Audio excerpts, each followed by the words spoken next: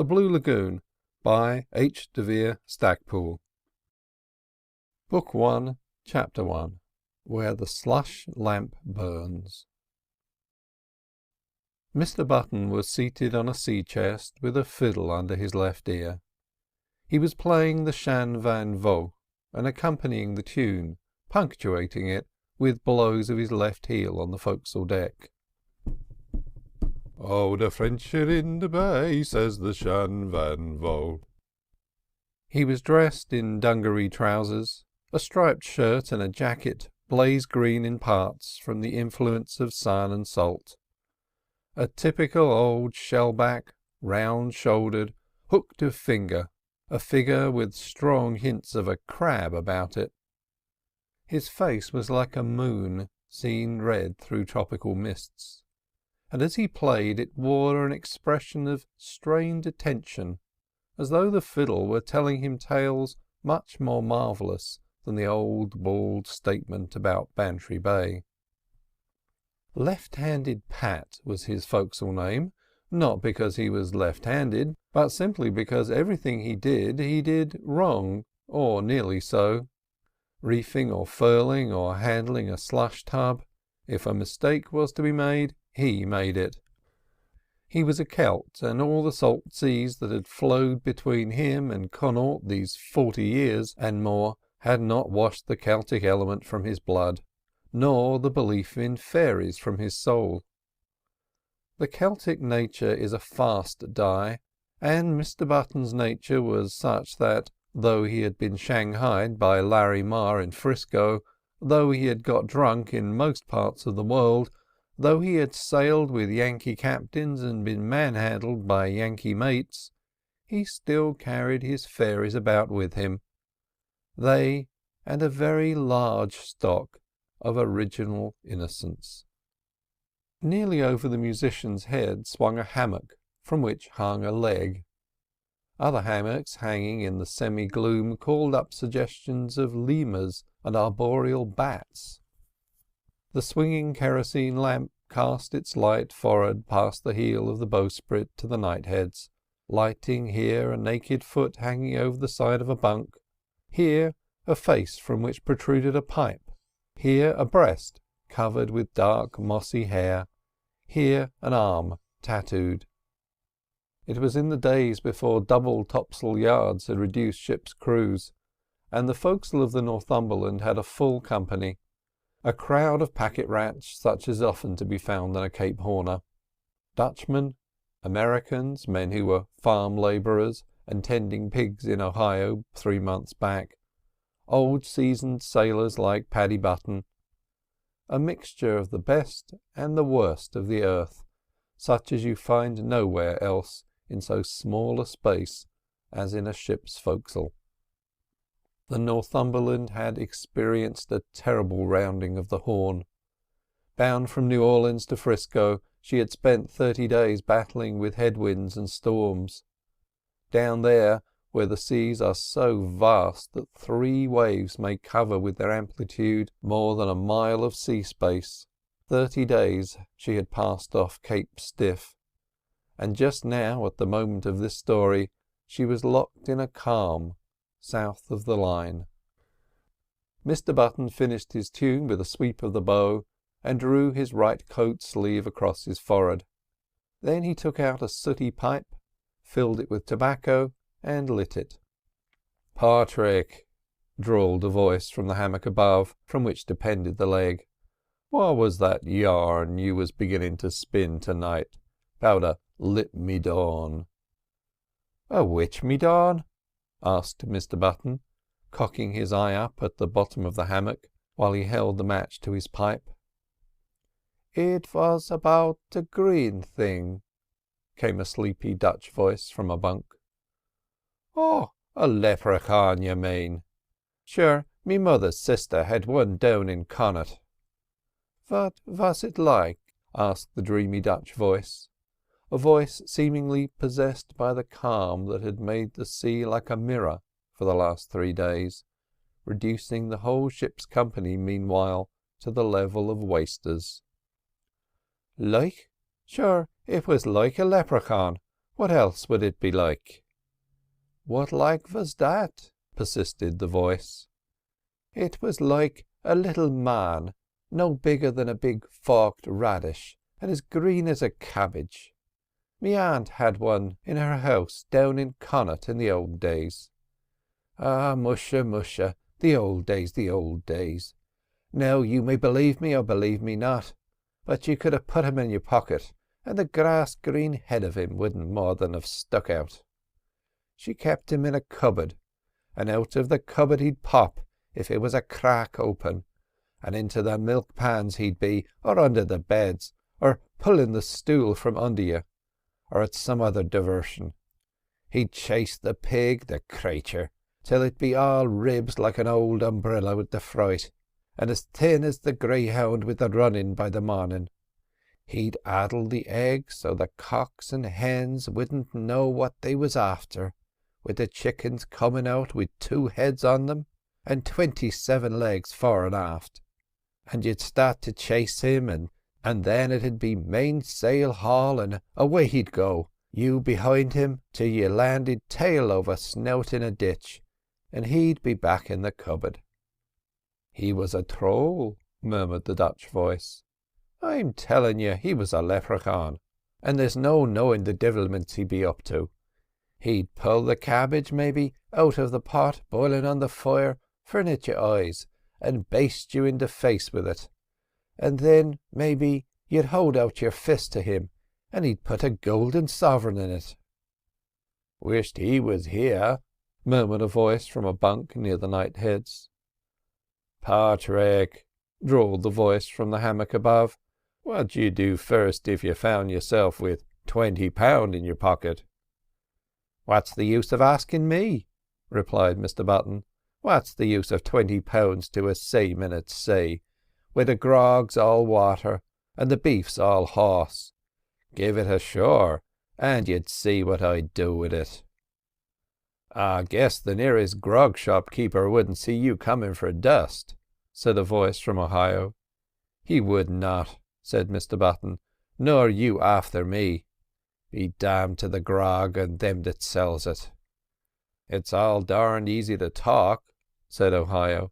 "You curse the grog at sea when you can't get it. Set you ashore and you're bung full." "I like me drunk," said Mr Button. "I'm free to admit, and I'm the divil when it's in me, and it'll be the end of me yet. Oh, me old mother was a liar. Pat, she says, first time I came home from sea, rolling, 'Storms you may escape, and women you may escape, but the poteen'll have you.' 40 year ago, 40 year ago." "Well," said Ohio, "it hasn't had you yet." "No," replied Mr Button, "but it will." Chapter 2. Under the Stars. It was a wonderful night up on deck, filled with all the majesty and beauty of starlight and a tropical calm. The Pacific slept. A vast, vague swell flowing from far away down south under the night lifted the Northumberland on its undulations to the rattling sound of the reef points and the occasional creak of the rudder, whilst overhead, near the fiery arch of the Milky Way, hung the Southern Cross like a broken kite. Stars in the sky, stars in the sea, stars by the million and the million. So many lamps ablaze that the firmament filled the mind with the idea of a vast and populous city. Yet from all that living and flashing splendour, not a sound. Down in the cabin, or saloon as it was called by courtesy, were seated the 3 passengers of the ship, 1 reading at the table, 2 playing on the floor. The man at the table, Arthur Lestrange, was seated with his large, deep-sunken eyes fixed on a book. He was most evidently in consumption, very near indeed to reaping the last of that last and most desperate remedy, a long sea voyage. Emmeline Lestrange, his little niece, 8 years of age, a mysterious mite, small for her age, with thoughts of her own, wide-pupilled eyes that seemed the doors for visions, and a face that seemed just to have peeped into this world for a moment ere it was as suddenly withdrawn, sat in a corner, nursing something in her arms, and rocking herself to the tune of her own thoughts. Dick, Lestrange's little son, 8 and a bit, was somewhere under the table. They were Bostonians bound for San Francisco, or rather for the sun and splendour of Los Angeles, where Lestrange had bought a small estate, hoping there to enjoy the life whose lease would be renewed by the long sea voyage. As he sat reading, the cabin door opened, and appeared an angular female form. This was Mrs. Stannard, the stewardess, and Mrs. Stannard meant bedtime. "Dicky," said Mr. Lestrange, closing his book and raising the tablecloth a few inches, "bedtime." "Oh, not yet, Daddy," came a sleep-frightened voice from under the table. "I ain't ready. I dunno want to go to bed. Hiya!" Stannard, who knew her work, had stooped under the table, seized him by the foot, and hauled him out, kicking and fighting and blubbering all at the same time. As for Emmeline, she, having glanced up and recognised the inevitable, rose to her feet, and holding the hideous rag doll that she had been nursing, head down and dangling on one hand, she stood waiting till Dicky, after a few last perfunctory bellows, suddenly dried his eyes and held up a tear-wet face for his father to kiss. Then she presented her brow solemnly to her uncle, received a kiss, and vanished, led by the hand into a cabin on the port side of the saloon. Mr. Lestrange returned to his book, but he had not read for long when the cabin door was opened, and Emmeline, in her nightdress, reappeared, holding a brown paper parcel in her hand, a parcel of about the same size as the book you are reading. "My box," said she, and as she spoke, holding it up as if to prove its safety, the little plain face altered to the face of an angel. She had smiled. When Emmeline Lestrange smiled, it was absolutely as if the light of paradise had suddenly flashed upon her face. The happiest form of childish beauty suddenly appeared before your eyes, dazzled them, and was gone. Then she vanished with her box, and Mr. Lestrange resumed his book. This box of Emmeline's, I may say in parenthesis, had given more trouble aboard ship than all the rest of the passengers' luggage put together. It had been presented to her on her departure from Boston by a lady friend, and what it contained was a dark secret to all on board, save its owner and her uncle. She was a woman, or at least the beginning of a woman, yet she kept this secret to herself, a fact which you will please note. The trouble of the thing was that it was frequently being lost. Suspecting herself maybe as an unpractical dreamer in a world filled with robbers, she would cart it about with her for safety, sit down behind a coil of rope, and fall into a fit of abstraction, be recalled to life by the evolutions of the crew reefing or furling or what not, rise to superintend the operations, and then suddenly find she had lost her box. Then she would absolutely haunt the ship. Wide-eyed and distressed of face, she would wander hither and thither, peeping into the galley, peeping down the forescuttle, never uttering a word or a wail, searching like an uneasy ghost, but dumb. She seemed ashamed to tell of her loss, ashamed to let anyone know of it, but everyone knew of it directly they saw her, to use Mr. Button's expression, on the wander, and everyone hunted for it. Strangely enough, it was Paddy Button who usually found it. He, who was always doing the wrong thing in the eyes of men, generally did the right thing in the eyes of children. Children, in fact, when they could get at Mr. Button, went for him con amore. He was attractive to them as a Punch and Judy show or a German band, almost. Mr. Lestrange, after a while, closed the book he was reading, looked around him, and sighed. The cabin of the Northumberland was a cheerful enough place, pierced by the polished shaft of the mizzen-mast, carpeted with an Axminster carpet, and garnished with mirrors let into the white pine panelling.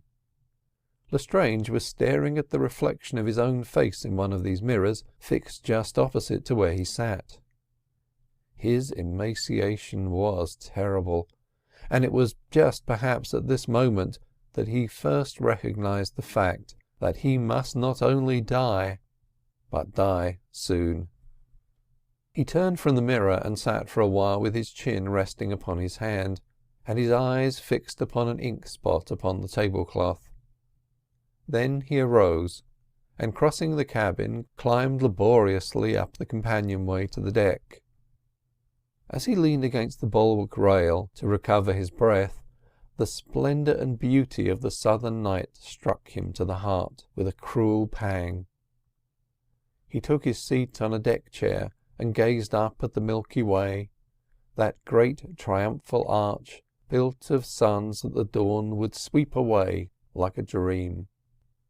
In the Milky Way, near the Southern Cross, occurs a terrible circular abyss, the coal sack.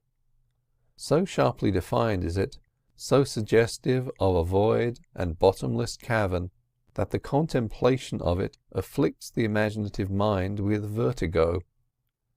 To the naked eye it is as black and as dismal as death, but the small telescope reveals it beautiful and populous with stars. Lestrange's eyes travelled from this mystery to the burning cross, and the nameless and numberless stars reaching to the sea-line, where they paled and vanished in the light of the rising moon. Then he became aware of a figure promenading on the quarter-deck. It was the old man. A sea captain is always the old man, be his age whatever it may. Captain Lafarge's age might have been 45. He was a sailor of the Jean Bart type, of French descent, but a naturalised American. "I don't know where the wind's gone," said the captain as he drew near the man in the deck chair. "I guess it's blown a hole in the firmament and escaped somewheres to the back of beyond." "It's been a long voyage," said Lestrange, "and I'm thinking, Captain, it will be a very long voyage for me. My port's not Frisco. I feel it." "Don't you be thinking that sort of thing," said the other, taking his seat in a chair close by. "There's no manner of use forecasting the weather a month ahead. Now we're in warm latitudes, your glass will rise steadily, and you'll be as right and spry as any of us before we fetch the Golden Gates." "I'm thinking about the children," said Lestrange, seeming not to hear the captain's words. "Should anything happen to me before we reach port, I should like you to do something for me. It's only this. Dispose of my body without the children knowing. It has been in my mind to ask you this for some days. Captain, those children know nothing of death." Lafarge moved uneasily in his chair. "Little Emmeline's mother died when she was 2. Her father, my brother, died before she was born. Dickie never knew a mother. She died giving him birth. My God, Captain, death has laid a heavy hand on my family. Can you wonder that I have hid his very name from those 2 creatures that I love?" "Aye, aye," said Lafarge. "It's sad, it's sad." "When I was quite a child," went on Lestrange, "a child no older than Dickie, my nurse used to terrify me with tales about dead people. I was told I'd go to hell when I died if I wasn't a good child. I cannot tell you how much that has poisoned my life. For the thoughts we think in childhood, Captain, are the fathers of the thoughts we think when we are grown up. And can a diseased father have healthy children?" I guess not. So I just said when these two tiny creatures came into my care that I would do all in my power to protect them from the terrors of life, or rather, I should say, from the terror of death. I don't know whether I have done right, but I have done it for the best. They had a cat, and one day Dicky came to me and said, "Father, Pussy's in the garden asleep, and I can't wake her." So I just took him out for a walk.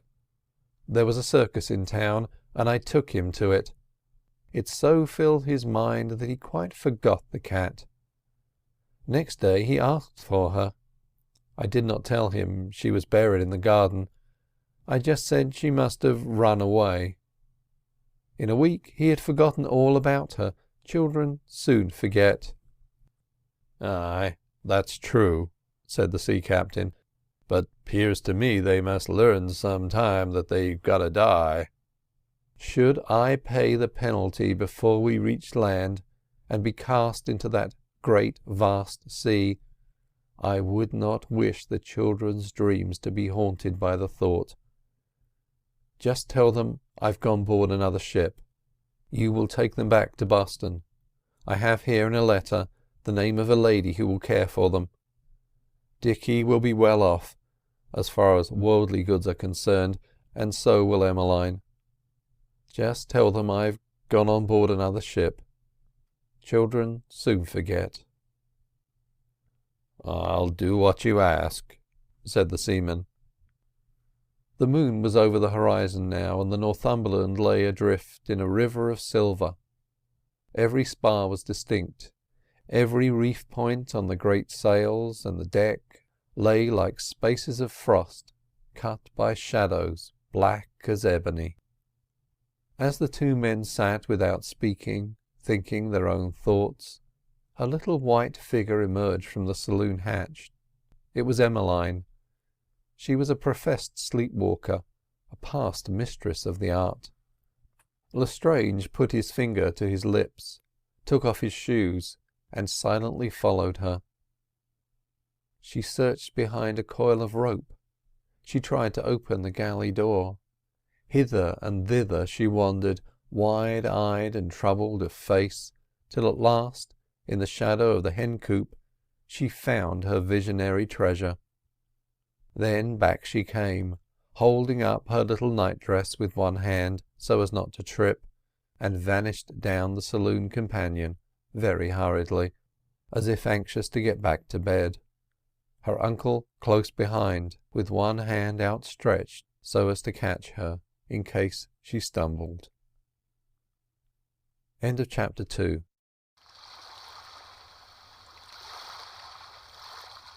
Chapter 3.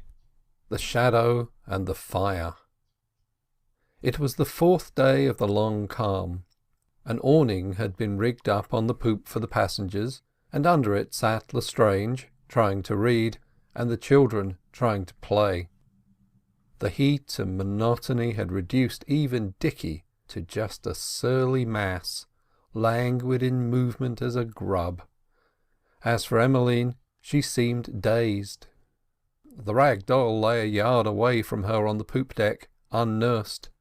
Even the wretched box and its whereabouts she seemed to have quite forgotten. "Daddy!" suddenly cried Dick, who had clambered up and was looking over the after rail. "What?" "Fish!" Lestrange rose to his feet, came aft and looked over the rail. Down in the vague green of the water something moved, something pale and long. A ghastly form. It vanished, and yet another came, neared the surface, and displayed itself more fully.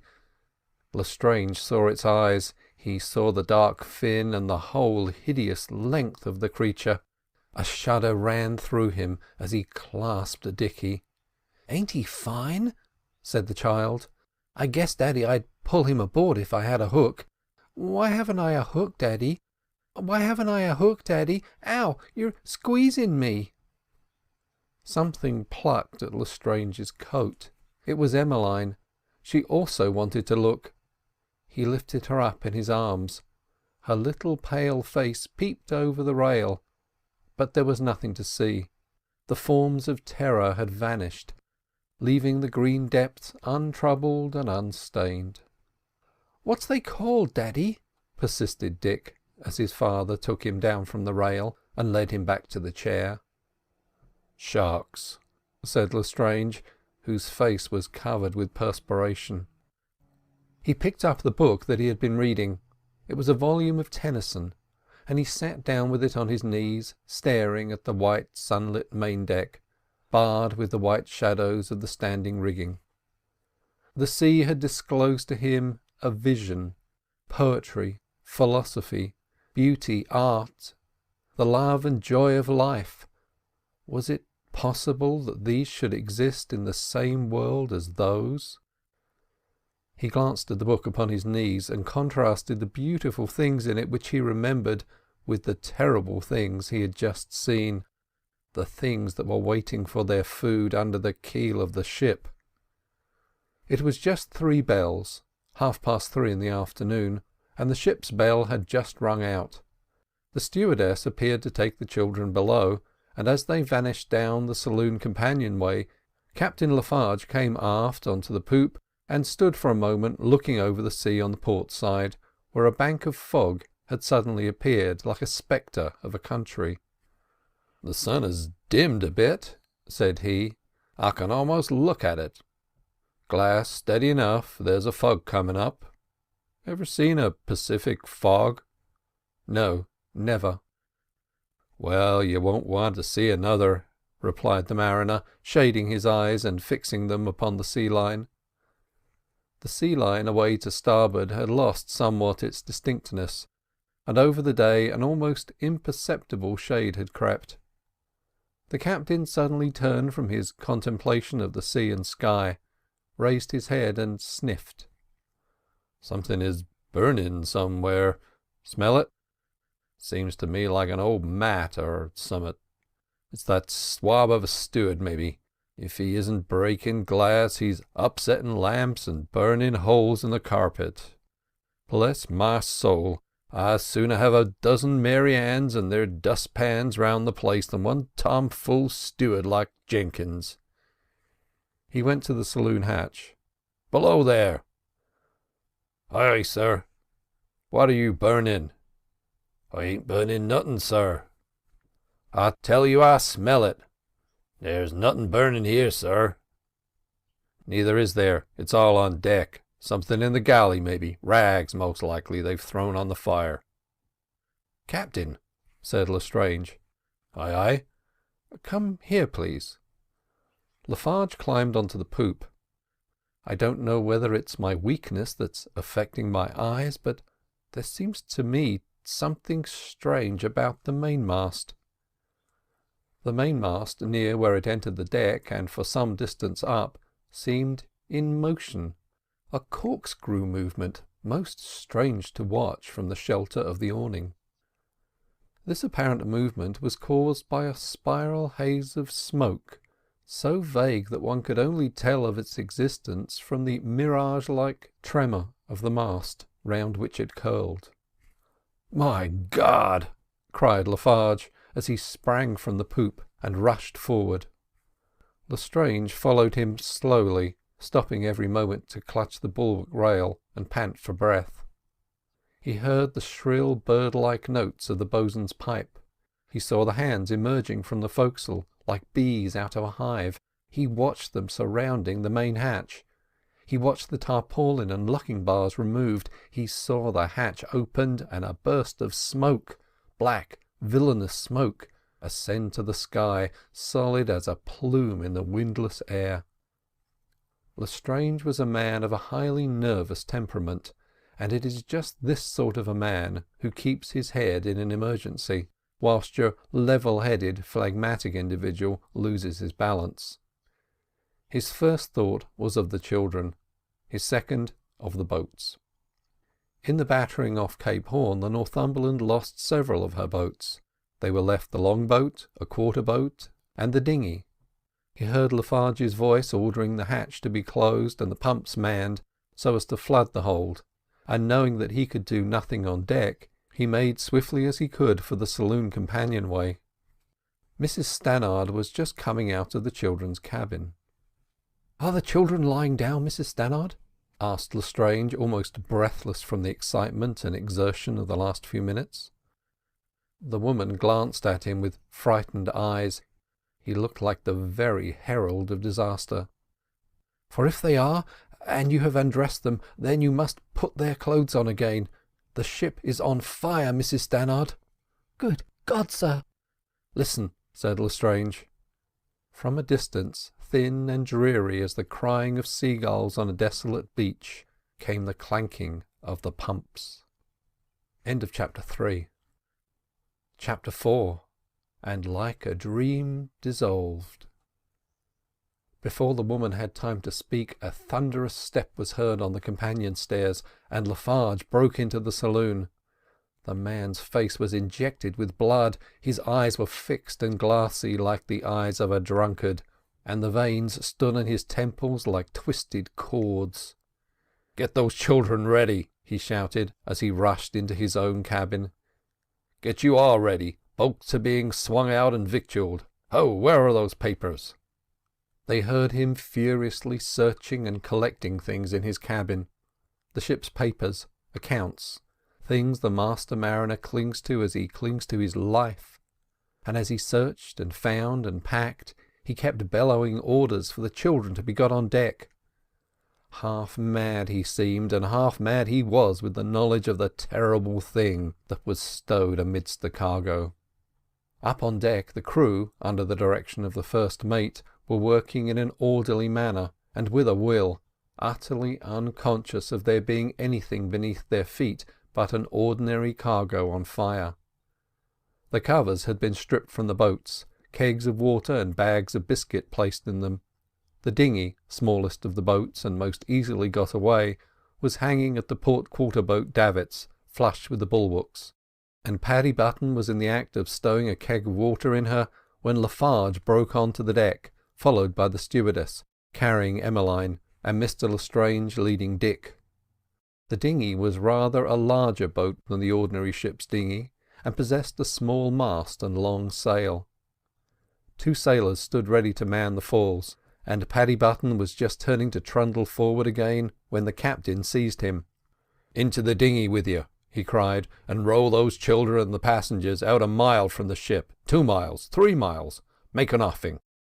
"Sure, Captain dear, I've left me fiddle in the—" Lafarge dropped the bundle of things he was holding under his left arm, seized the old sailor, and rushed him against the bulwarks, as if he meant to fling him into the sea through the bulwarks. Next moment Mr. Button was in the boat.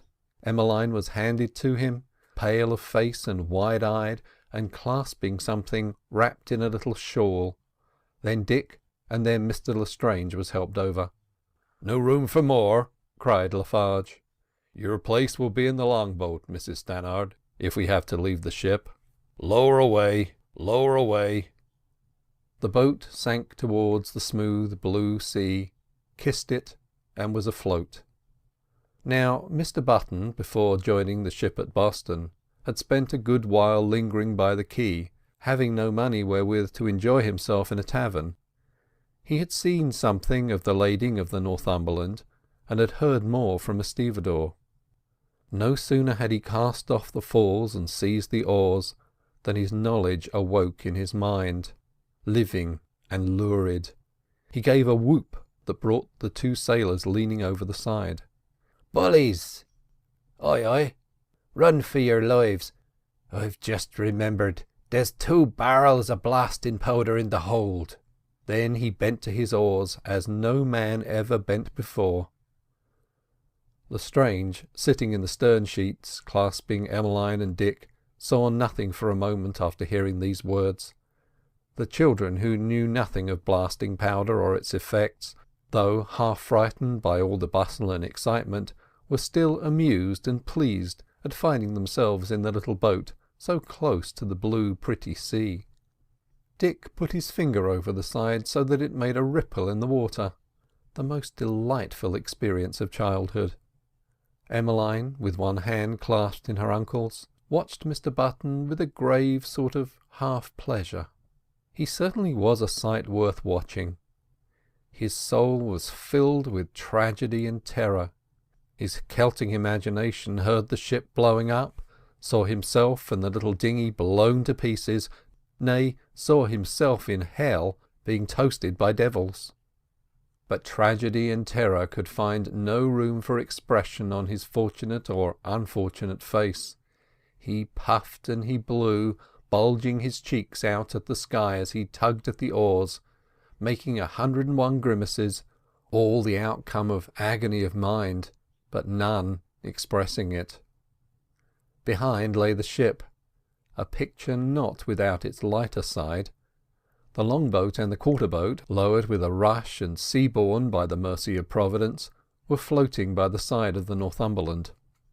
From the ship men were casting themselves overboard like water-rats, swimming in the water like ducks, scrambling on board the boats anyhow. From the half-opened main-hatch the black smoke, mixed now with sparks, rose steadily and swiftly and spitefully, as if driven through the half-closed teeth of a dragon. A mile away beyond the Northumberland stood the fog-bank.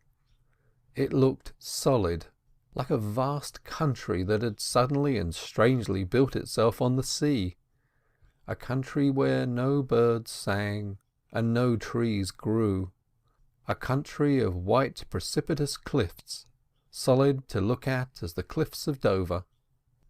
"I'm spent," suddenly gasped the oarsman, resting the oar-handles under the crook of his knees and bending down as if he was prepared to butt at the passengers in the stern-sheets. "Blow up or blow down, I'm spent. Don't ask me. I'm spent." Mr. Lestrange, white as a ghost, but recovered somewhat from his first horror, gave the spent one time to recover himself and turned to look at the ship.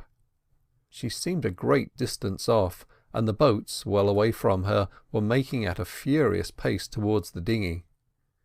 Dick was still playing with the water, but Emmeline's eyes were entirely occupied with Paddy Button. New things were always of vast interest to her contemplative mind, and these evolutions of her old friend were eminently new. She had seen him swilling the decks, she had seen him dancing a jig, she had seen him going round the main deck on all fours with Dick on his back, but she had never seen him going on like this before. She perceived now that he was exhausted and in trouble about something, and putting her hand in the pocket of her dress, she searched for something that she knew was there. She produced a tangerine orange, and leaning forward, she touched the spent one's head with it. Mr. Button raised his head, stared vacantly for a second, saw the proffered orange, and at the sight of it, the thought of the children and their innocence, himself and the blasting powder, cleared his dazzled wits, and he took to the sculls again. "Daddy," said Dick, who'd been looking astern, "there's clouds near the ship." In an incredibly short space of time the solid cliffs of fog had broken. The faint wind that had banked it had now pierced it, and was now making pictures and devices of it, most wonderful and weird to see. Horsemen of the mist rose on the water, and were dissolved. Billows rolled on the sea, yet were not of the sea. Blankets and spirals of vapour ascended to high heaven, and all with a terrible languor of movement, vast and lazy and sinister, yet steadfast of purpose as fate or death. The fog advanced, taking the world for its own.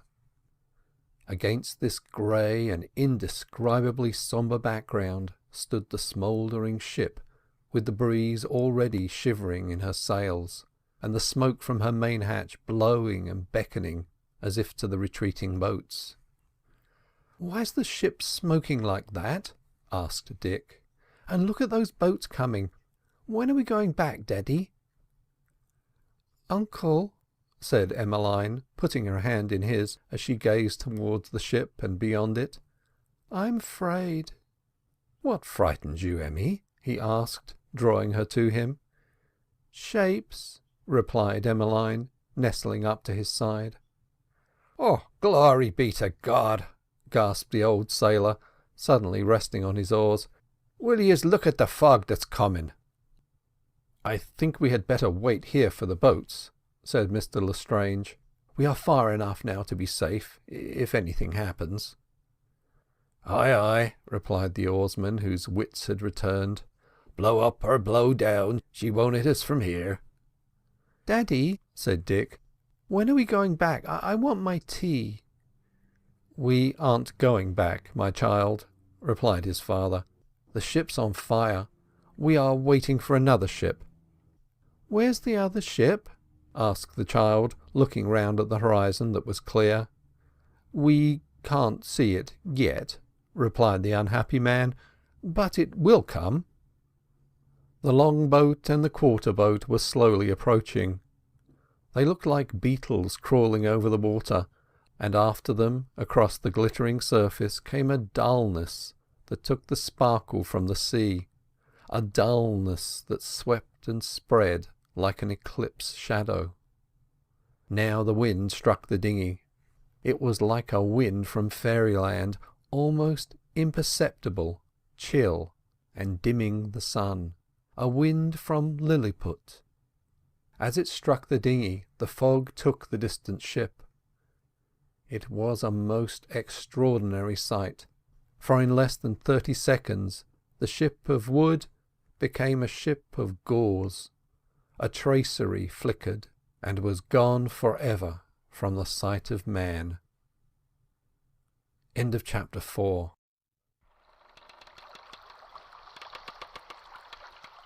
Chapter 5. Voices heard in the mist. The sun became fainter still and vanished.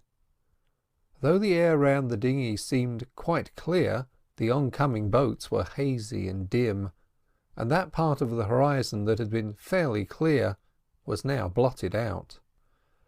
The long-boat was leading by a good way. When she was within hailing distance, the captain's voice came. "Dinghy ahoy! Ahoy! Fetch alongside here." The long-boat ceased rowing to wait for the quarter-boat that was slowly creeping up. She was a heavy boat to pull at all times, and now she was overloaded. The wrath of Captain Lafarge with Paddy Button for the way he had stampeded the crew was profound, but he had not time to give vent to it. "Here, get aboard us, Mr. Lestrange," said he, when the dinghy was alongside. "We have room for one. Mrs. Stannard is in the quarter boat, and it's overcrowded. She's better aboard the dinghy, for she can look after the kids. Come, hurry up, the smother is coming down on us fast. Ahoy!" to the quarter boat. "Hurry up, hurry up." The quarter boat had suddenly vanished. Mr. Lestrange climbed into the long-boat. Paddy pushed the dinghy a few yards away with the tip of a scull, and then lay on his oars waiting. "Ahoy! Ahoy!" cried Lafarge. "Ahoy!" came from the fog bank. Next moment the long-boat and the dinghy vanished from each other's sight.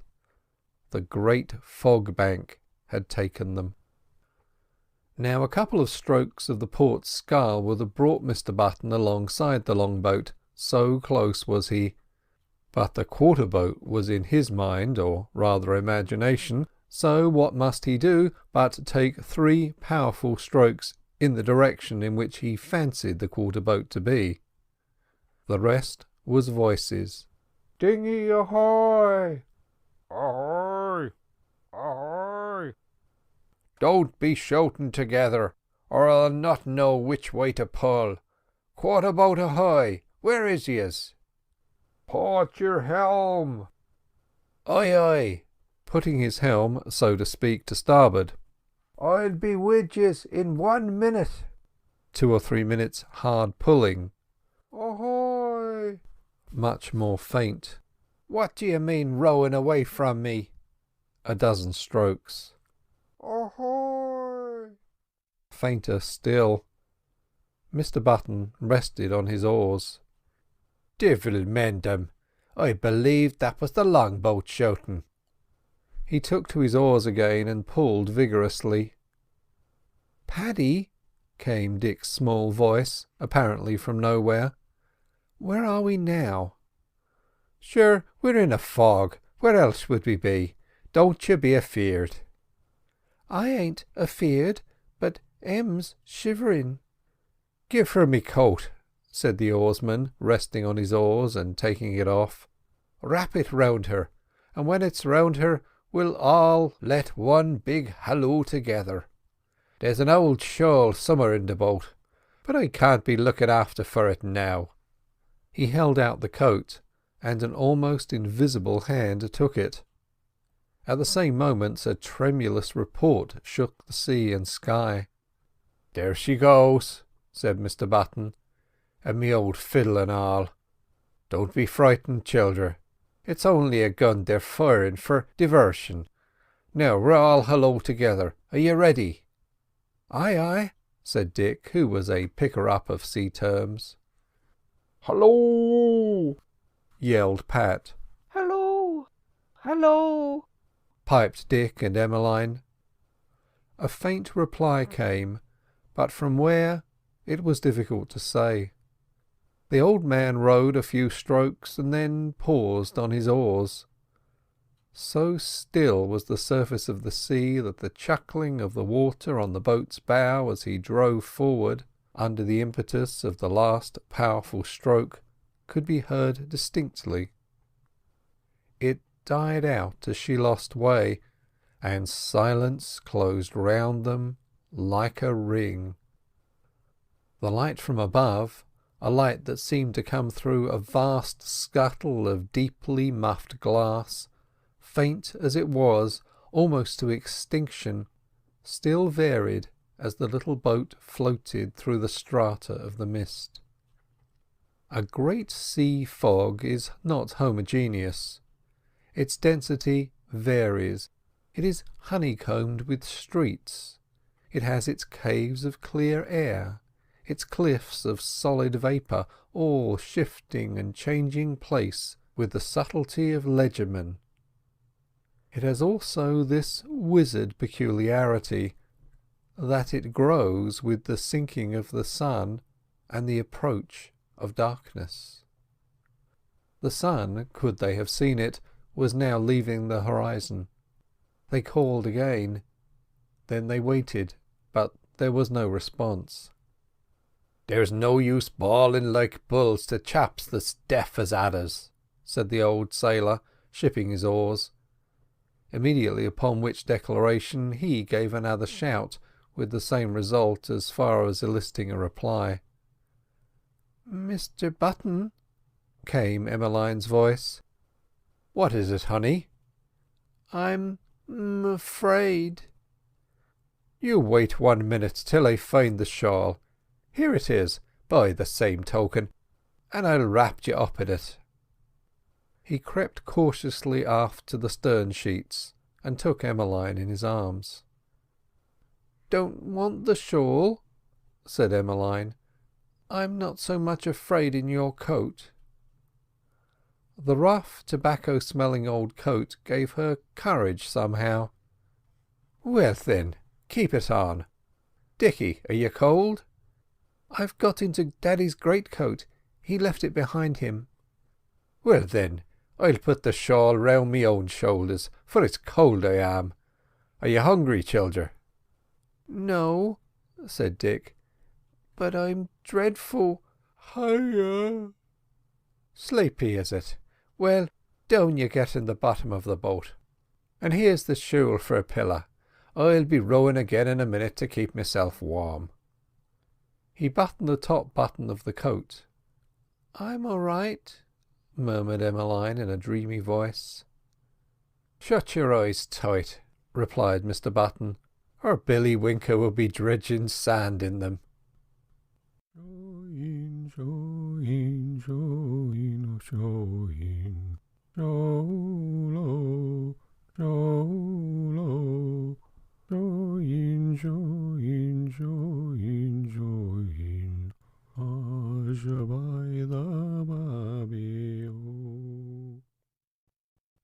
It was a tag of the old nursery folk song they sing in the hovels of the Achill coast, fixed in his memory, along with the rain, the wind, and the smell of the burning turf, and the grunting of the pig, and the nickety-knock of a rocking cradle. "She's off," murmured Mr Button to himself, as the form in his arms relaxed. Then he laid her gently down beside Dick. He shifted forward, moving like a crab. Then he put his hand to his pocket for his pipe and tobacco and tinder-box. They were in his coat pocket, but Emmeline was in his coat. To search for them would be to awaken her. The darkness of night was now adding itself to the blindness of the fog. The oarsman could not see even the thole-pins. He sat adrift, mind and body. He was, to use his own expression, mothered, haunted by the mist, tormented by shapes. It was just in a fog like this that the Merrows could be heard disporting in Dunbeg Bay and off the Achill coast, sporting and laughing and hallooing through the mist to lead unfortunate fishermen astray. Merrows are not altogether evil, but they have green hair and teeth, fishes' tails and fins for arms, and to hear them walloping in the water around you like salmon, and you alone in a small boat, with the dread of one coming floundering on board, is enough to turn a man's hair grey. For a moment he thought of awakening the children to keep him company, but he was ashamed. Then he took to the sculls again and rowed by the feel of the water. The creak of the oars was like a companion's voice. The exercise lulled his fears. Now and again, forgetful of the sleeping children, he gave a halloo and paused to listen, but no answer came. Then he continued rowing, long, steady, laborious strokes, each taking him further and further from the boats that he was never destined to sight again. End of chapter 5. Chapter 6. Dawn on a wide, wide sea. "Is it asleep I've been?" said Mr Button, suddenly awakening with a start. He had shipped his oars for just a minute's rest. He must have slept for hours, for now, behold, a warm, gentle wind was blowing, the moon was shining, and the fog was gone. "Is it dreaming I've been?" continued the awakened one. "Where am I at all? Ah, musha, sure, here I am. Ah, wirra. I dreamt I'd gone asleep on the main hatch, and the ship was blown up with powder, and it's all come true." "Mr Button," came a small voice from the stern sheets, Emmeline's. "What is it, honey?" "Where are we now?" "Sure, we're afloat on the sea, acushla. Where else would we be?" "Where's Uncle?" "He's been there in the longboat. He'll be after us in a minute." "I want a drink."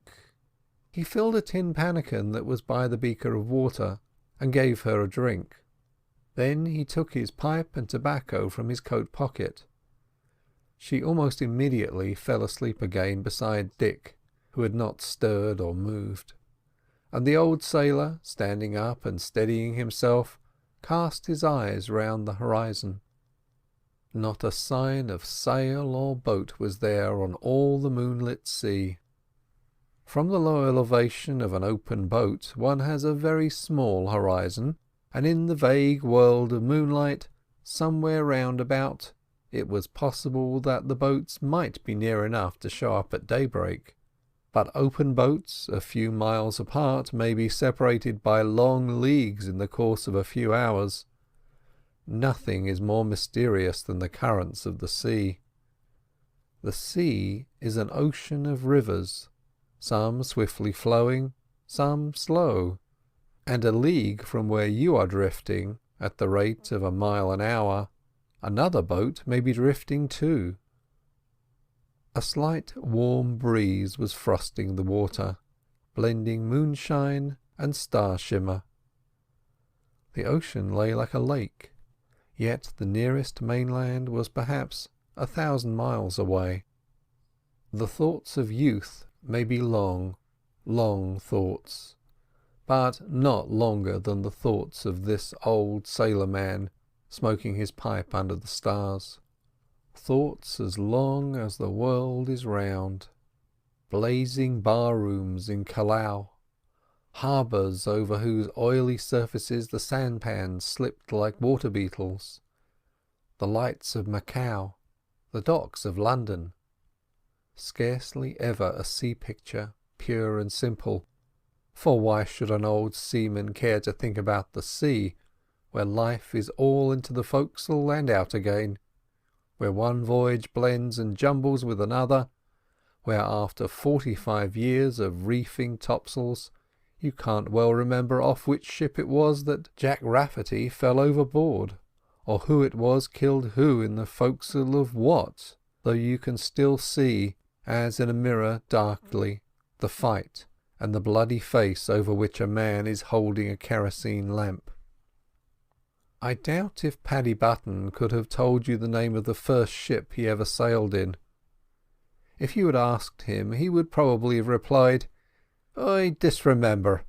It was to the Baltic, and cruel cold weather, and I was seasick till I near brought me boats up, and it was for old Ireland, and I was crying all the time, and the captain drumming me back with a rope's end to the tune of it.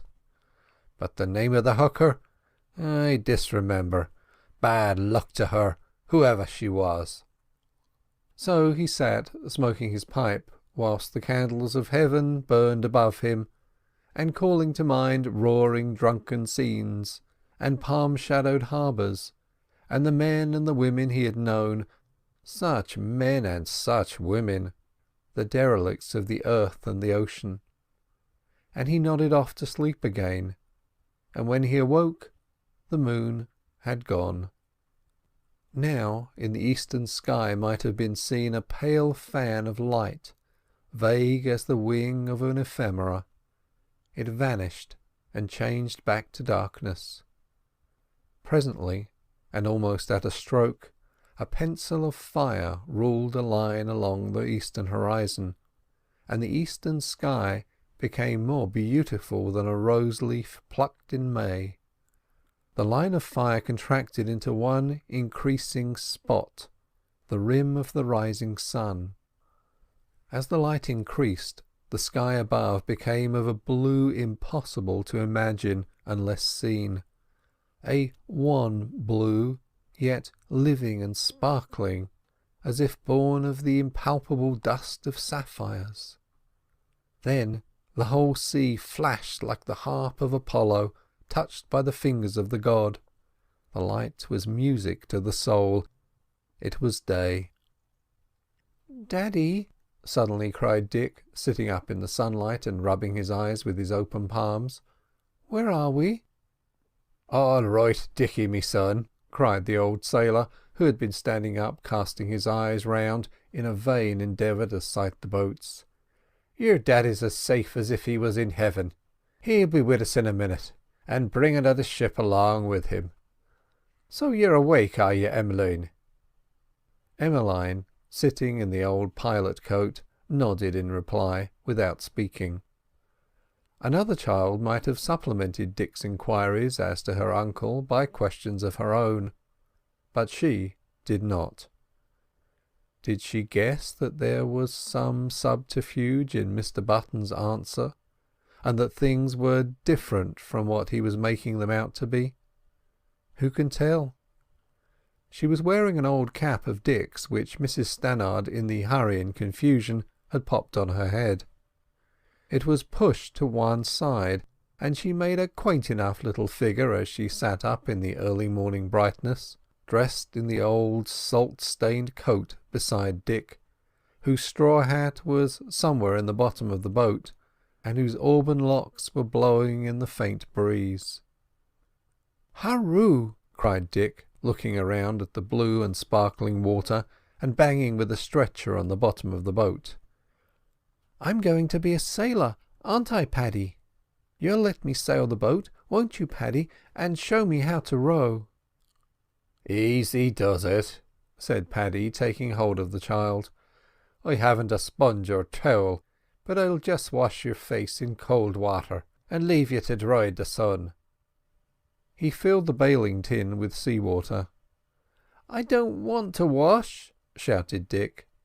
"Stick your face into the water in the tin," commanded Paddy. "You wouldn't be going about the place with your face like a soot bag, would you?" "Stick yours in," commanded the other.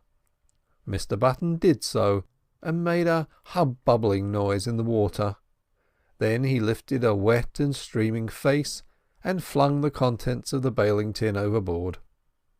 "Now you've lost your chance," said this arch nursery strategist. "All the water's gone." "There's more in the sea." "There's no more to wash with, not till tomorrow. The fishes don't allow it." "I want to wash," grumbled Dick. "I want to stick my face in the tin, same as you did. Sides, Em hasn't washed." "I don't mind," murmured Emmeline. "Well then," said Mr Button, as if making a sudden resolve, "I'll ask the sharks." He leaned over the boat's side, his face close to the surface of the water. "Hullo there!" he shouted, and then bent his head sideways to listen. The children also looked over the side, deeply interested. "Hullo there! Are you asleep? Oh, there you are. Here's a spalpeen with a dirty face, and's wishing full to wash it. May I take a bailing tin of— Ah, thank your honour, thank your honour. Good day to you, and my respects." "What did the shark say, Mr Button?" asked Emmeline. "He said, 'Take a bowlful and welcome, Mr Button. And it's wishful I am I had a drop of the creature to offer you this fine morning.' Then he popped his head under his fin and went asleep again. Leastwise, I heard him snore." Emmeline nearly always Mr Buttoned her friend. Sometimes she called him Mr Paddy. As for Dick, it was always Paddy, pure and simple. Children have etiquettes of their own. It must often strike landsmen and landswomen that the most terrible experience when cast away at sea in an open boat is the total absence of privacy. It seems an outrage on decency on the part of Providence to herd people together so. But whoever has gone through the experience will bear me out that in great moments of life like this the human mind enlarges, and things that would shock us ashore are as nothing out there, face to face with eternity. If so with grown-up people, how much more so with this old shellback and his two charges. And indeed Mr Button was a person who called a spade, had no more conventions than a walrus, and looked after his two charges just as a nursemaid might look after her charges, or a walrus after its young. There was a large bag of biscuits in the boat, and some tinned stuff, mostly sardines. I have known a sailor to open a box of sardines with a tin tack. He was in prison. The sardines had been smuggled into him, and he had no can opener, only his genius, and a tin tack. Paddy had a jackknife, however, and in a marvellously short time a box of sardines was opened and placed in the stern sheets beside some biscuits. These, with some water and Emmeline's tangerine orange, which she produced and added to the common store, formed the feast, and they fell to. When they had finished, the remains were put carefully away, and they proceeded to step the tiny mast. The sailor, when the mast was in its place, stood for a moment resting his hand on it, and gazing round him over the vast and voiceless blue. The Pacific has three blues: the blue of morning, the blue of midday, and the blue of evening. But the blue of morning is the happiest thing in colour, sparkling, vague, new-born, the blue of heaven and youth. "What are you looking for, Paddy?" asked Dick. "Seagulls," replied the prevaricator. Then to himself, "Not a sign or sound of 'em. Musha, musha, which way will I steer? North, south, east or west? It's all one, for if I steer to the east, they may be in the west, and if I steer to the west, they may be in the east. And I can't steer to the west, for I'd be steering right into the wind's eye. East it is. I'll make a soldier's wind of it, and thrust to chance." He set the sail and came aft with the sheet. Then he shifted the rudder, lit a pipe, leaned luxuriously back, and gave the bellying sail to the gentle breeze. It was part of his profession, part of his nature, that, steering maybe straight towards death by starvation and thirst, he was unconcerned as if he was taking the children for a summer's sail. His imagination dealt little with the future. Almost entirely influenced by his immediate surroundings, it could conjure up no fears from the scene now before it. The children were the same. Never was there a happier starting, more joy in a little boat. During breakfast the seaman had given his charges to understand that if Dick did not meet his father and Emmeline her uncle in a while or two, it was because he had gone on board a ship, and he'd be along presently. The terror of their position was as deeply veiled from them as eternity is veiled from you or me. The Pacific was still bound by one of those glacial calms that can only occur when the sea has been free from storms for a vast extent of its surface. For a hurricane down by the Horn will send its swell and disturbance beyond the Marquesas. Dubois, in his table of amplitudes, points out that more than half the sea disturbances at any given space are caused not by the wind but by storms at a great distance. But the sleep of the Pacific is only apparent. This placid lake, over which the dinghy was pursuing the running ripple, was heaving to an imperceptible swell and breaking on the shores of the low archipelago and the Marquesas in foam and thunder. Emmeline's rag doll was a shocking affair from a hygienic or artistic standpoint. Its face was just inked on. It had no features, no arms, yet not for all the dolls in the world would she have exchanged this filthy and nearly formless thing. It was a fetish. She sat nursing it on one side of the helmsman, whilst Dick, on the other side, hung his nose over the water on the lookout for fish. "Why do you smoke, Mr. Button?" asked Emmeline, who had been watching her friend for some time in silence. To ease me troubles," replied Paddy. He was leaning back with one eye shut and the other fixed on the luff of the sail. He was in his element. Nothing to do but steer and smoke, warmed by the sun and cooled by the breeze. A landsman would have been half demented in his condition.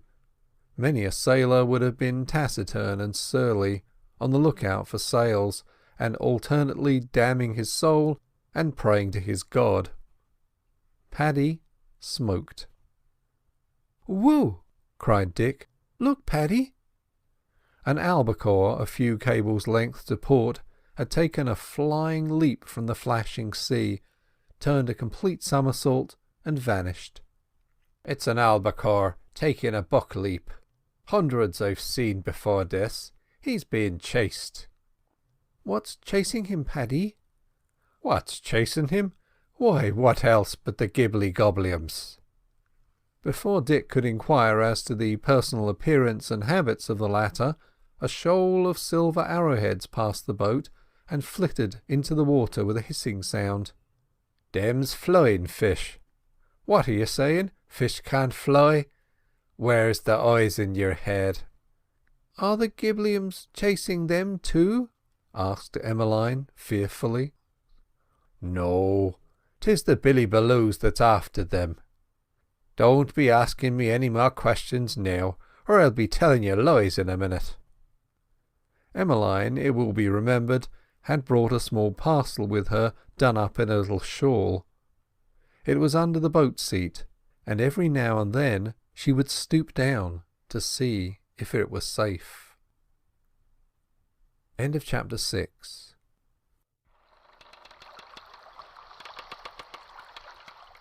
Chapter 7. The Story of the Pig and the Billy Goat. Every hour or so Mr. Button would shake his lethargy off and rise and look round for seagulls, but the prospect was sailless as the prehistoric sea, wingless, voiceless. When Dick would fret now and then, the old sailor would always devise some means of amusing him. He made him fishing tackle out of a bent pin and some small twine that happened to be in the boat, and told him to fish for pinkeens, and Dick, with the pathetic faith of childhood, fished. Then he told them things. He had spent a year at Deal long ago, where a cousin of his was married to a boatman. Mr. Button had put in a year as a longshoreman at Deal, and he had got a great deal to tell of his cousin and her husband, and more especially of one Hannah. Hannah was his cousin's baby, a most marvellous child, who was born with its buck teeth fully developed, and whose first unnatural act on entering the world was to make a snap at the doctor. Hung on to his fist like a bulldog, and him bawling murder. "Mrs. James," said Emmeline, referring to a Boston acquaintance, "had a little baby, and it was pink." "Aye, aye," said Paddy. "They're mostly pink to start with, but they fade when they're washed." "It had no teeth," said Emmeline, "for I put my finger in to see." "The doctor brought it in a bag," put in Dick, who was still steadily fishing.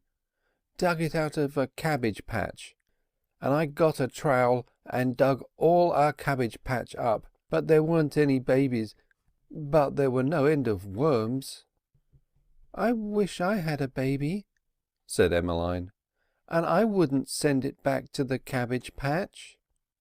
"The doctor," explained Dick, "took it back and planted it again, and Mrs. James cried when I asked her, and Daddy said it was put back to grow and turn into an angel." "Angels have wings," said Emmeline dreamily. "And," pursued Dick, "I told Cook, and she said to Jane that Daddy was always stuffing children up with something or nother, and I asked Daddy to let me see him stuffing up a child, and Daddy said Cook would have to go away for saying that, and she went away next day. She had 3 big trunks and a box for her bonnet," said Emmeline, with a faraway look, as she recalled the incident. "And the cabman asked her hadn't she any more trunks to put on his cab, and hadn't she forgot the parrot cage?" said Dick. "I wish I had a parrot in a cage," murmured Emmeline, moving slightly so as to get more in the shadow of the sail. "And what in the world would you be doing with a parrot in a cage?" asked Mr. Button. "I'd let it out," replied Emmeline. "Speaking about letting parrots out of cages, I remember me grandfather had an old pig," said Paddy. They were all talking seriously together, like equals. "I was a spalpeen no bigger than the height of me knee, and I'd go down to the sty door, and he'd come to the door and grunt and blow with his nose under it, and I'd grunt back to vex him and hammer with me fist on it, and shout, 'Hullo there, hullo there,' and 'Hullo to you,' he'd say, speaking the pig's language. 'Let me out,' he'd say, 'and I'd give yez a silver shilling.' 'Pass it under the door,' I'd answer him. Then he'd stick the snout of him under the door, and I'd hit it a clip with a stick, and he'd yell Mother Irish, and me mother 'ud come and baste me, and well I deserved it. Well, one day I opened the sty door, and out he bolted, and away and beyond over the hill and hollow he goes, till he gets to the edge of the cliff overlooking the sea, and there he meets a billy goat, and he and the billy goat has a division of opinion. "Away wid yez," says the billy goat. "Away wid yourself," says he. "Who's you talking to?" says t'other. "Yourself," says he. "Who stole the eggs?" says the billy goat. "Ax your old grandmother," says the pig. "Ax me old witch mother?" says the billy goat. "Oh, ax me," and before he could complete the sentence, ram blam, the old billy goat butts him in the chest, and away goes the both of them, whirling into the sea below. Then me old grandfather comes out and collars me by the scruff, and into the sty with you, says he, and into the sty I went, and there they kept me for a fortnight, on bran mash and skim milk, and well I deserved it. They dined somewhere about 11 o'clock, and at noon Paddy unstepped the mast and made a sort of little tent or awning with the sail in the bow of the boat to protect the children from the rays of the vertical sun. Then he took his place in the bottom of the boat, in the stern, stuck Dick's straw hat over his face to preserve it from the sun, kicked about a bit to get in a comfortable position, and fell asleep. End of chapter 7. Chapter 8. Shenandoah.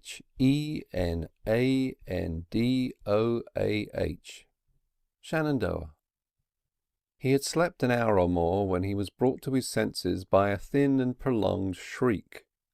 It was Emmeline in a nightmare, or more properly a daymare, brought on by a meal of sardines and the haunting memory of the gibbly goblins.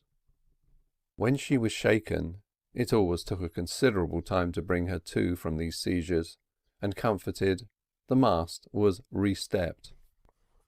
As Mr. Button stood with his hand on the spar looking round him before going aft with the sheet, an object struck his eye some 3 miles ahead.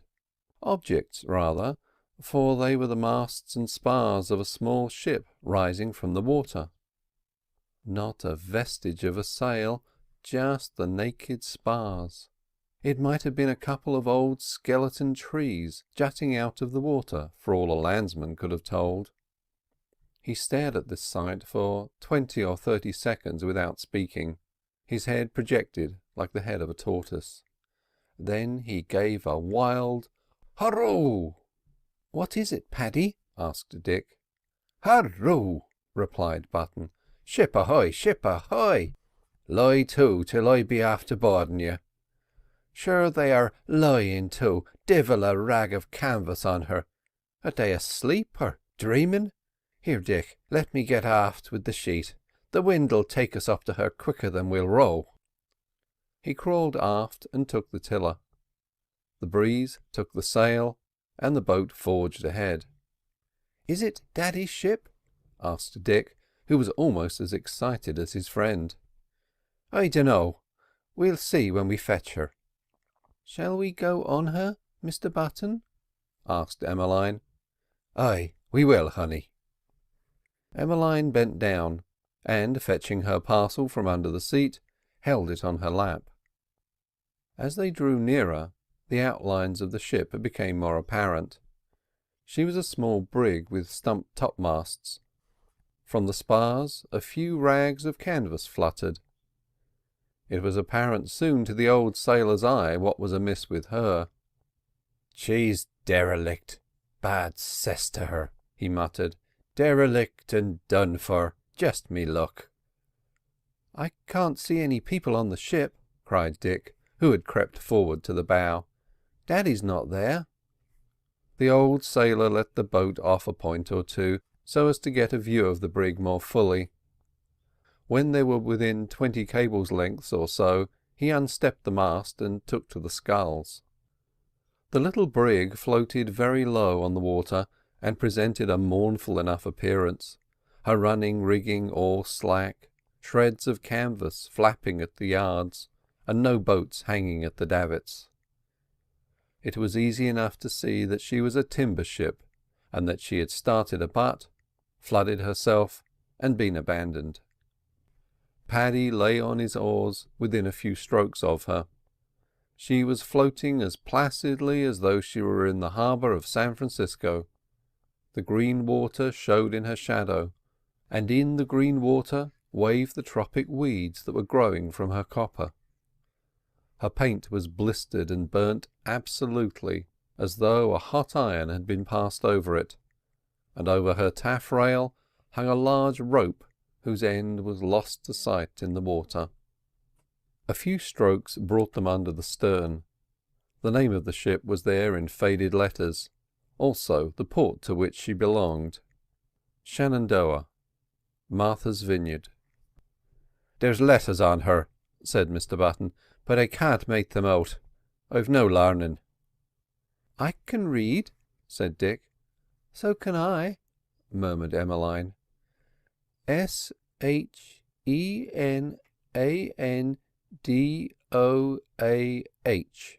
spelt Dick. "What's that?" inquired Paddy. "I don't know," replied Dick, rather downcastedly.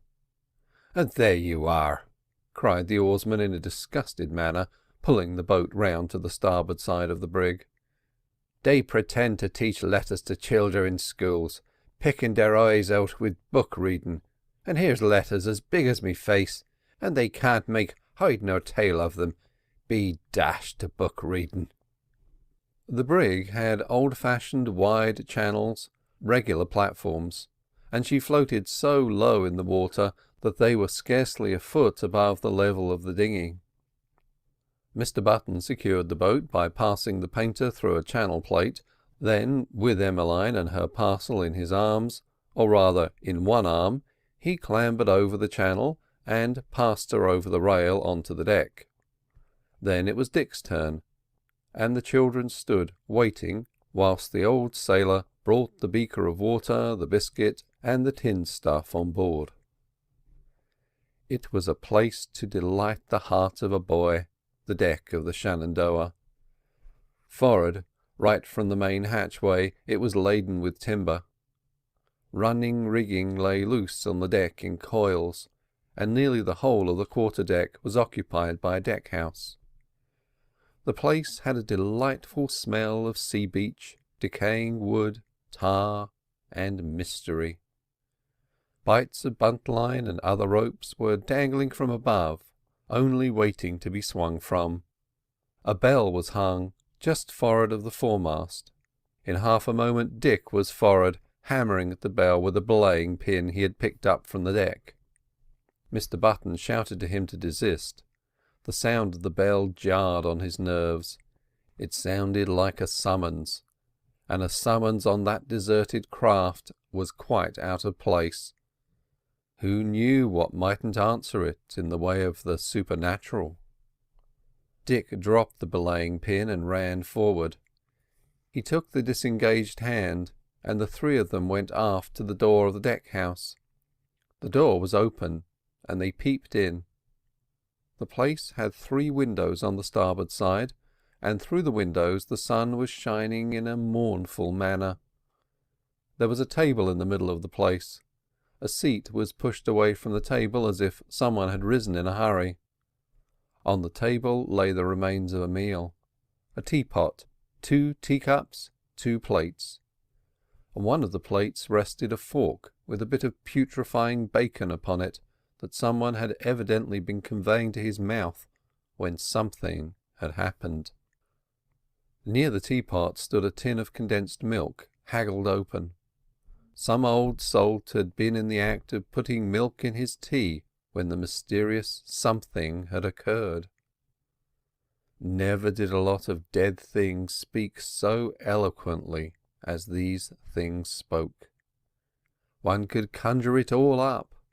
The skipper, most likely, had finished his tea, and the mate was hard at work with his, when a leak had been discovered, or some derelict had been run into, or whatever it was had happened.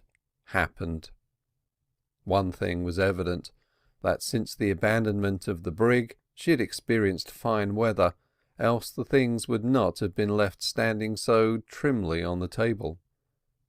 Mr. Button and Dick entered the place to prosecute inquiries, but Emmeline remained at the door.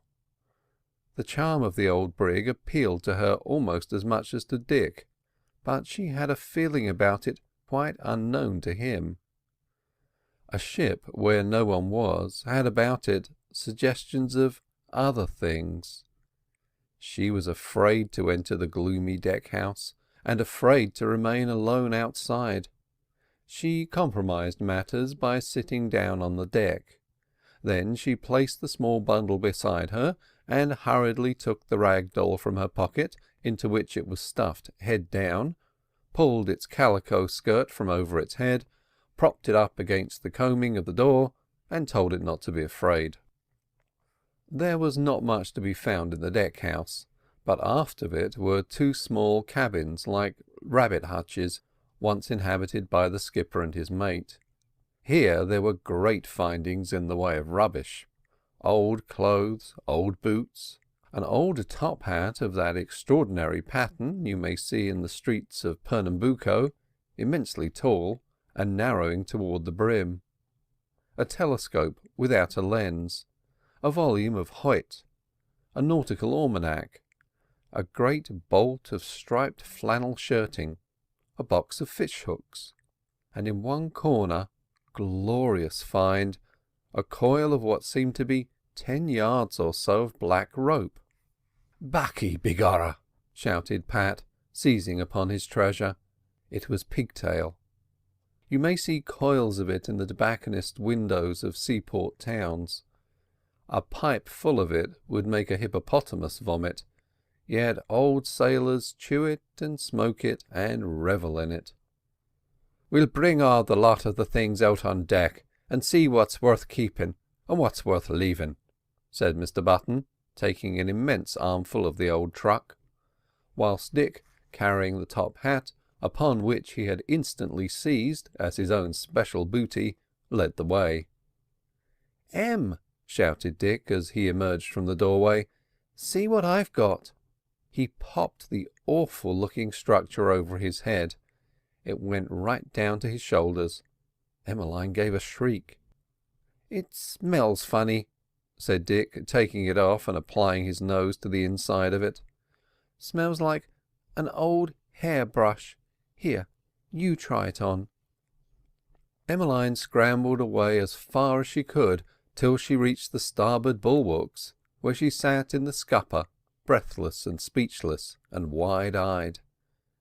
She was always dumb when frightened, unless it were a nightmare or a very sudden shock, and this hat suddenly seen half covering Dick frightened her out of her wits. Besides, it was a black thing, and she hated black things, black cats, black horses, worst of all, black dogs. She had once seen a hearse in the streets of Boston, an old-time hearse with black plumes, trappings, and all complete. The sight had nearly given her a fit, though she did not know in the least the meaning of it. Meanwhile Mr. Button was conveying armful after armful of stuff on deck. When the heap was complete, he sat down beside it in the glorious afternoon sunshine and lit his pipe. He had searched neither for food or water as yet, content with the treasure God had given him.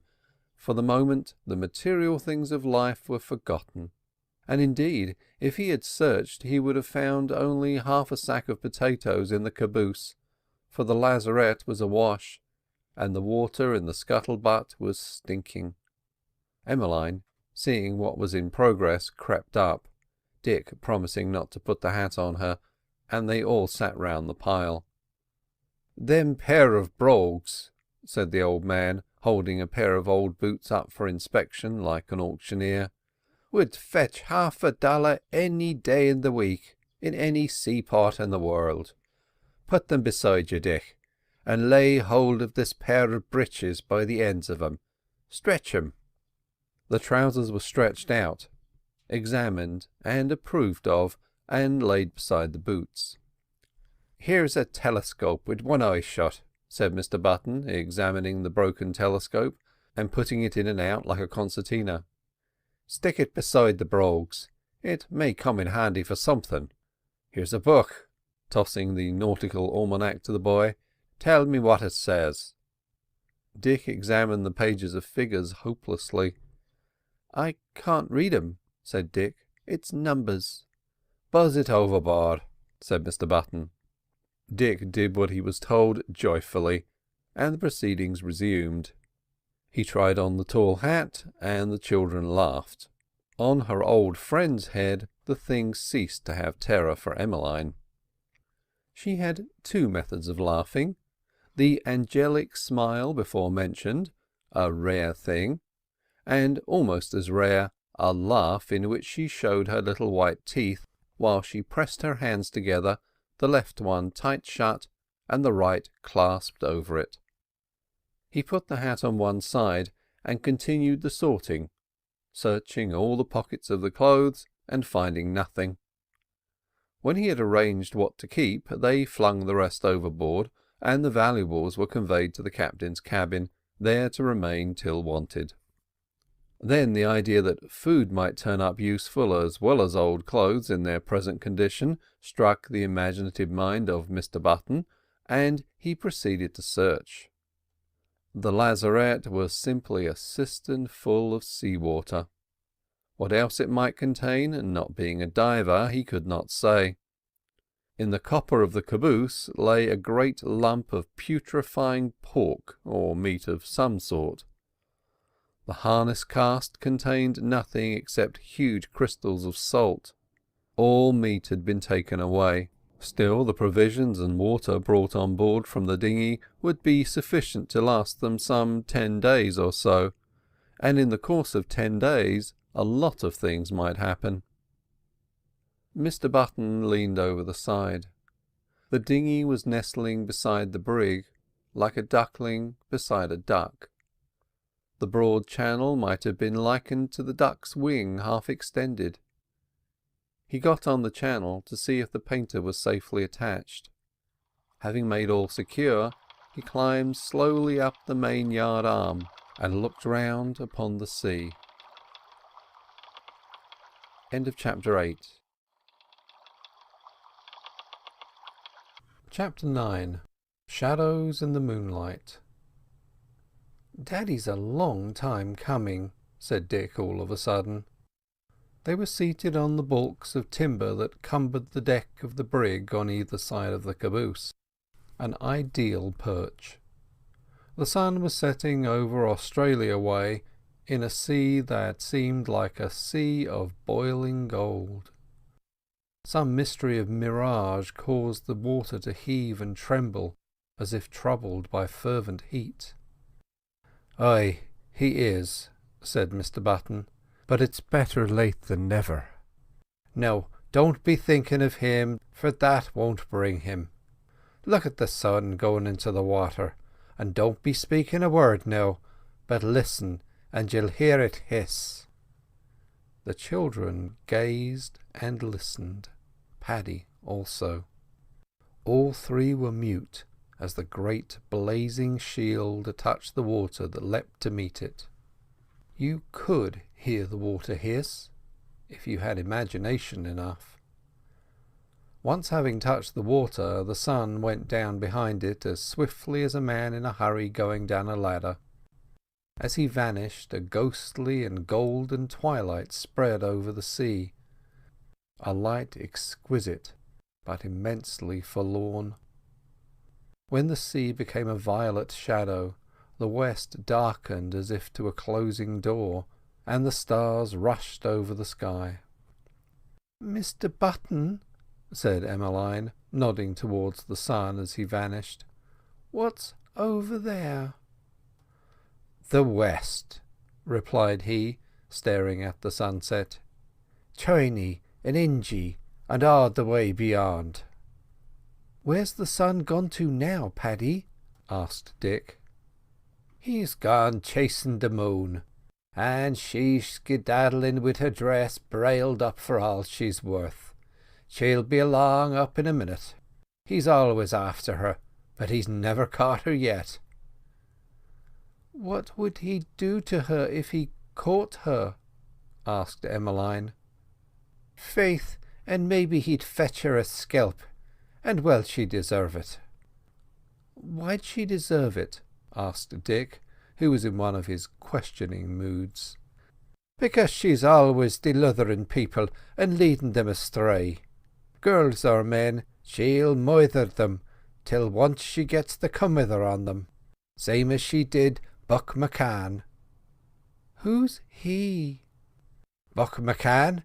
Faith, he was the village idiot where I used to live in the old days." "How's that?"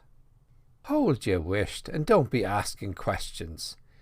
He was always wanting the moon, though he was 20 and 6 feet 4. He'd a gob on him that hung open like a rat trap with a broken spring, and he was as thin as a barber's pole. You could have tied a reef knot in the middle of him, and when the moon was full, there was no holding him." Mr Button gazed at the reflection of the sunset on the water for a moment, as if recalling some from the past, and then proceeded. "He'd sit in the grass staring at her, and then he'd start to chase her over the hills, and they'd find him at last, maybe a day or two later, lost in the mountains, grazing on berries, and green as a cabbage from the hunger and the cold, till it got so bad at long last they had to hobble him." "I've seen a donkey hobbled," cried Dick. "Then you've seen the twin brother of Buck McCann. Well, one night me elder brother Tim was sitting over the fire, smoking his dundeen and thinking of his sins, when in comes Buck with the hobbles on him. 'Tim,' says he, 'I've got her at last.' 'Got who?' says Tim. 'The moon,' says he. 'Got her where?' says Tim. 'In a bucket by the pond,' says t'other. 'Safe and sound, and not a scratch on her. You come and look,' says he. So Tim follows him, he hobbling, and they go to the pond side, and there, sure enough, stood a tin bucket full of water, and on the water the reflection of the moon. 'I dridged her out of the pond,' whispers Buck. 'Easy now,' says he, 'and I'll dribble the water out gently,' says he, 'and we'll catch her alive at the bottom of it, like a trout.' So he drains the water out gently of the bucket, till it was near all gone, and then he looks in the bucket expecting to find the moon floundering at the bottom of it like a flat fish. 'She's gone, bad cess to her,' says he. 'Try again,' says me brother, and Buck fills the bucket again, and there was the moon sure enough when the water came to stand still. 'Go on,' says me brother, 'drain out the water, but go gentle, or she'll give yez the slip again.' '1 minute,' says Buck. 'I've got an idea,' says he. 'She won't give me the slip this time,' says he. 'You wait for me,' says he, and off he hobbles to his old mother's cabin, a stone's throw away, and back he comes with a sieve.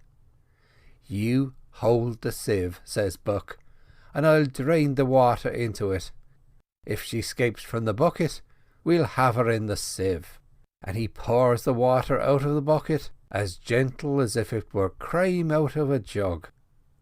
When all the water was out, he turns the bucket bottom up and shook it. 'Ran dan the thing,' he cries. 'She's gone again.' And with that he flings the bucket into the pond and the sieve after the bucket, when up comes his own mother hobbling on her stick. 'Where's me bucket?' says she. 'In the pond,' says Buck. 'And me sieve?' says she. 'Gone after the bucket.' 'I'll give yez a bucketing,' says she, and she up with the stick and landed him a skelp and driv him roaring and hobbling before her, and locked him up in the cabin, and kept him on bread and water for a week to get the moon out of his head. But she might have saved the trouble, for that day month it was again, 'There she comes.'" The moon, argent and splendid, was breaking from the water.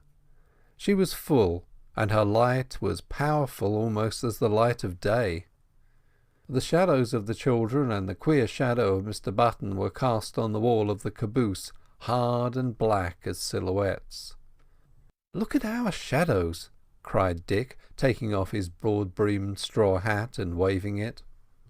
Emmeline held up her doll to see its shadow, and Mr Button held up his pipe. "Come now," said he, putting the pipe back in his mouth and making to rise, "and shunder off to bed. 'Tis time you were asleep, the both of you." Dick began to yowl. "I don't want to go to bed. I ain't tired, Paddy. Let's stay a little longer." "Not a minute," said the other, with all the decision of a nurse. "Not a minute after me pipe's out." "Fill it again," said Dick. Mr Button made no reply. The pipe gurgled as he puffed at it, a kind of death rattle, speaking of almost immediate extinction. "Mr Button," said Emmeline. She was holding her nose in the air and sniffing. Seated to windward of the smoker and out of the pig-tailed poisoned air, her delicate sense of smell perceived something lost to the others. "What is it, acushla?" "I smell something." "What do you say you smell?" "Something nice." "What's it like?" asked Dick, sniffing hard. "I don't smell anything." Emmeline sniffed again to make sure. "Flowers," said she. The breeze, which had shifted several points since midday, was bearing with it a faint odour, a perfume of vanilla and spice, so faint as to be imperceptible to all but the most acute olfactory sense. "Flowers," said the old sailor, tapping the ashes cut of his pipe against the heel of his boot. "And where'd you get flowers in the middle of the say? It's dreaming you are. Come now, to bed with yous." "Fill it again," wailed Dick, referring to the pipe. "It's a spanking I'll give you," replied his guardian, lifting him down from the timber balks and then assisting Emmeline. "In 2 ticks if you don't behave. Come along, Emmeline." He started aft, a small hand in each of his, Dick bellowing. As they passed the ship's bell, Dick stretched towards the belaying pin that was still lying in the deck, seized it, and hit the bell a mighty bang. It was the last pleasure to be snatched before sleep, and he snatched it. Paddy had made up beds for himself and his charges in the deck-house. He had cleared the stuff off the table, broke open the windows to get the musty smell away, and placed the mattresses from the captain and mate's cabins on the floor. When the children were in bed and asleep, he went to the starboard rail and, leaning on it, looked over the moonlit sea. He was thinking of ships as his wandering eye roved over the sea spaces, little dreaming of the message that the perfumed breeze was bearing him, the message that had been received and dimly understood by Emmeline. Then he leaned with his back to the rail and his hands in his pockets. He was not thinking now. He was ruminating. The basis of the Irish character as exemplified by Paddy Button is a profound laziness mixed with a profound melancholy. Yet Paddy, in his left-handed way, was as hard a worker as any man on board ship, and as for melancholy, he was the life and soul of the forecastle. Yet there they were, the laziness and the melancholy, only waiting to be tapped. As he stood with his hands thrust deep in his pockets, longshore fashion, counting the dowels in the planking of the deck by the moonlight, he was reviewing the old days.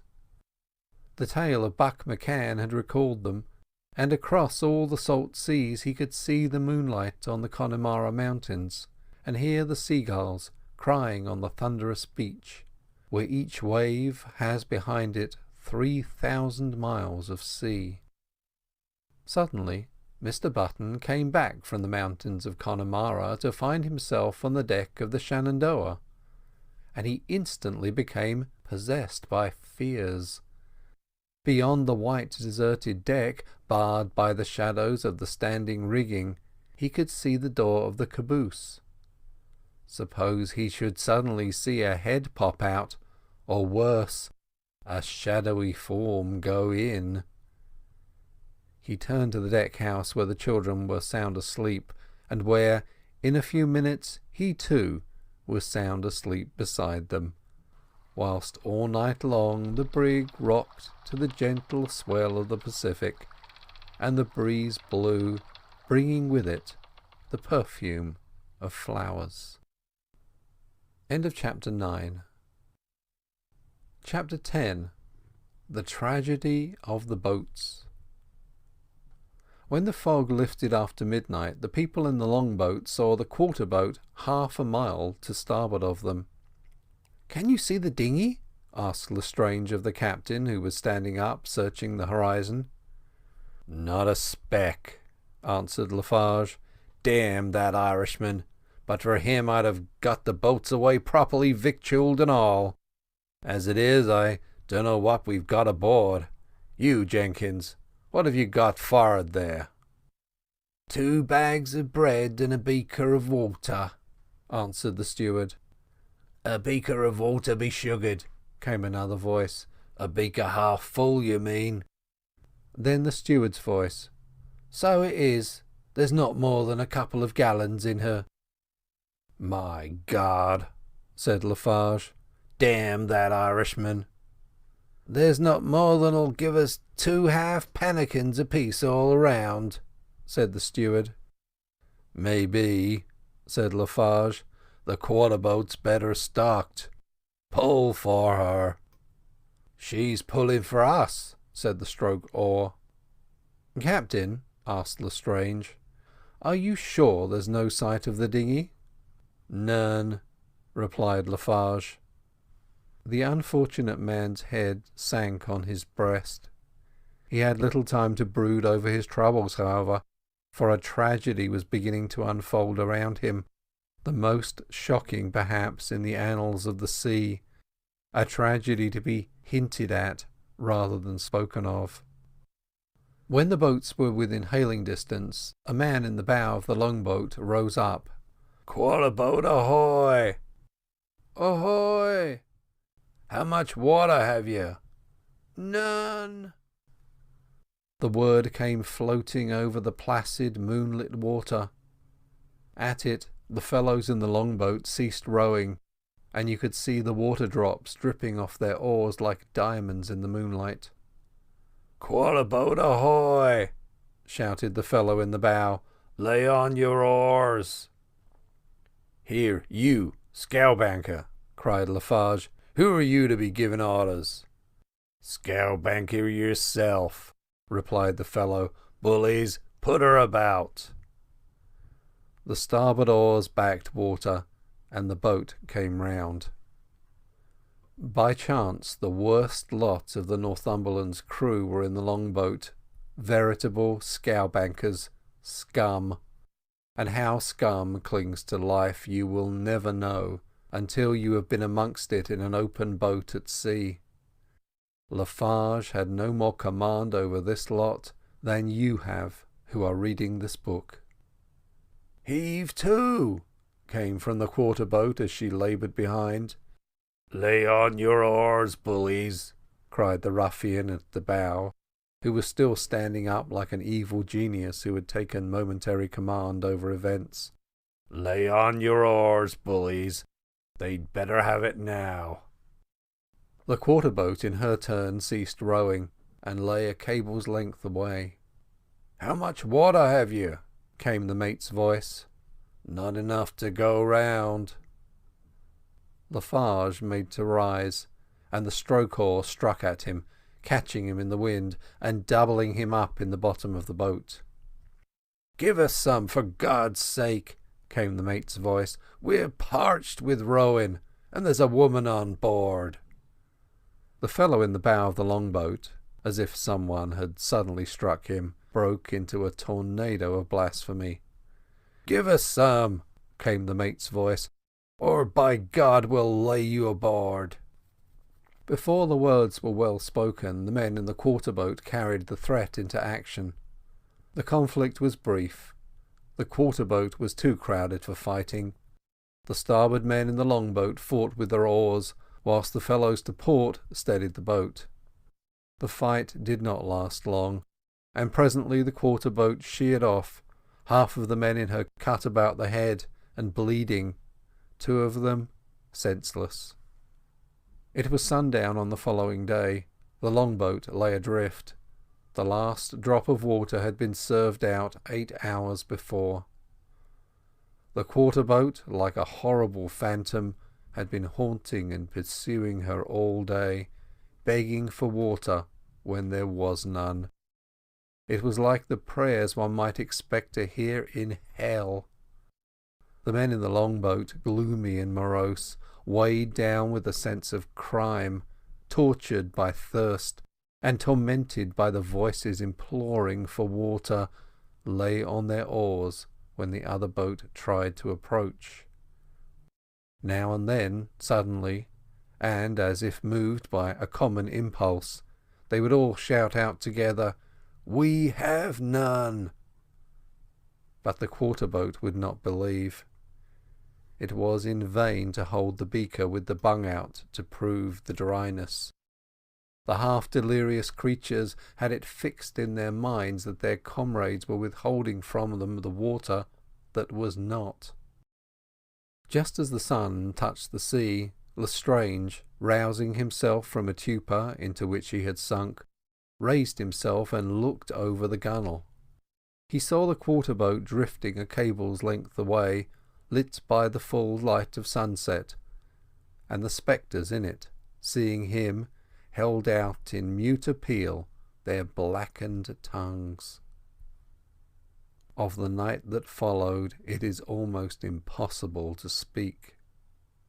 Thirst was nothing to what the scowbankers suffered from the torture of the whimpering appeal for water that came to them at intervals during the night.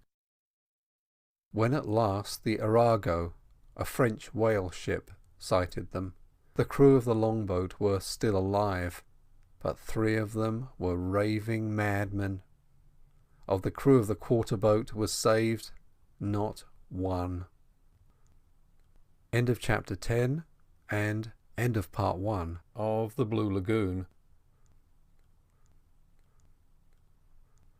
Part 2, chapter 11. The Island. "Childer!" shouted Paddy. He was at the cross-trees in the full dawn, whilst the children standing beneath on deck were craning their faces up to him. "There's an island fur'n at us!" "Hurrah!" cried Dick.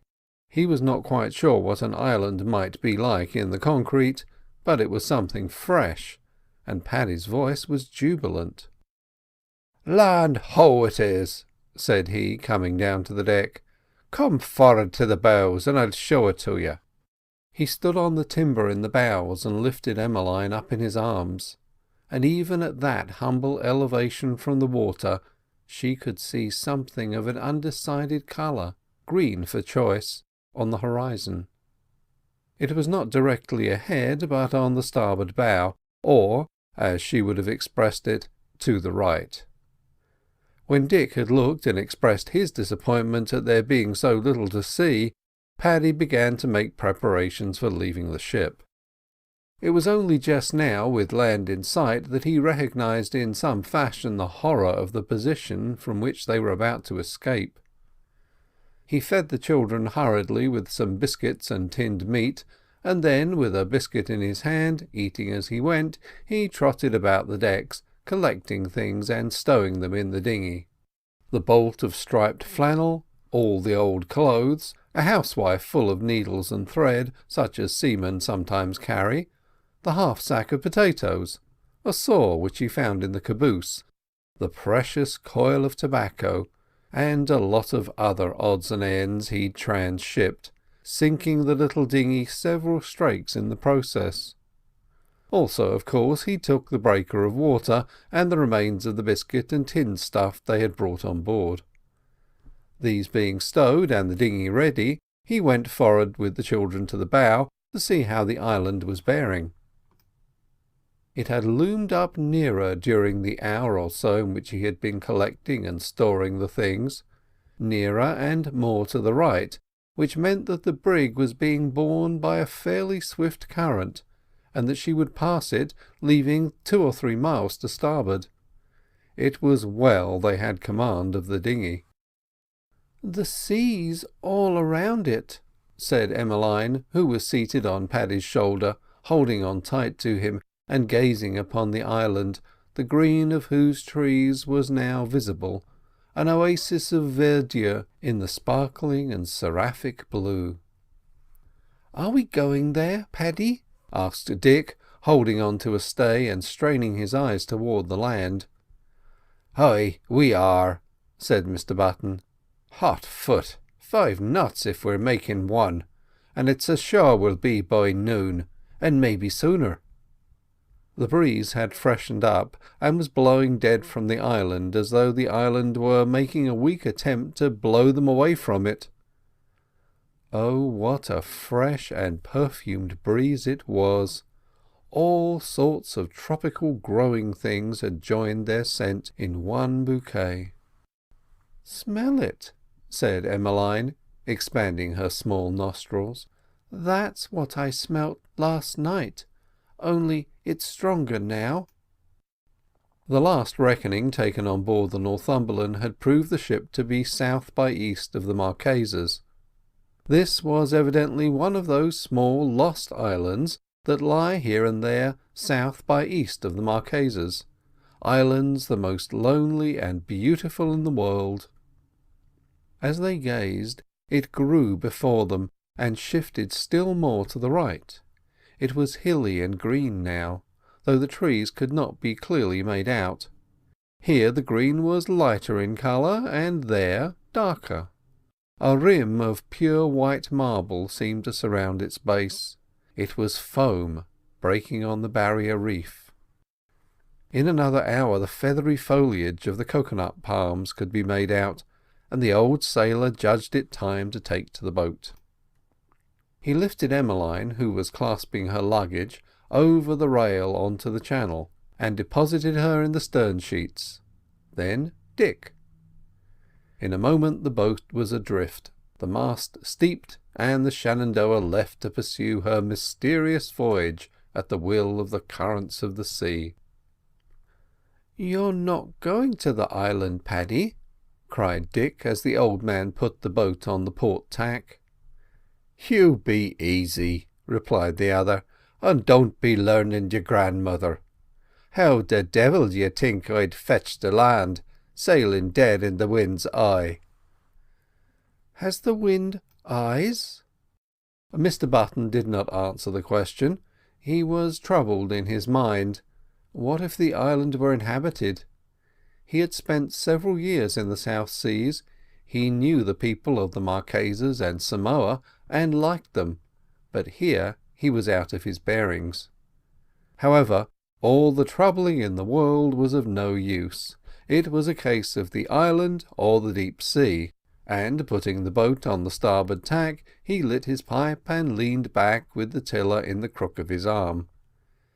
His keen eyes had made out from the deck of the brig an opening in the reef, and he was making to run the dinghy abreast of the opening, and then to take to the sculls and row her through.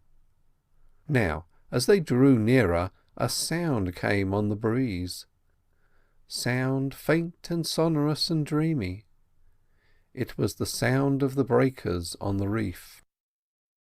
The sea just here was heaving to a deeper swell, as if it vexed in its sleep at the resistance to it of the land.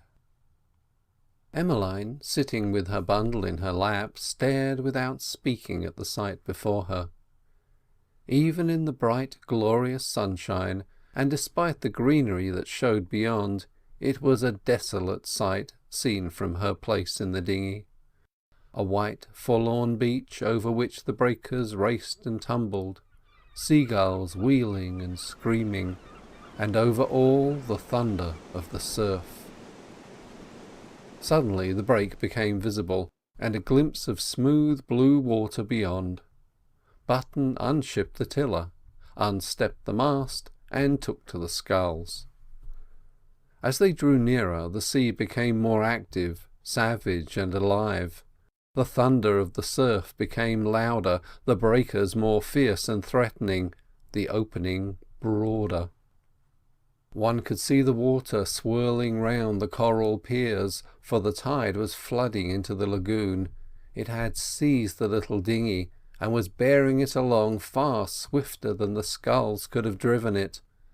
Seagulls screamed around them, the boat rocked and swayed, Dick shouted with excitement, and Emmeline shut her eyes tight. Then, as though a door had been swiftly and silently closed, the sound of the surf became suddenly less. The boat floated on an even keel. She opened her eyes and found herself in Wonderland. End of chapter 11. Chapter 12. The Lake of Azure.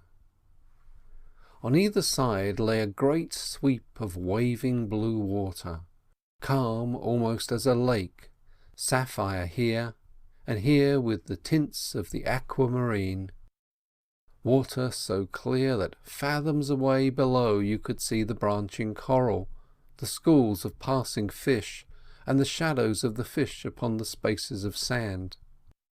Before them the clear water washed the sands of the white beach. The cocoa palms waved and whispered in the breeze, and as the oarsman lay on his oars to look, a flock of bluebirds rose, as if suddenly freed from the tree-tops, wheeled and passed soundless, like a wreath of smoke, over the tree-tops of the higher land beyond. "Look!" shouted Dick, who had his nose over the side of the boat. "Look at the fish!" "Mr. Button," cried Emmeline, "where are we?" "Bedad, I dunno, but we might be in a worse place, I'm thinking," replied the old man, sweeping his eyes over the blue and tranquil lagoon, from the barrier reef to the happy shore. On either side of the broad beach before them the cocoa-nut trees came down like two regiments, and bending gazed at their own reflections in the lagoon. Beyond lay waving chaparral, where cocoa palms and the breadfruit trees intermixed with the mammy apple and the tendrils of the wild vine. On one of the piers of coral at the break of the reef stood a single cocoa palm, bending with a slight curve. It, too, seemed seeking its reflection in the waving water. But the soul of it all, the indescribable thing about this picture of mirrored palm trees, blue lagoon, coral reef and sky, was the light. Away at sea the light was blinding, dazzling, cruel. Away at sea it had nothing to focus itself upon, nothing to exhibit but infinite spaces of blue water and desolation. Here it made the air a crystal through which the gazer saw the loveliness of the land and reef, the green of palm, the white of coral, the wheeling gulls, the blue lagoon, all sharply outlined, burning, coloured, arrogant yet tender, heartbreakingly beautiful, for the spirit of eternal morning was there, eternal happiness, eternal youth. As the oarsman pulled the tiny craft towards the beach, neither he nor the children saw away behind the boat, on the water near the bending palm tree at the break of the reef, something that for a moment insulted the day and was gone. Something like a small triangle of dark canvas that rippled through the water and sank from sight. Something that appeared and vanished like an evil thought. It did not take long to beach the boat. Mr Button tumbled over the side up to his knees in water, whilst Dick crawled over the bow. "Catch hold of her, the same as I do," cried Paddy, laying hold of the starboard gunwale, whilst Dick, imitative as a monkey, seized the gunwale to port, and then, "Yo ho, Chilliman! Up with her, up with her! Heave ho, Chilliman! Leave her be now, she's high enough." He took Emmeline in his arms and carried her up on the sand. It was from just here on the sand that you could see the true beauty of the lagoon, that lake of sea water forever protected from storm and trouble by the barrier reef of coral. Right from where the little clear ripples ran up the strand, it led the eye to the break in the coral reef where the palm gazed at its own reflection in the water, and there, beyond the break, one caught a vision of the great, heaving, sparkling sea. The lagoon just here was perhaps more than a third of a mile broad. I have never measured it, but I know that, standing by the palm tree on the reef, flinging up one's arm and shouting to a person on the beach, the sound took a perceptible time to cross the water. I should say perhaps an almost perceptible time. The distant signal and the distant call were almost coincident, yet not quite. Dick, mad with delight at the place in which he found himself, was running about like a dog just out of the water. Mr Button was discharging the cargo of the dinghy on the dry white sand. Emmeline seated herself with her precious bundle on the sand, and was watching the operations of her friend, looking at the things around her, and feeling very strange. For all she knew, all this was the ordinary accompaniment of a sea voyage. Paddy's manner throughout had been set to the one idea, not to frighten the children. The weather had backed him up. But down in the heart of her lay the knowledge that all was not as it should be. The hurried departure from the ship, the fog in which her uncle had vanished, those things and others as well, she felt instinctively were not right. But she said nothing. She had not long for meditation, however, for Dick was running towards her with a live crab which he had picked up, calling out that he was going to make it bite her. "Take it away," cried Emmeline, holding both her hands with fingers wide spread in front of her face. "Mr Button, Mr Button, Mr Button!" "Leave her be, you little devil," roared Pat, who was depositing the last of the cargo on the sand. "Leave her be, or it's a hiding I'll be giving you." "What's a divil, Paddy?" asked Dick, panting from his exertions. "Paddy, what's a divil?"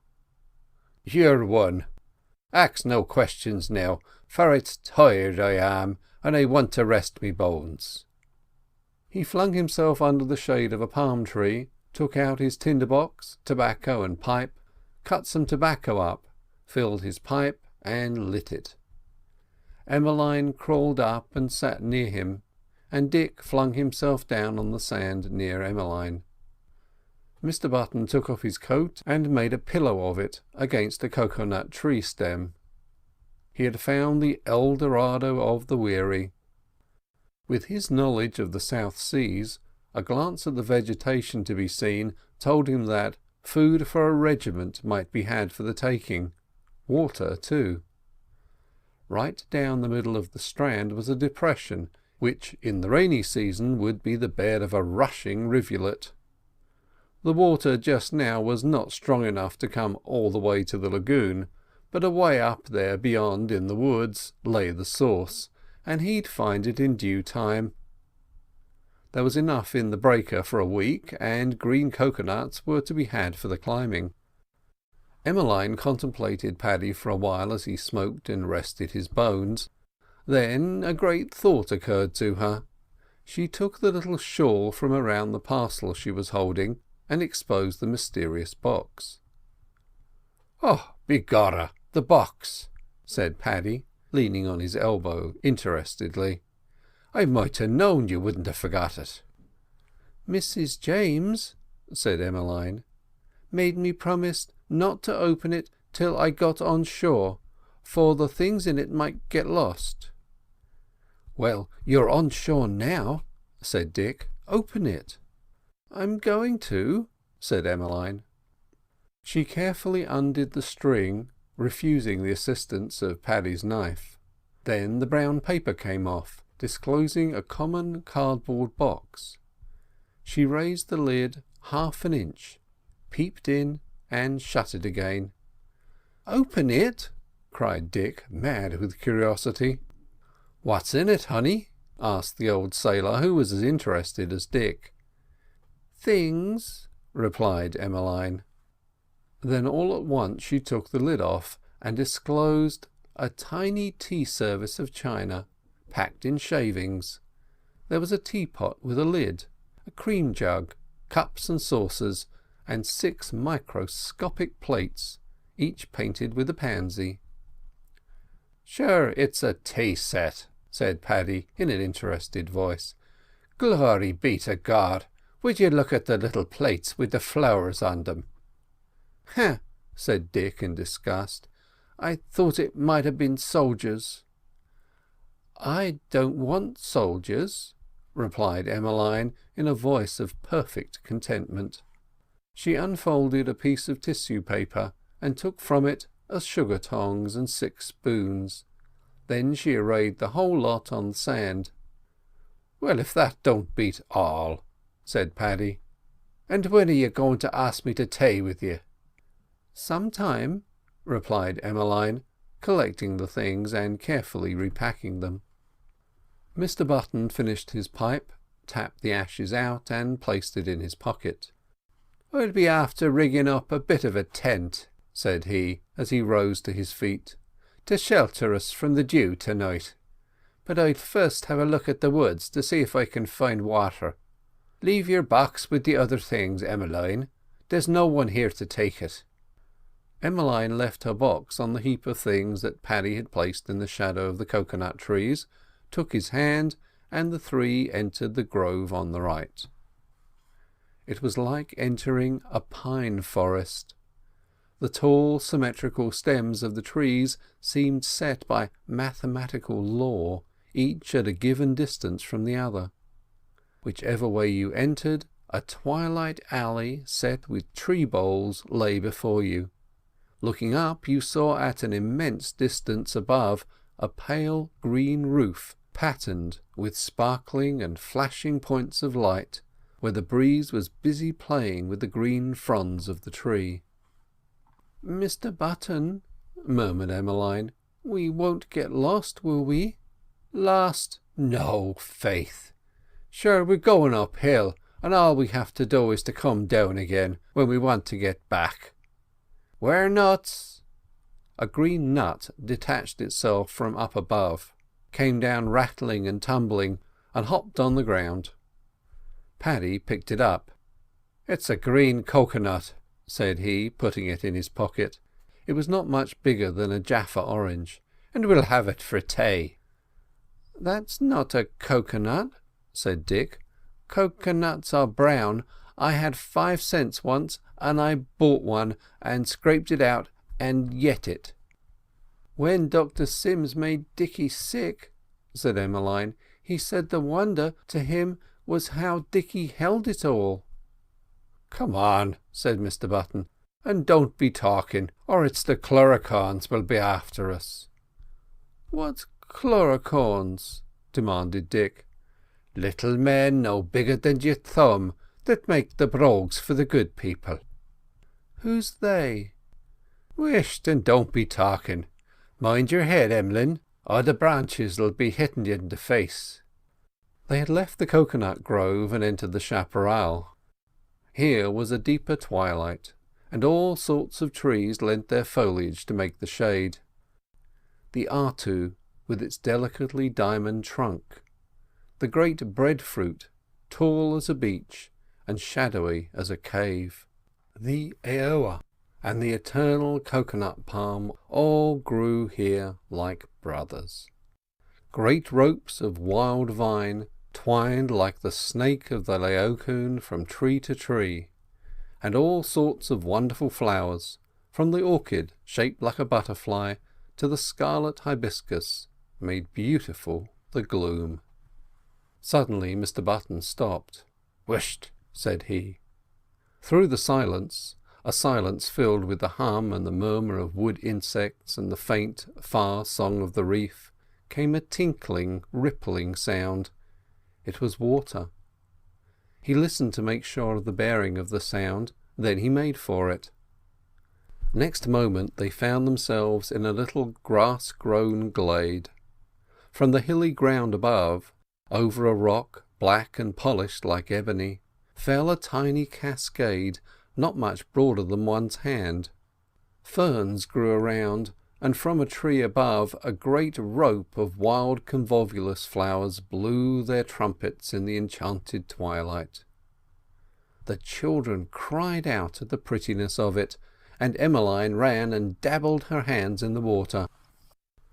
Just above the little waterfall sprang a banana tree laden with fruit.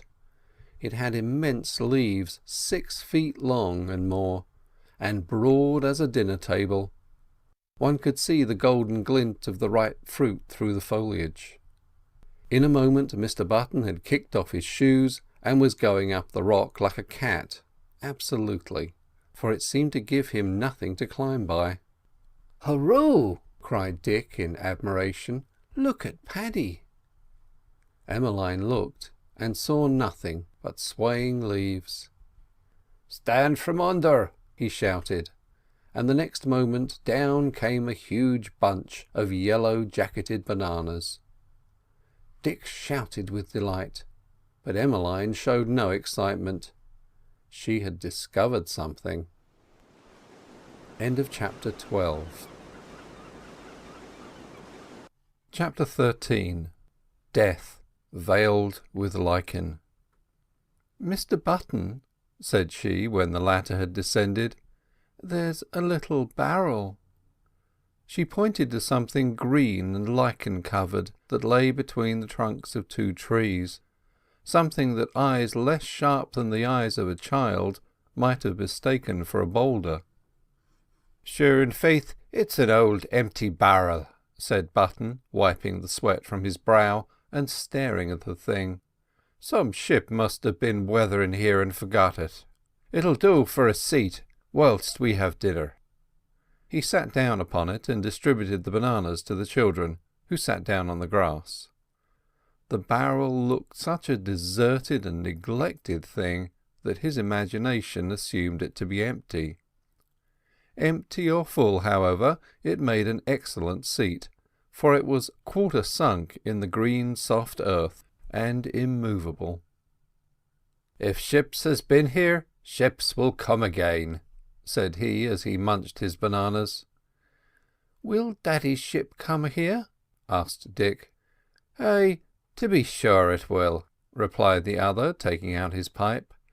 "Now run about and play with the flowers, and leave me alone to smoke a pipe, and then we'll all go to the top of the hill beyond and have a look round us."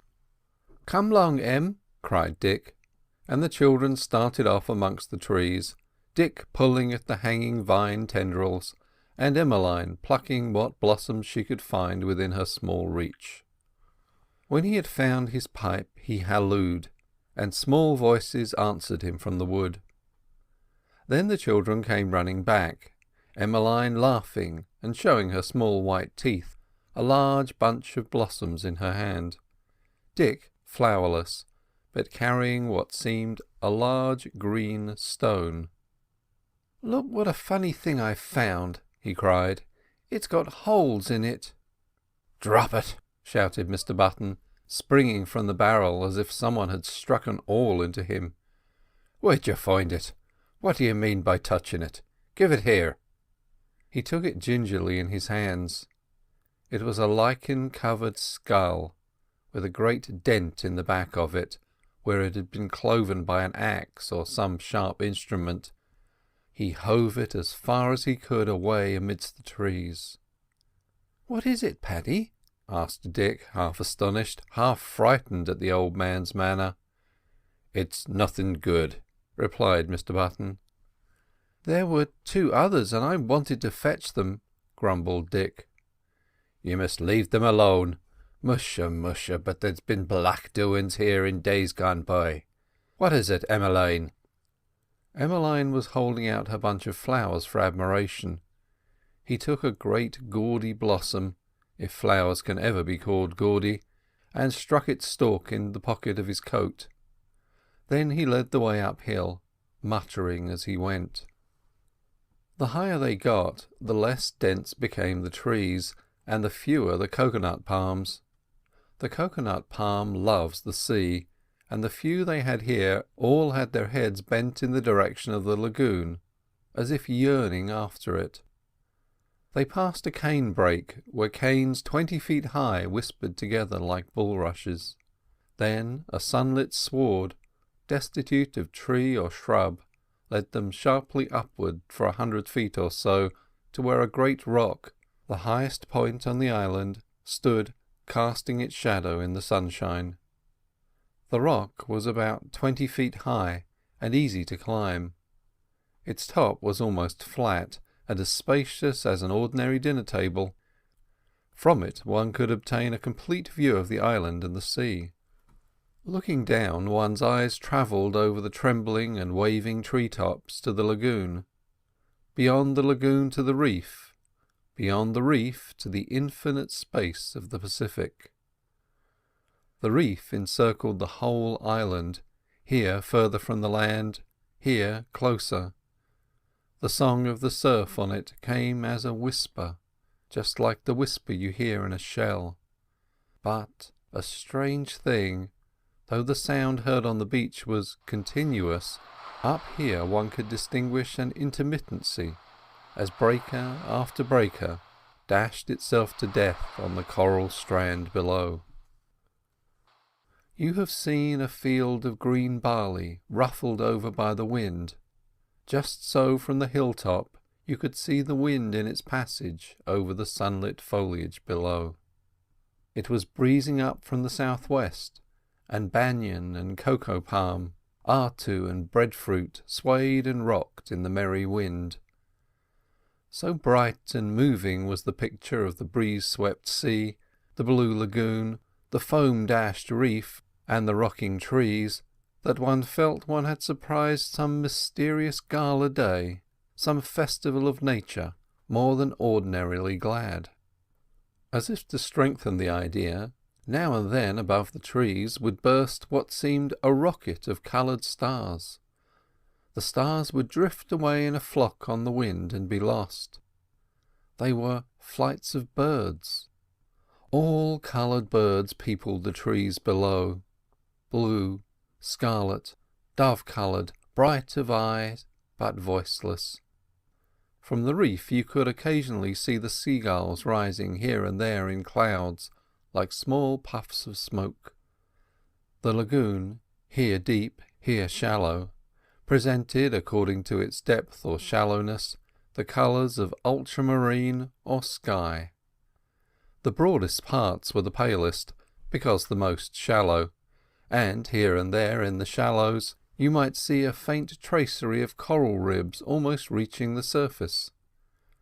The island at its broadest might have been 3 miles across.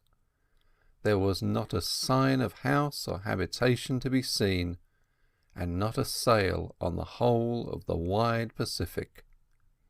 It was a strange place to be, up here, to find oneself surrounded by grass and flowers and trees and all the kindliness of nature, to feel the breeze blow, to smoke one's pipe, and to remember that one was in a place uninhabited and unknown, a place to which no messages were ever carried except by the wind or by the seagulls. In this solitude the beetle was as carefully painted and the flower carefully tended as though all the peoples of the civilized world were standing by to criticize or approve. Nowhere in the world, perhaps, so well as here, could you appreciate nature's splendid indifference to the great affairs of man. The old sailor was thinking nothing of this sort. His eyes were fixed on a small and almost imperceptible stain on the horizon to the south-southwest. It was, no doubt, another island, almost hull down on the horizon. Save for this blemish, the whole wheel of the sea was empty and serene. Emmeline had not followed them up to the rock.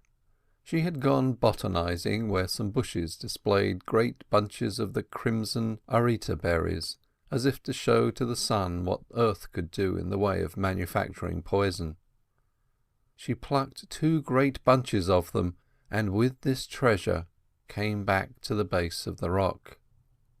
"Leave them berries down," cried Mr. Button, when she had attracted his attention.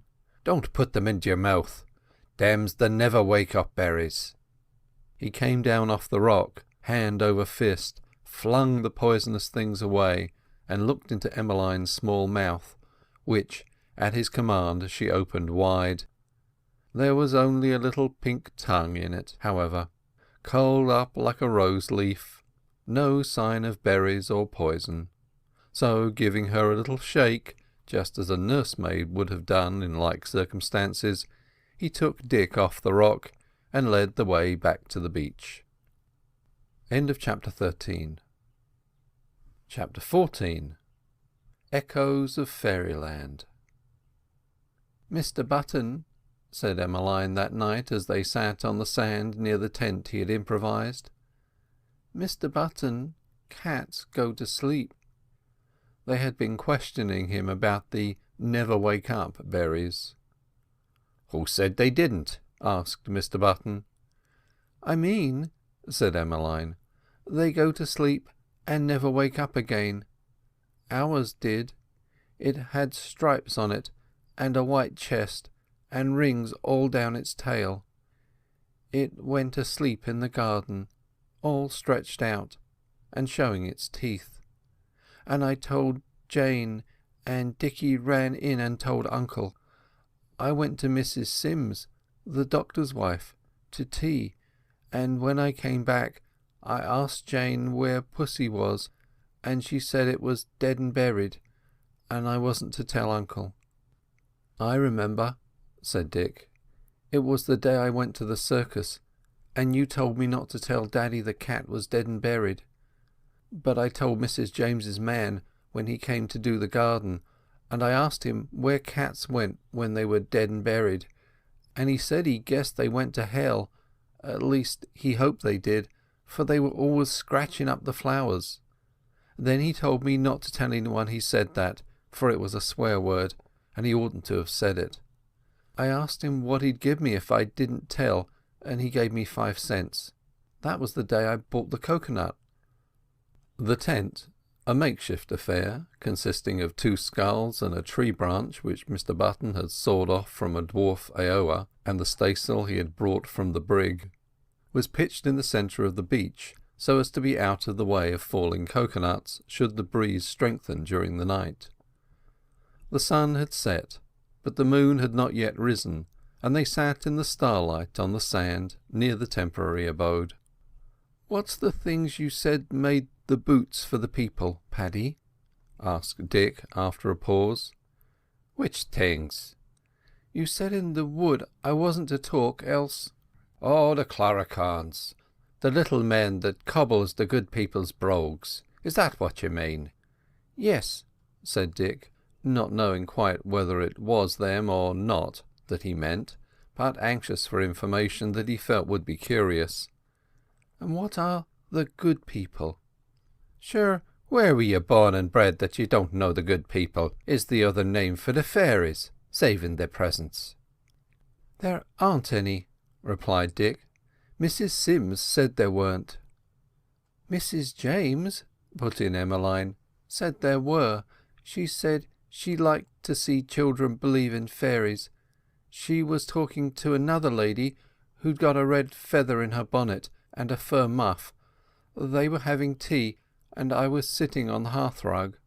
She said the world was getting too something or other, and then the other lady said it was, and asked Mrs. James did she see Mrs. Someone in the awful hat she wore Thanksgiving Day. They didn't say anything more about fairies.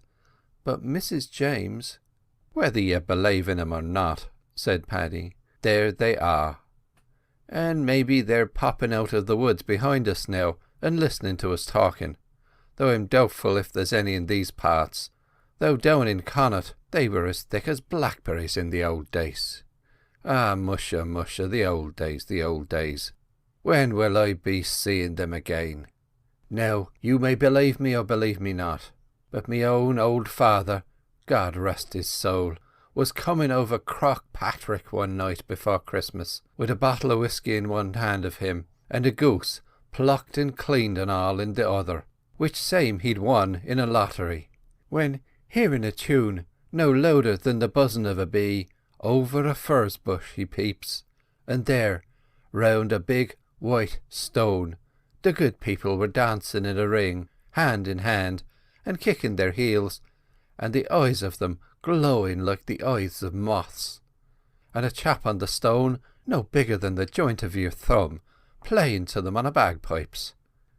With that he let out a yell and drops the goose and makes for home, over the hedge and ditch, bounding like a buck kangaroo, and a face on him as white as flour when he burst in through the door, where we was all sitting round the fire, burning chestnuts, to see who'd be married the first.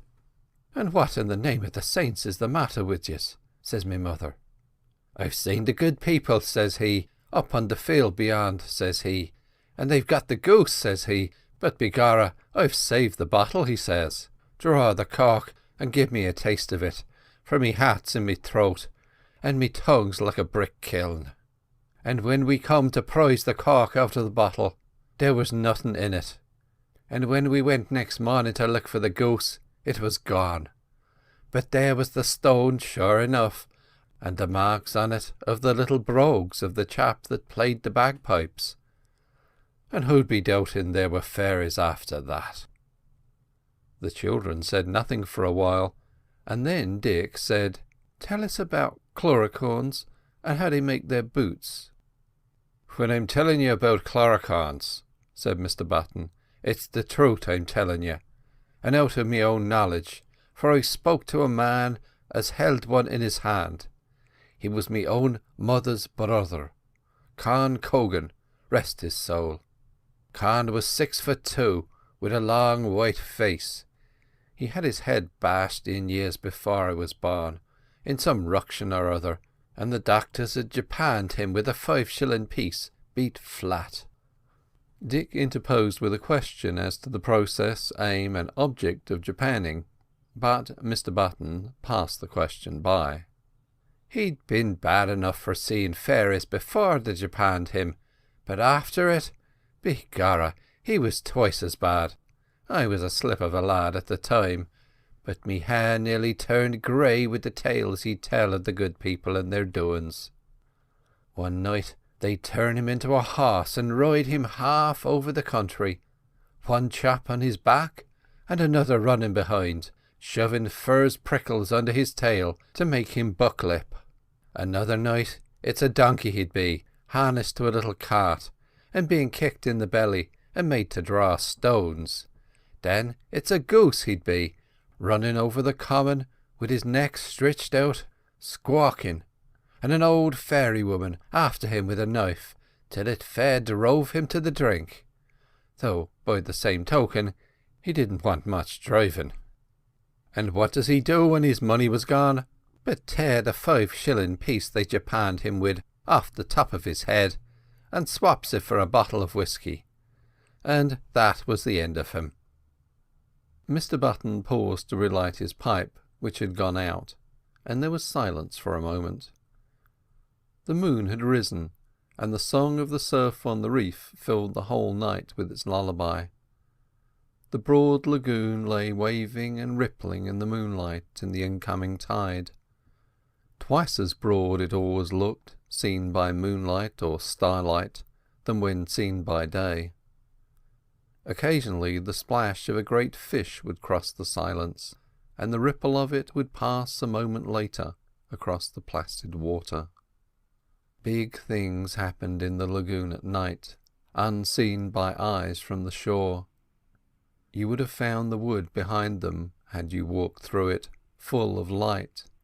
A tropic forest under a tropic moon is green as a sea cave. You can see the vine tendrils and the flowers, the orchids and tree boles, all lit as by the light of an emerald-tinted day. Mr. Button took a long piece of string from his pocket. "It's bedtime," said he, "and I'm going to tether Emmeline, for fear she be walking in her sleep, and wandering away, and being lost in the woods." "I don't want to be tethered," said Emmeline. "'Tis for your own good I'm doing it," replied Mr. Button, fixing the string round her waist. "Now, come along." He led her like a dog on a leash to the tent, and tied the other end of the string to the scull, which was the tent's main prop and support. "Now," said he, "if you be getting up and walking about in the night, it's down the tent will be on top of us all." And, sure enough, in the small hours of the morning, it was. End of chapter 14. Chapter 15. Fair Pictures in the Blue. "I don't want my old breeches on. I don't want my old breeches on." Dick was darting about naked on the sand, Mr. Button after him with a pair of small trousers in his hand. A crab might just as well have attempted to chase an antelope. They had been on the island a fortnight, and Dick had discovered the keenest joy in life: to be naked. To be naked and wallow in the shallows of the lagoon, to be naked and sit drying in the sun, to be free from the curse of clothes, to shed civilization on the beach in the form of breeches, boots, coat and hat, and to be one with the wind and the sun and the sea. The very first command Mr. Button had given him on the second morning of their arrival was, "Strip, and into the water wid ye." Dick had resisted at first, and Emmeline, who rarely wept, had stood weeping in her little chemise. But Mr. Button was obdurate. The difficulty at first was to get them in. The difficulty now was to keep them out. Emmeline was sitting as nude as the day-star, drying in the morning sun after her dip, and watching Dick's evolutions on the sand. The lagoon had for the children far more attraction than the land. Woods where you might knock ripe bananas off the tree with a big cane, sands where golden lizards would scuttle about so tame that you might with a little caution seize them by the tail, a hilltop from whence you might see, to use Paddy's expression, to the back of beyond, all these were fine enough in their way, but they were nothing to the lagoon. Deep down where the coral branches were, you might watch, whilst Paddy fished, all sorts of things disporting on the sand patches and in between the coral tufts. Hermit crabs that had evicted whelks, wearing the evicted one's shells, an obvious misfit.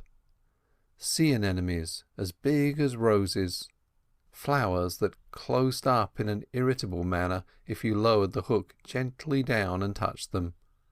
Extraordinary shells that walked about on feelers, elbowing the crabs out of the way and terrorising the whelks. The overlords of the sand patches, these, yet touch one on the back with a stone tied to a bit of string, and down he would go, flat, motionless, and feigning death. There was a lot of human nature lurking in the depths of the lagoon, comedy and tragedy. An English rock pool has its marvels. You can fancy the marvels of this vast rock pool, 9 miles round, and varying from a third to a half a mile broad, swarming with tropic life and flights of painted fishes, where the glittering albacore passed beneath the boat like a fire and a shadow, where the boat's reflection lay as clear on the bottom as though the water were air, where the sea, pacified by the reef, told like a little child its dreams. It suited the lazy humour of Mr. Button that he never pursued the lagoon more than half a mile or so on either side of the beach. He would bring the fish he caught ashore, and with the aid of his tinderbox and dead sticks make a blazing fire on the sand, cook fish and breadfruit and taro roots, helped and hindered by the children. They fixed the tent amidst the trees at the edge of the chaparral, and made it larger and more abiding with the aid of the dinghy's sail. Amidst these occupations, wonders and pleasures, the children lost all count of the flight of time. They rarely asked about Mr. Lestrange. After a while, they didn't ask about him at all. Children soon forget. End of chapter 15. End of part 2. Part 3, chapter 16. The Poetry of Learning. To forget the passage of time, you must live in the open air, in a warm climate, with as few clothes as possible upon you. You must collect and cook your own food. Then, after a while, if you have no special ties to bind you to civilization, nature will begin to do for you what she does for the savage. You will recognize that it is possible to be happy without books or newspapers, letters or bills. You will recognize the part sleep plays in nature. After a month on the island, you might have seen Dick at one moment full of life and activity, helping Mr. Button to dig up a taro root or what not, the next curled up to sleep like a dog. Emmeline the same.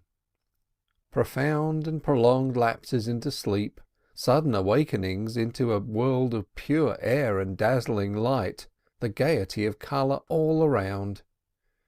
Nature had indeed opened her doors to these children. One might have fancied her in an experimental mood, saying, "Let me put these buds of civilization back into my nursery, and see what they will become, how they will blossom, and what will be the end of it all." Just as Emmeline had brought away her treasured box from the Northumberland, Dick had conveyed with him a small linen bag that chinked when shaken. It contained marbles, small olive-green marbles and middle-sized ones of various colours, glass marbles with splendid coloured cores, and one old grandfather marble too big to be played with, but none the less to be worshipped, a god marble. Of course one cannot play at marbles on board ship, but one can play with them. They had been a great comfort to Dick on the voyage. He knew them each personally, and he would roll them out on the mattress of his bunk and review them nearly every day whilst Emmeline looked on. One day Mr. Button, noticing Dick and the girl kneeling opposite each other on a flat hard piece of sand near the water's edge, strolled up to see what they were doing. They were playing marbles. He stood with his hands in his pockets and his pipe in his mouth, watching and criticising the game, pleased that the children were amused. Then he began to be amused himself, and in a few minutes more he was down on his knees taking a hand. Emmeline, a poor player and an unenthusiastic one, withdrawing in his favour. After that it was a common thing to see them playing together, the old sailor on his knees, one eye shut, and a marble against the nail of his horny thumb taking aim, Dick and Emmeline on the watch to make sure he was playing fair, their shrill voices echoing amidst the cocoa-nut trees with cries of "Knuckle down, Paddy, knuckle down." He entered into all their amusements just as one of themselves. On high and rare occasions Emmeline would open her precious box, spread its contents, and give a tea party, Mr. Button acting as guest or president, as the case might be. "Is your tea to your liking, ma'am?" he would inquire, and Emmeline, sipping at her tiny cup, would invariably make answer, "Another lump of sugar, if you please, Mr. Button," to which would come the stereotyped reply, "Take a dozen and welcome, and another cup for the good of your make." Then Emmeline would wash the things in imaginary water, replace them in the box, and everyone would lose their company manners and become quite natural again.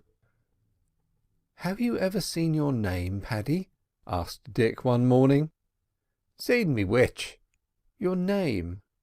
"Ah, don't be asking me questions," replied the other. "How the devil could I see me name?" "Wait, and I'll show you," replied Dick. He ran and fetched a piece of cane, and a minute later, on the salt white sand, in the face of orthography and the sun, appeared these portentous letters: Butten. Button. "Faith, and it's a clever boy you are," said Mr Button admiringly, as he leaned luxuriantly against a coconut tree and contemplated Dick's handiwork. "And that's me name, is it? What's the letters in it?" Dick enumerated them. "I'll teach you to do it too," he said. "I'll teach you to write your name, Paddy. Would you like to write your name, Paddy?" "No," replied the other, who only wanted to be let smoke his pipe in peace. "Me name's no use to me." But Dick, with the terrible gadfly tirelessness of childhood, was not to be put off, and the unfortunate Mr Button had to go to school despite himself. In a few days he could achieve the act of drawing upon the sand characters somewhat like the above, but not without prompting, Dick and Emmeline on each side of him, breathless for fear of a mistake. "Which next?" would ask the sweating scribe, the perspiration pouring from his forehead. "Which next? And be quick, for it's mothered I am." N, that's right. Oh, you're making it crooked. That's right, there. It's all there now. Hurroo!" "Hurroo!" would answer the scholar, waving his old hat over his own name, and "Hurroo!" would answer the coconut grove echoes, whilst the far faint hee hee of the wheeling gulls on the reef would come over the Blue Lagoon, as if in acknowledgment of the deed and encouragement. The appetite comes with teaching. The pleasantest mental exercise of childhood is the instruction of one's elders. Even Emmeline felt this. She took the geography class one day in a timid manner, putting her little hand first in the great horny fist of her friend. "Mr Button." "Well, honey?" "I know geography." "And what's that?" asked Mr Button. This stumped Emmeline for a moment. "It's where places are," she said at last. "Which places?" inquired he. "All sorts of places," replied Emmeline. "Mr Button." "What is it, darling?" "Would you like to learn geography?" "I'm not wishful for larning," said the other hurriedly. "It makes me head buzz to hear them things they read out of books." "Paddy," said Dick, who was strong on drawing that afternoon, "look here." He drew the following on the sand. Here follows an illustration, a bad drawing of an elephant. "That's an elephant," he said in a dubious voice. Mr Button grunted, and the sound was by no means filled with enthusiastic assent. A chill fell on the proceedings. Dick wiped the elephant slowly and regretfully out, whilst Emmeline felt disheartened. Then her face suddenly cleared. The seraphic smile came onto it for a moment. A bright idea had struck her. "Dickie," she said, "draw Henry VIII." Dick's face brightened. He cleared the sand and drew the following figure. Here follows a series of vertical, horizontal and oblique lines, resembling somewhat Henry VIII. "That's not Henry VIII," he explained, "but he will be in a minute. Daddy showed me how to draw him. He's nothing till he gets his hat on." "Put his hat on, put his hat on," implored Emmeline, gazing alternately from the figure on the sand to Mr Button's face, watching for the delighted smile with which she was sure the old man would greet the great king when he appeared in all his glory. Then Dick, with a single stroke of the cane, put Henry's hat on. Here follows a series of vertical, horizontal and oblique lines with a double line vertical for Henry's hat. Now, no portrait could be liker to his monk-hunting majesty than the above, created with one stroke of a cane, so to speak, yet Mr Button remained unmoved. "I did it for Mrs Sims," said Dick regretfully, "and she said it was the image of him." "Maybe the hat's not big enough," said Emmeline, turning her head from side to side as she gazed at the picture. It looked right, but she felt there must be something wrong, as Mr Button did not applaud. Has not every true artist felt the same before the silence of some critic?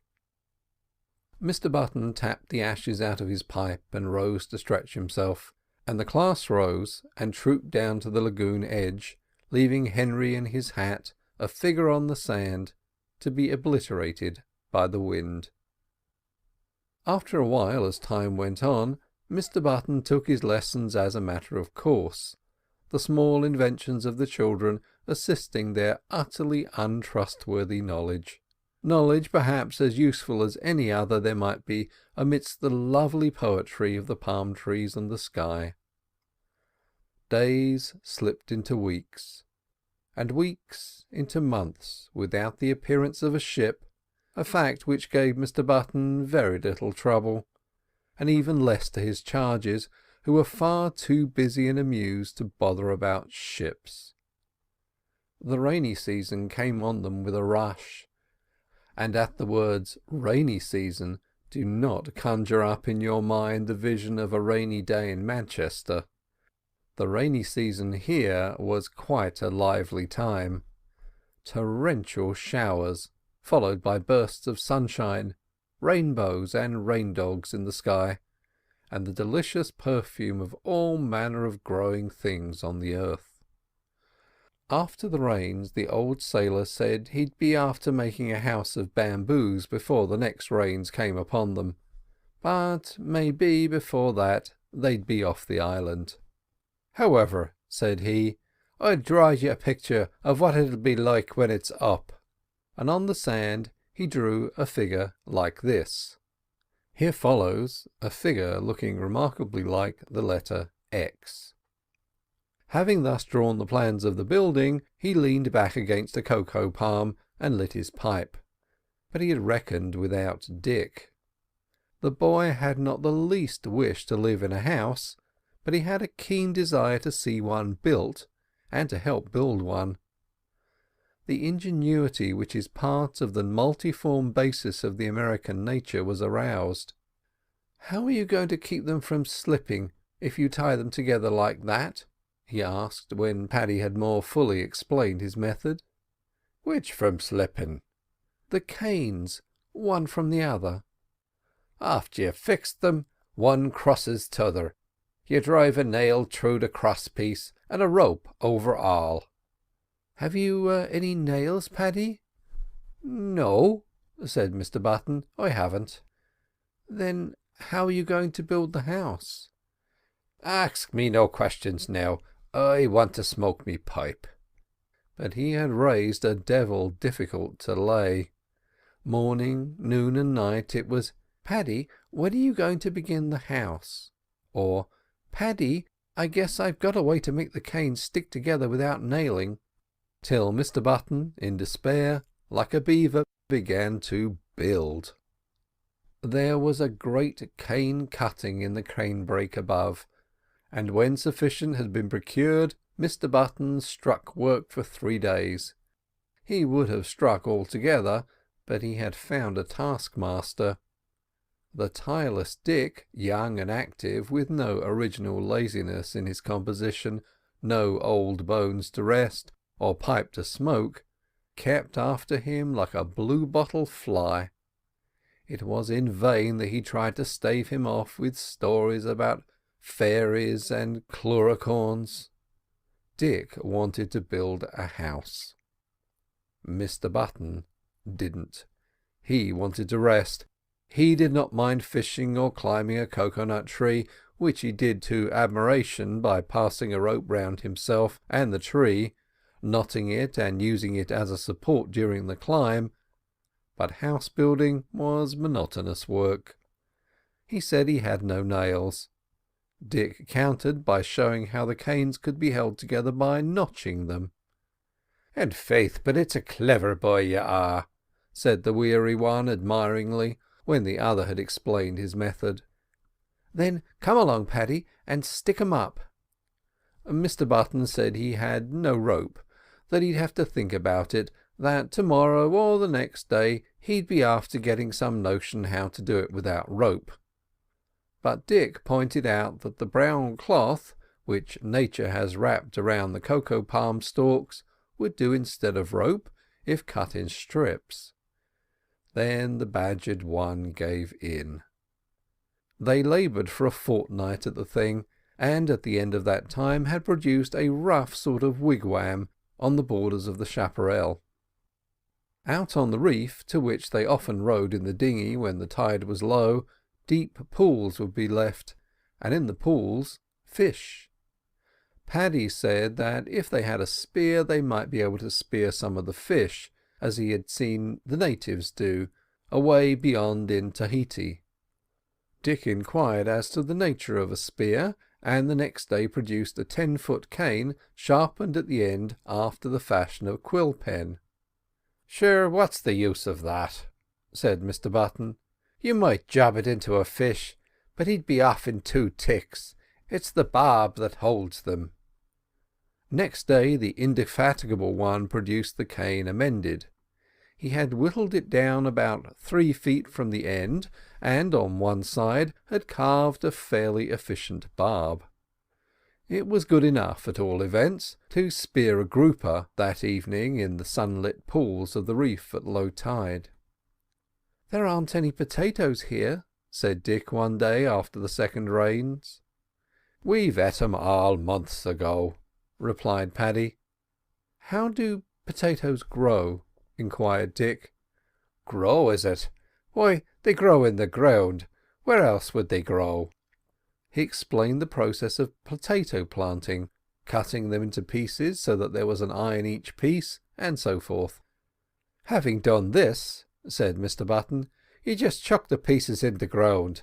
The eyes grow, green leaves pop up, and then if you dig the roots up maybe 6 months after, you'll find bushels of potatoes in the ground, ones as big as your head and weeny ones. It's like a family of childer, some's big and some's little, and there they are in the ground, and all you have to do is to take a fork and dig up a potful of them with a twist of your wrist, and many a time I've done it in the old days." "Why didn't we do that?" asked Dick. "Do what?" "Plant some of the potatoes." "And where'd we have found the spade to plant them with?" "I guess we could have fixed up a spade," replied the boy. "I made a spade at home out of a piece of an old board once. Daddy helped." "Well, skelp off with you and make a spade now," replied the other, who wanted to be quiet and think, "and you and Emmeline can dig in the sand." Emmeline was sitting nearby, stringing together some gorgeous blossoms on a tendril of liana. Months of sun and ozone had made a considerable difference in the child. She was as brown as a gypsy and freckled, not much taller, but twice as plump. Her eyes had lost considerably that look, as though she were contemplating futurity and immensity, not as abstractions but as concrete images, and she had lost the habit of sleepwalking. The shock of the tent coming down on the first night she was tethered to the scull had broken her of it, helped by the new healthful conditions of life, the sea bathing and the eternal open air. There is no narcotic to excel fresh air. Months of semi-savagery had also made a good deal of difference in Dick's appearance. He was 2 inches taller than on the day they'd landed. Freckled and tanned, he had the appearance of a boy of 12. He was the promise of a fine man. He was not a good-looking child, but he was healthy-looking, with a jolly laugh and a daring, almost impudent expression of face. The question of the children's clothes was beginning to vex the mind of the old sailor. The climate was a suit of clothes in itself. One was much happier with almost nothing on. Of course there were changes of temperature, but they were slight. Eternal summer, broken by torrential rains and occasionally a storm. That was the climate of the island. Still, the children couldn't go about with nothing on. He took some of the striped flannel and made Emmeline a kilt. It was funny to see him sitting on the sand, Emmeline standing before him with her garment round her waist, being tied on. He with a mouthful of pins, and the housewife with the scissors, needles and thread by his side. "Turn to the left a bit more," he'd say. "Easy does it. Steady so, musha musha. Where's them scissors? Dick, be holding the end of this bit of string till I get the stitches in behind. Does that hang comfortable? Well, and you're the trouble and all. How's that? That's easier, is it? Lift your foot till I see if it comes to your knees. Now off with it and leave me alone till I stitch the tags to it."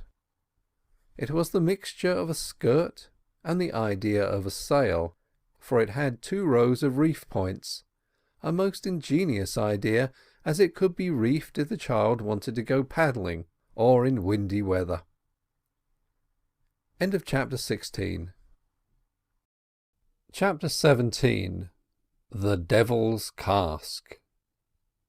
One morning, about a week after the day on which the old sailor, to use his own expression, had bent a skirt on Emmeline, Dick came through the woods and across the sands running. He had been on the hilltop. "Paddy," he cried to the old man who was fixing a hook on a fishing line, "there's a ship."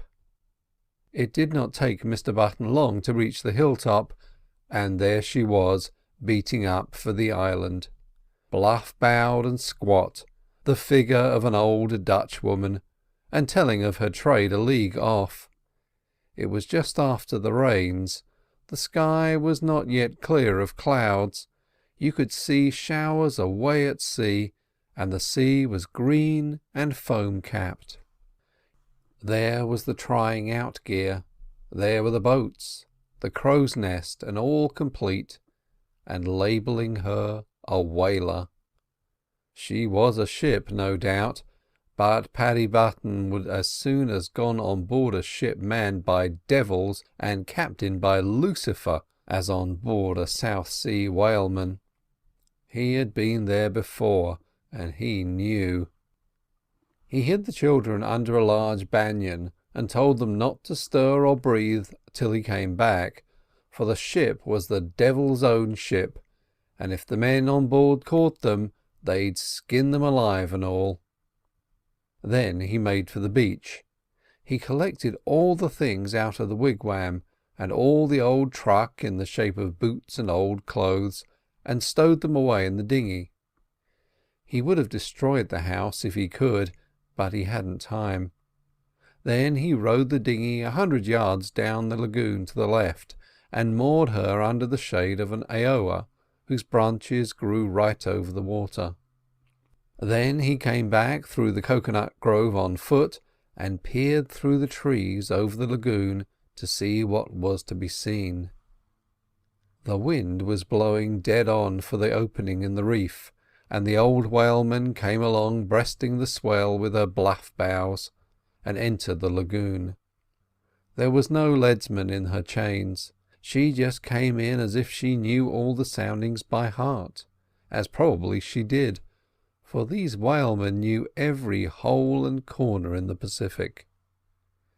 The anchor fell with a splash, and she sprung to it, making a strange enough picture as she floated on the blue mirror, backed by the graceful palm tree on the reef.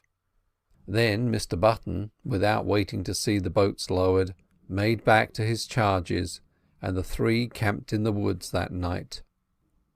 The next morning the whaleman was off and away, leaving as a token of her visit the white sand all trampled, an empty bottle, half an old newspaper, and the wigwam torn to pieces.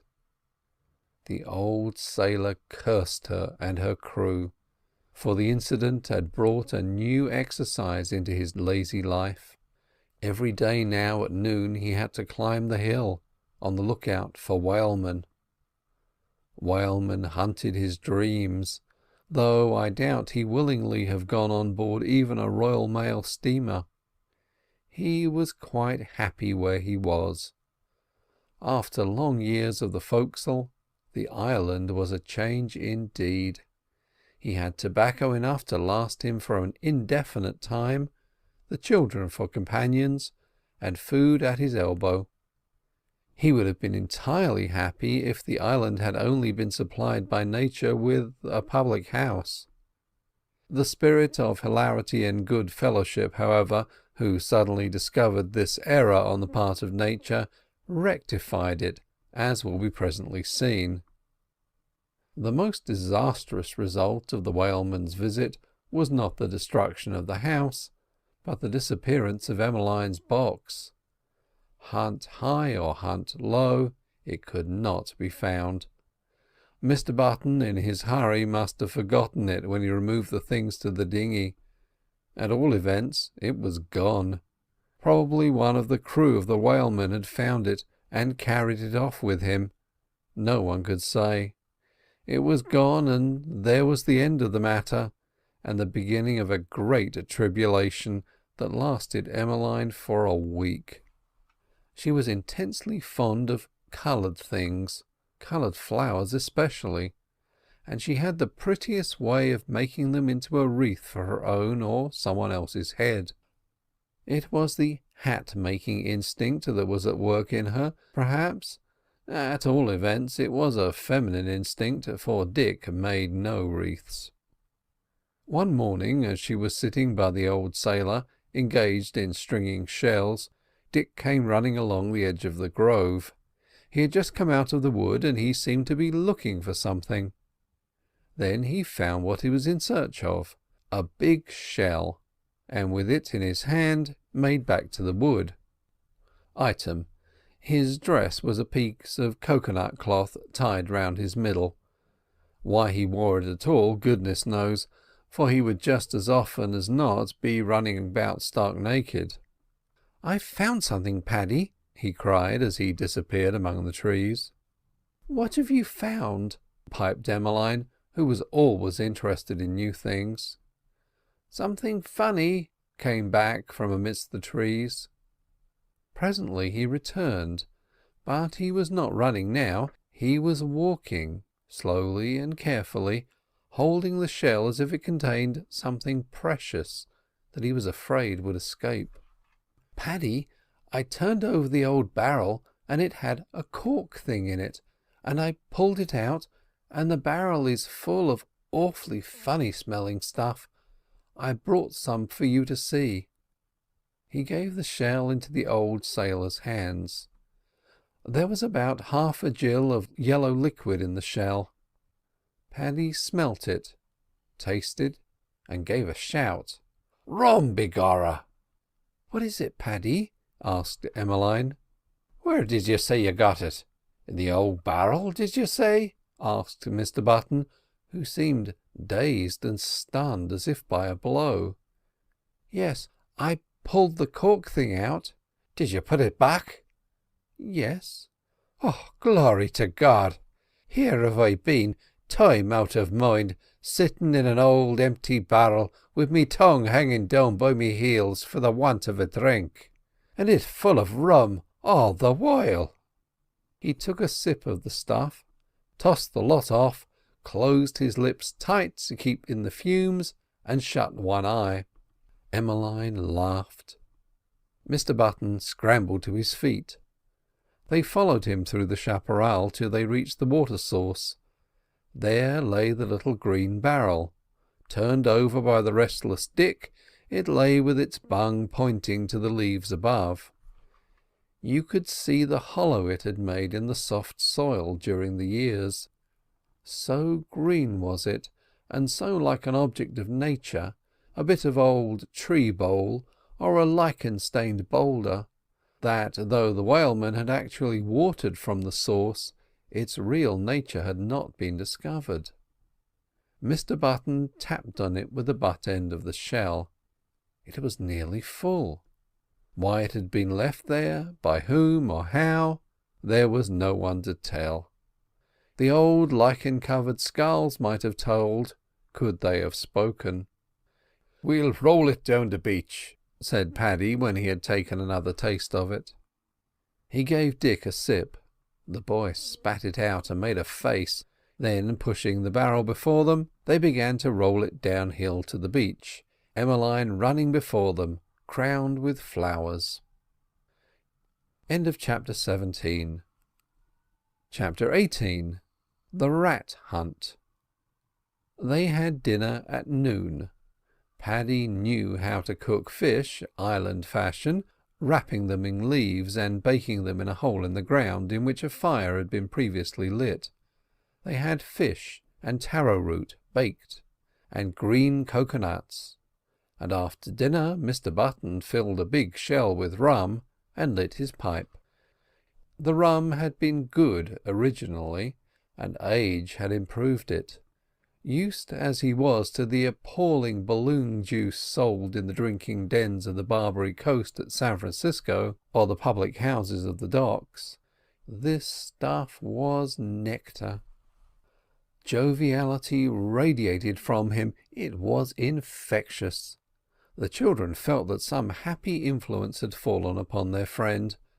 Usually after dinner he was drowsy and wishful to be quiet. Today he told them stories of the sea and sang them songs, shanties.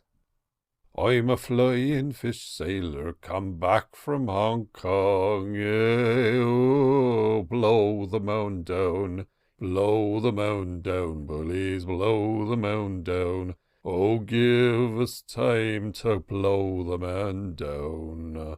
You're a dirty black baller, come back from New York, yeah, oh, blow the man down. Blow the man down, bullies, blow the man down. Oh, give us some time to blow the man down. Oh, give us time to blow the man down, echoed Dick and Emmeline. Up above, in the trees, the bright-eyed birds were watching them. Such a happy party. They had all the appearance of picnickers, and the song echoed amongst the coconut trees, and the wind carried it over the lagoon to where the seagulls were wheeling and screaming, and the foam was thundering on the reef.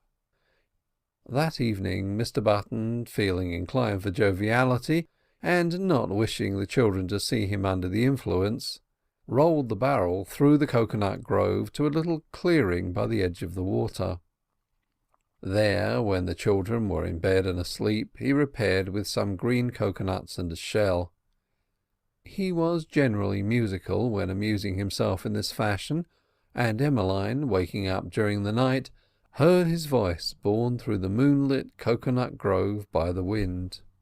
There was 5 or 6 old drunken sailors standing before the bar, and Larry he was serving them from the big 5-gallon jar.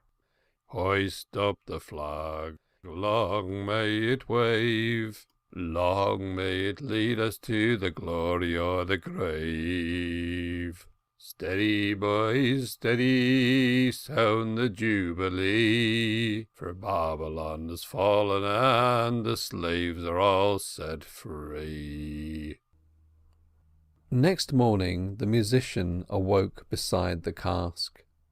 He had not a trace of a headache or any bad feeling, but he made Dick do the cooking, and he lay in the shade of the coconut trees with his head on a pillow made out of an old coat rolled up, twiddling his thumbs, smoking his pipe, and discoursing about the old days, half to himself and half to his companions.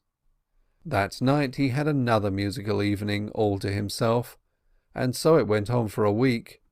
Then he began to lose his appetite and sleep, and one morning Dick found him sitting on the sand looking very queer indeed. As well he might, for he had been seeing things since dawn. "What is it, Paddy?" said the boy, running up, followed by Emmeline.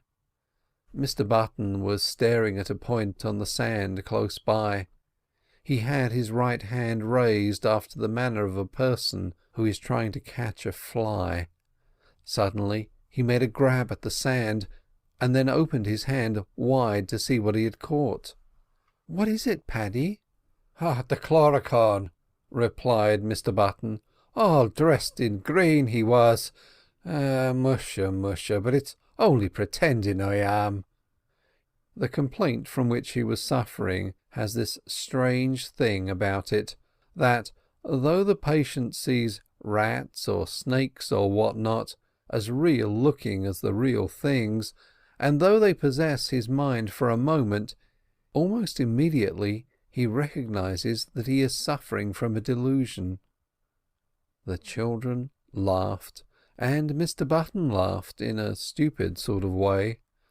Sure, it was only a game I was playing. There was no chlorocorn at all. It's when I drink rum it puts into me head to play games like that. Oh, by the holy poker, there's red rats coming out of the sand." He got on his hands and knees and scuttled off towards the coconut trees, looking over his shoulder with a bewildered expression on his face. He would have risen to fly, only he dared not stand up. The children laughed and danced round him as he crawled. "Look at the rats, Paddy, look at the rats!" cried Dick.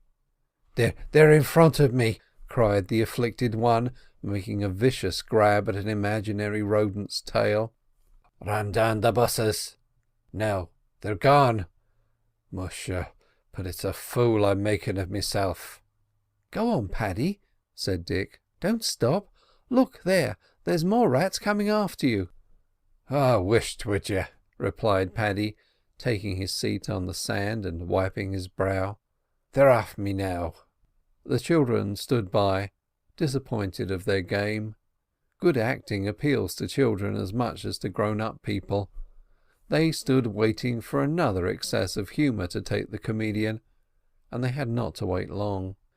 A thing like a flayed horse came out of the lagoon and up on the beach, and this time Button did not crawl away. He got on his feet and ran. "It's a horse that's after me, Dick. Dick, hit him with a scalp. Dick, drive him away."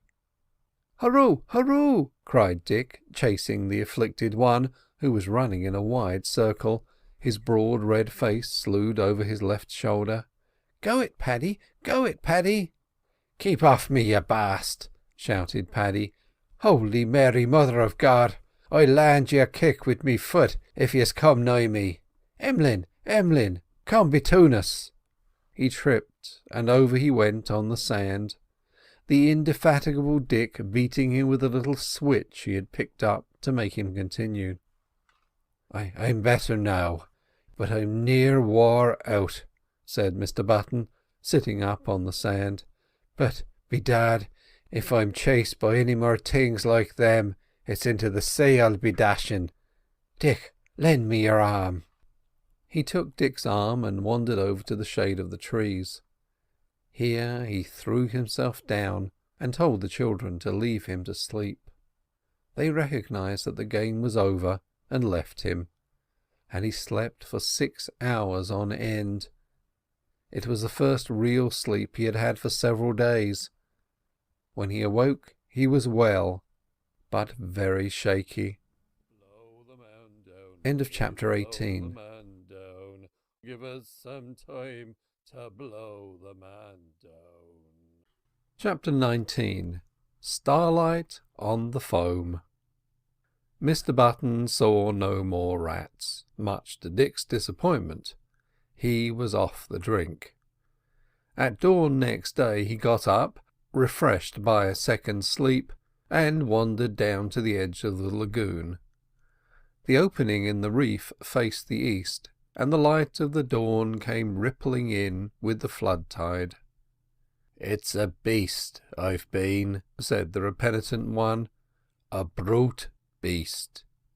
He was quite wrong.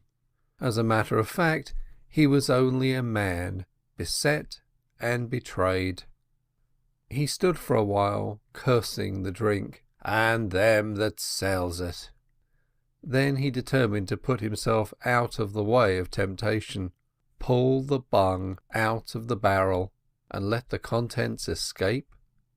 Such a thought never occurred to him, or if it did, was instantly dismissed. For though an old sailor man may curse the drink, good rum is to him a sacred thing, and to empty half a little barrel of it into the sea would be an act almost equivalent to child murder. He put the cask into the dinghy and rowed it over to the reef. There he placed it in the shelter of a great lump of coral and rowed back. Paddy had been trained all his life to rhythmical drunkenness. 4 months or so had generally elapsed between his bouts, sometimes 6. It all depended on the length of the voyage. 6 months now elapsed before he felt even an inclination to look at the rum cask, that tiny dark spot away on the reef. And it was just as well, for during those 6 months another whale ship arrived, watered, and was avoided.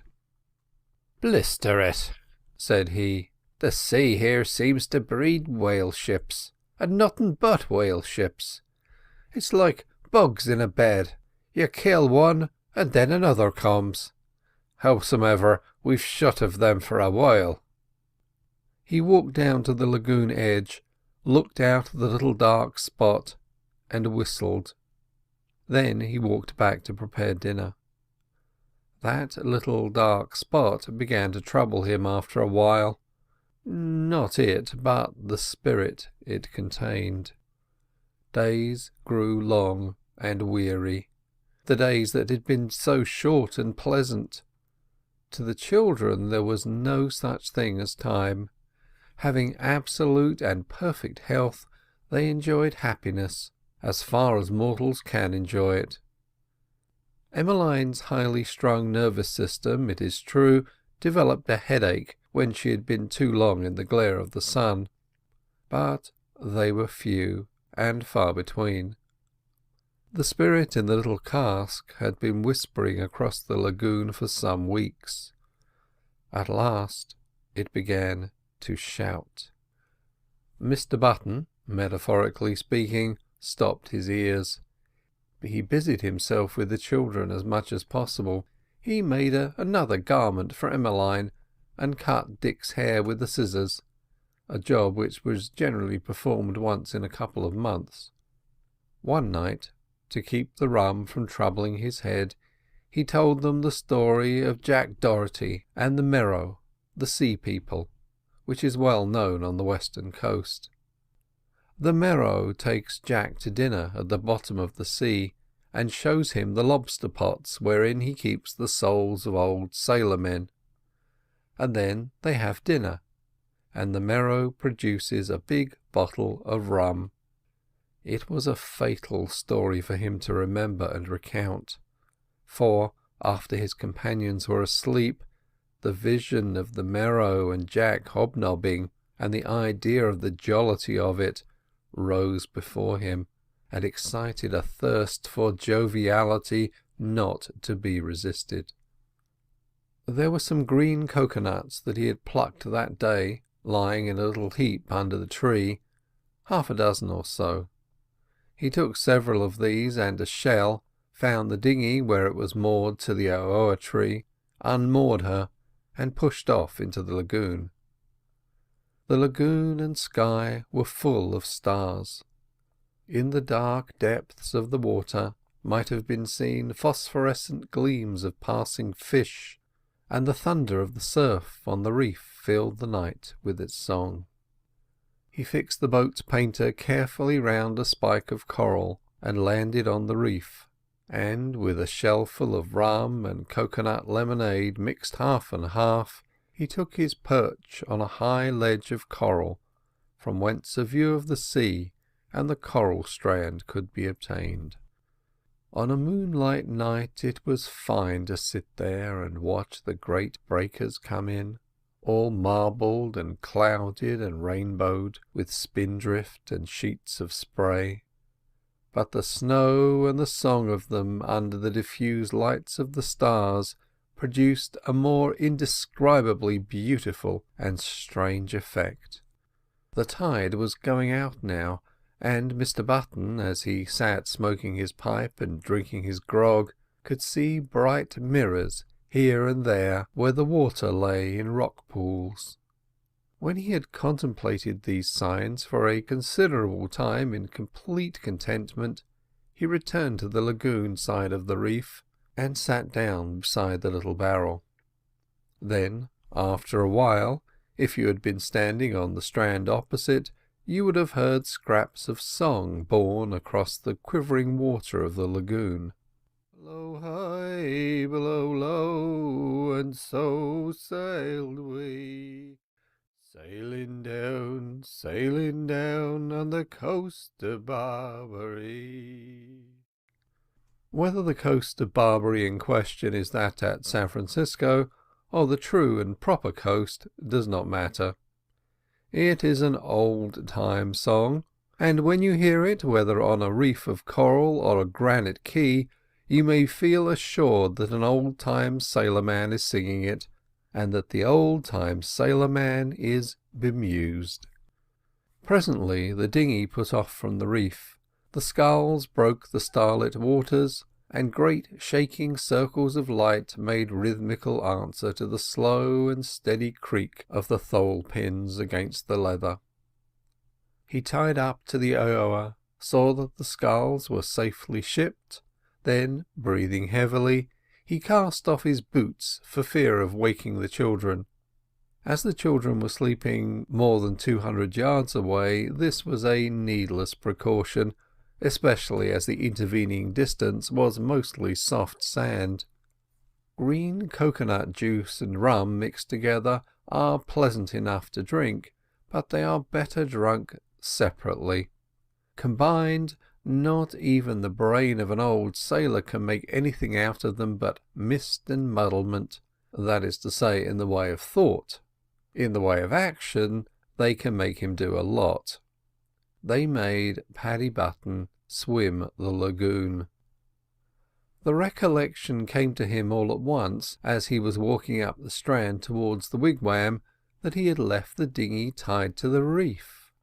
The dinghy was, as a matter of fact, safe and sound tied to the oar, but Mr. Button's memory told him it was tied to the reef.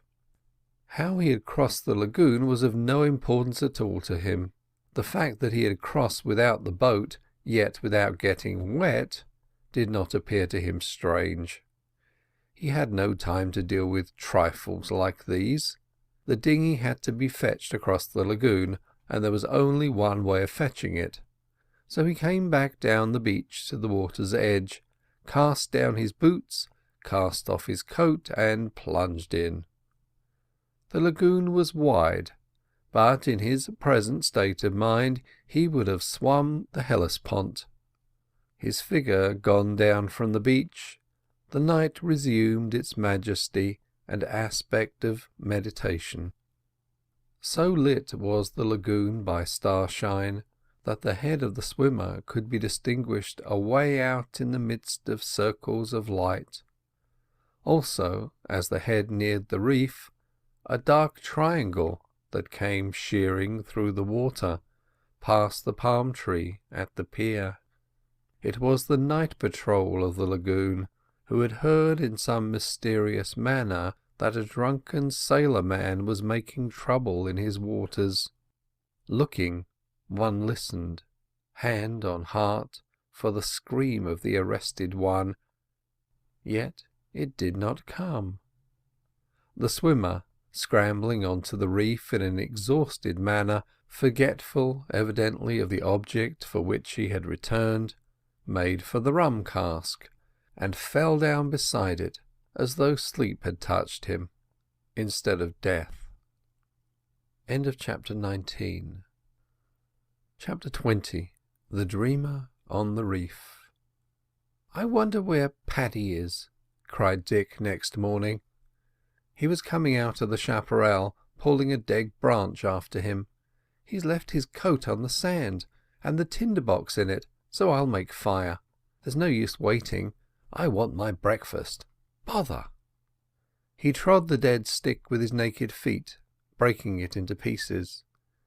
Emmeline sat on the sand and watched him. Emmeline had two gods of a sort, Paddy Button and Dick. Paddy was almost an esoteric god, wrapped up in the fumes of tobacco and mystery, the god of rolling ships and creaking masts.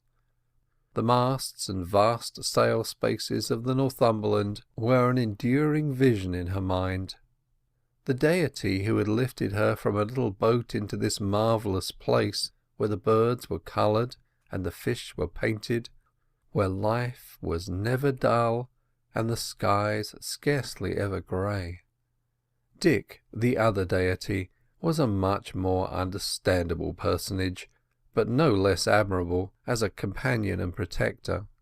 In the 2 years and 5 months of island life he had grown nearly 3 inches. He was as strong as a boy of 12, and could scull a boat almost as well as Paddy himself, and light a fire.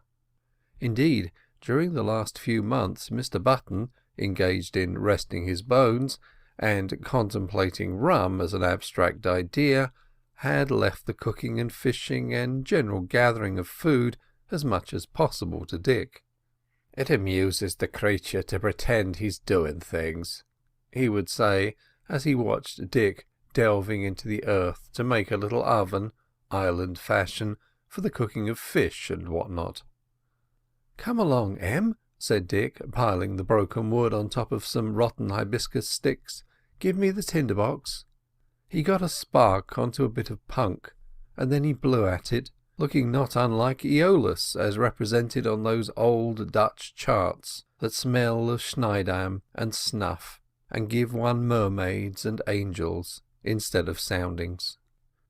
The fire was soon sparkling and crackling, and he heaped on sticks in profusion, for there was plenty of fuel, and he wanted to cook breadfruit. The breadfruit varies in size according to age, and in colour according to season. These that Dick was preparing to cook were as large as small melons. 2 would be more than enough for 3 people's breakfast. They were green and knobbly on the outside, and they suggested to the mind unripe lemons rather than bread. He put them in the embers just as you put potatoes to roast, and presently they sizzled and spat little venomous jets of steam. Then they cracked, and the white inner substance became visible. He cut them open and took the core out. The core is not fit to eat, and they were ready. Meanwhile Emmeline, under his directions, had not been idle. There were in the lagoon, there are in several other tropical lagoons I know of, a fish which I can only describe as a golden herring. A bronze herring it looks when landed, but when swimming away down against the background of coral brains and white sand patches, it has the sheen of burnished gold. It is as good to eat as to look at, and Emmeline was carefully toasting several of them on a piece of cane.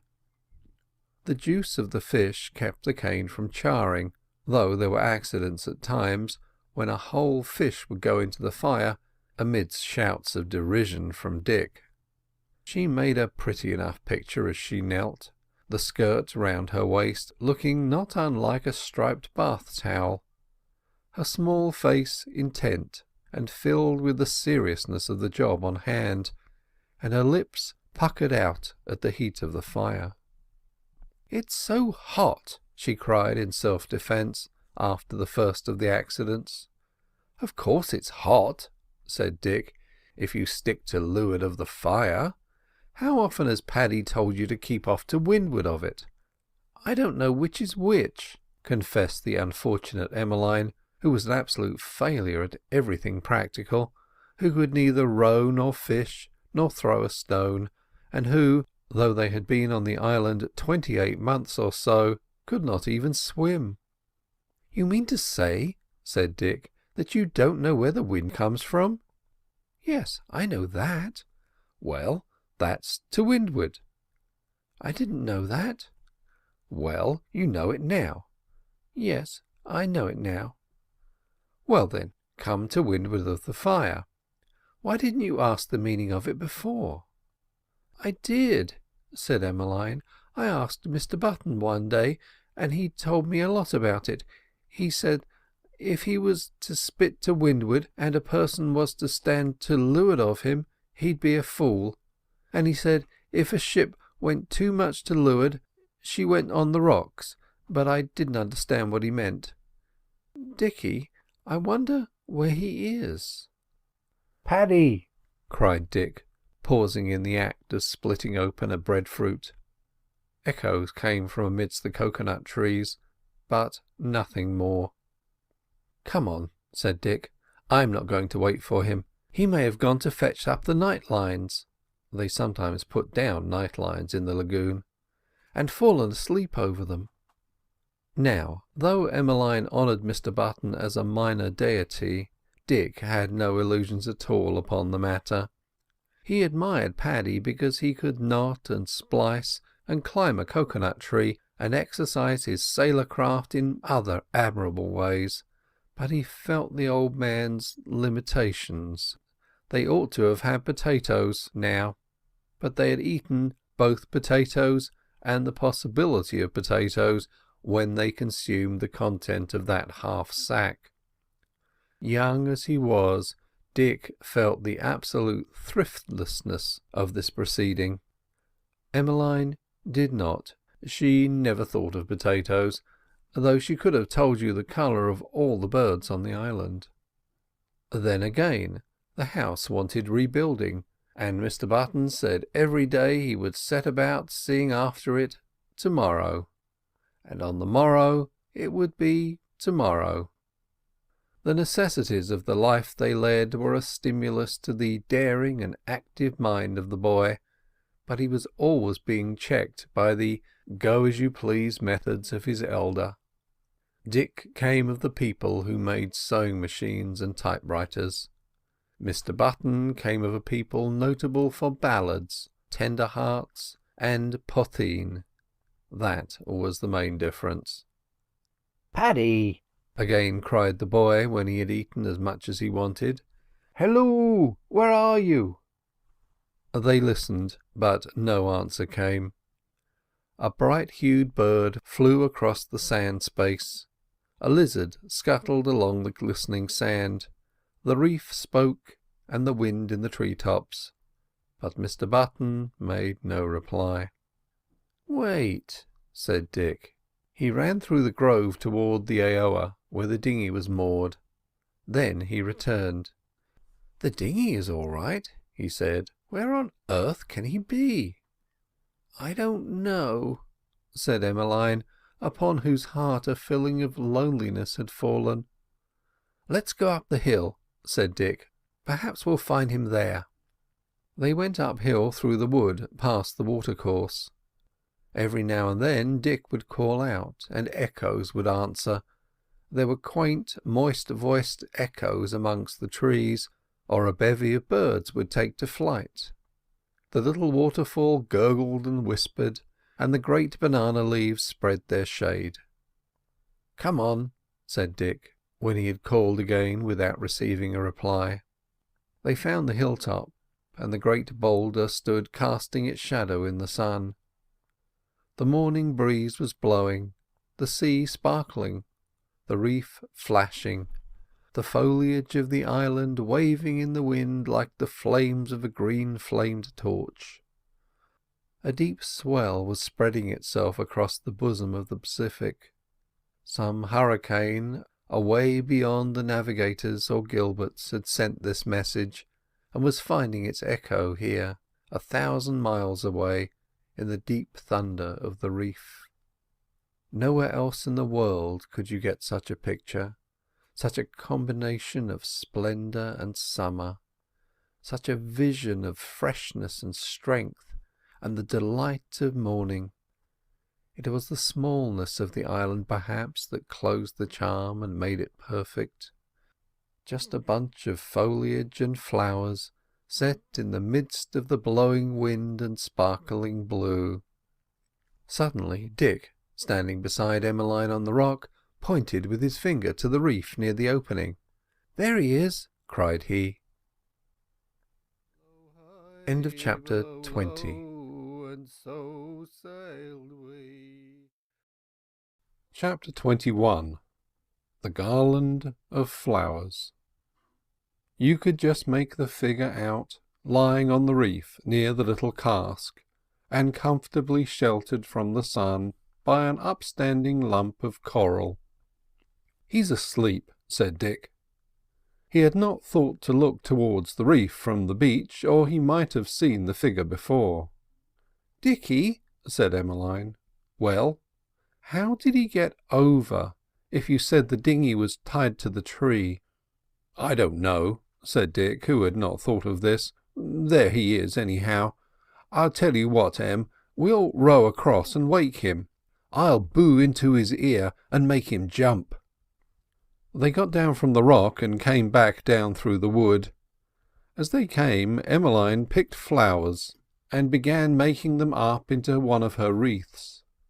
Some scarlet hibiscus, some bluebells, a couple of pale poppies with furry stalks and bitter perfume. "What are you making that for?"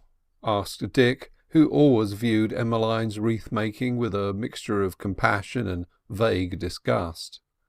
"I'm going to put it on Mr. Button's head," said Emmeline, "so when you say boo into his ear, he'll jump up with it on." Dick chuckled with pleasure at the idea of the practical joke, and almost admitted in his own mind for a moment that, after all, there might be a use for such futilities as wreaths. The dinghy was moored under the spreading shade of the aoa, the painter tied to one of the branches that projected over the water. These dwarf aoas branched in an extraordinary way, close to the ground, throwing out limbs like rails. The tree had made a good protection for the little boat, protecting it from marauding hands and from the sun. Besides the protection of the tree, Paddy had now and then scuttled the boat in shallow water. It was a new boat to start with, and with precautions like these might be expected to last many years. "Get in," said Dick, pulling on the painter, so that the bow of the dinghy came close to the beach.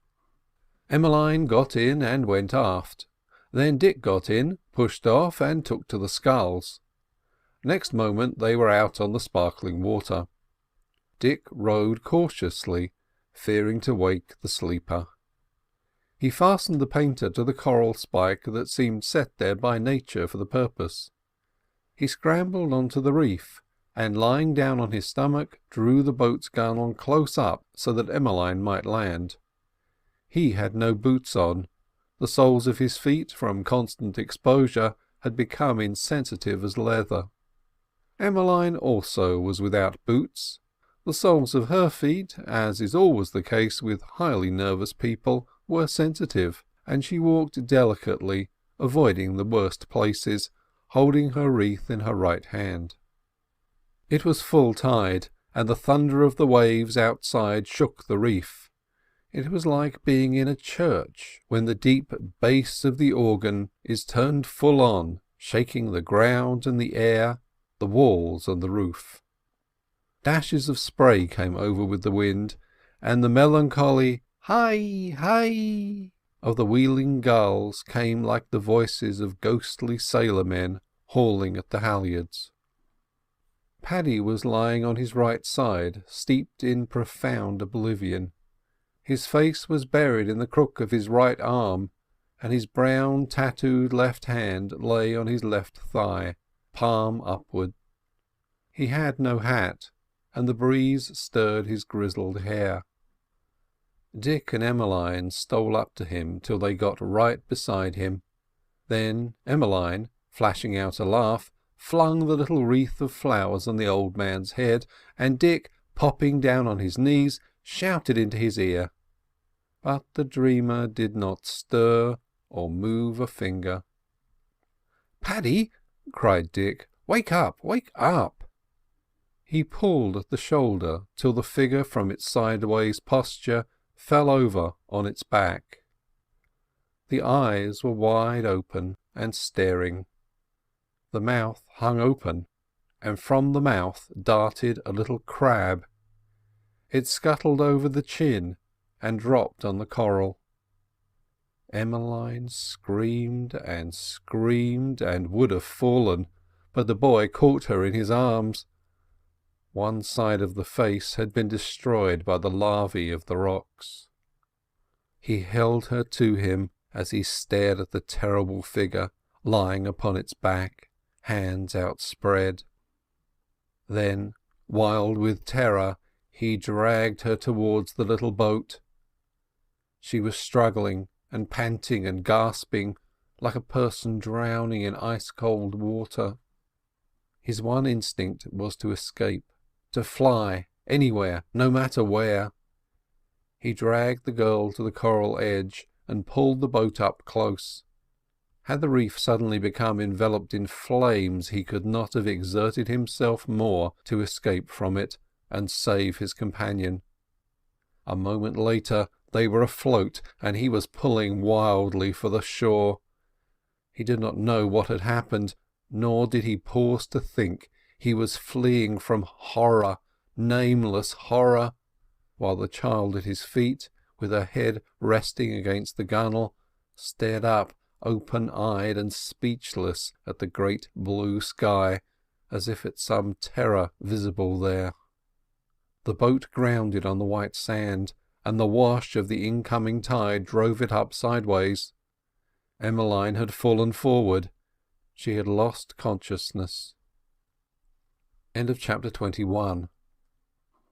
Chapter 22. Alone. The idea of spiritual life must be innate in the heart of man, for all that terrible night when the children lay huddled together in the little hut in the chaparral, the fear that filled them was that their old friend might suddenly darken the entrance and seek to lie down beside them. They did not speak about him. Something had been done to him. Something terrible had happened to the world they knew, but they dared not speak of it or question each other. Dick had carried his companion to the hut where he left the boat, and hidden with her there. The evening had come on, and the night, and now in the darkness, without having tasted food all day, he was telling her not to be afraid, that he would take care of her, but not a word of the thing that had happened. The thing, for them, had no precedent and no vocabulary. They had come across death, raw and real, uncooked by religion, undeodorized by the sayings of sages and poets. They knew nothing of the philosophy that tells us that death is the common lot and the natural sequence to birth, or the religion that teaches us that death is the door to life. A dead old sailor man, lying like a festering carcass on the coral ledge, eyes staring and glazed and fixed, a wide-open mouth that once had spoken comforting words, and now spoke living crabs. That was the vision before them. They did not philosophize about it, and though they were filled with terror, I do not think it was terror that held them from speaking about it, but a vague feeling that what they had beheld was obscene, unspeakable, and a thing to avoid. Lestrange had brought them up in his own way. He had told them that there was a good God who looked after the world, determined as far as he could do to exclude demonology and sin and death from their knowledge. He had rested content with the bald statement that there was a good God who looked after the world, without explaining fully that the same God would torture them for ever and ever should they fail to believe in him or keep his commandments. This knowledge of the Almighty, therefore, was but a half-knowledge, the vaguest abstraction. Had they been brought up, however, in the most strict Calvinistic school, this knowledge of him would have been no comfort now. Belief in God is no comfort to a frightened child. Teach him as many parrot-like prayers as you please, and in distress or the dark, of what use are they to him? His cries for his nurse or for his mother.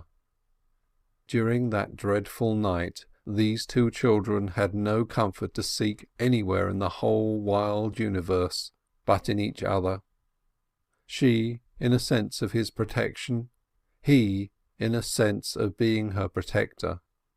The manliness in him, greater and more beautiful than physical strength, developed in those dark hours, just as a plant, under extraordinary circumstances, is hurried into bloom.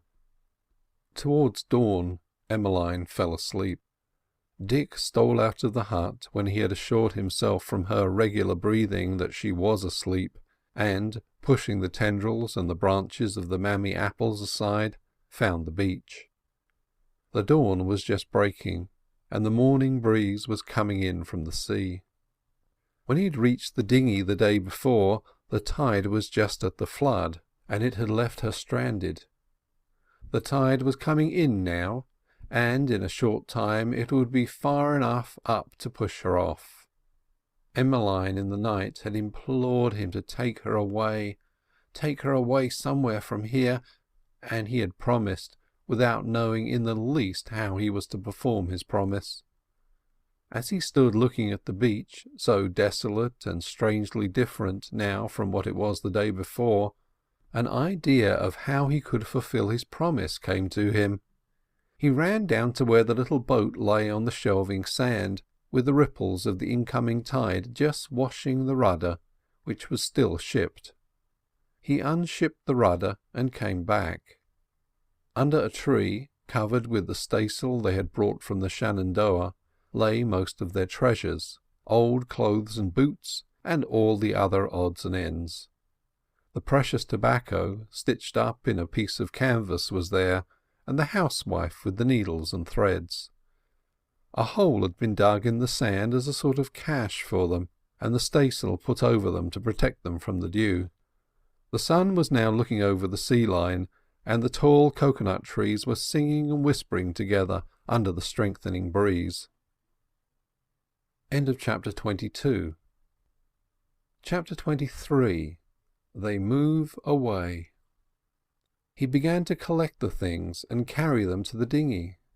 He took the staysail and everything that might be useful, and when he had stowed them in the boat, he took the breaker and filled it with water at the water source in the wood. He collected some bananas and breadfruit, and stowed them in the dinghy with the breaker. Then he found the remains of yesterday's breakfast, which he had hidden between two palmetto leaves, and placed it also in the boat. The water was now so high that a strong push would float her. He turned back to the hut for Emmeline.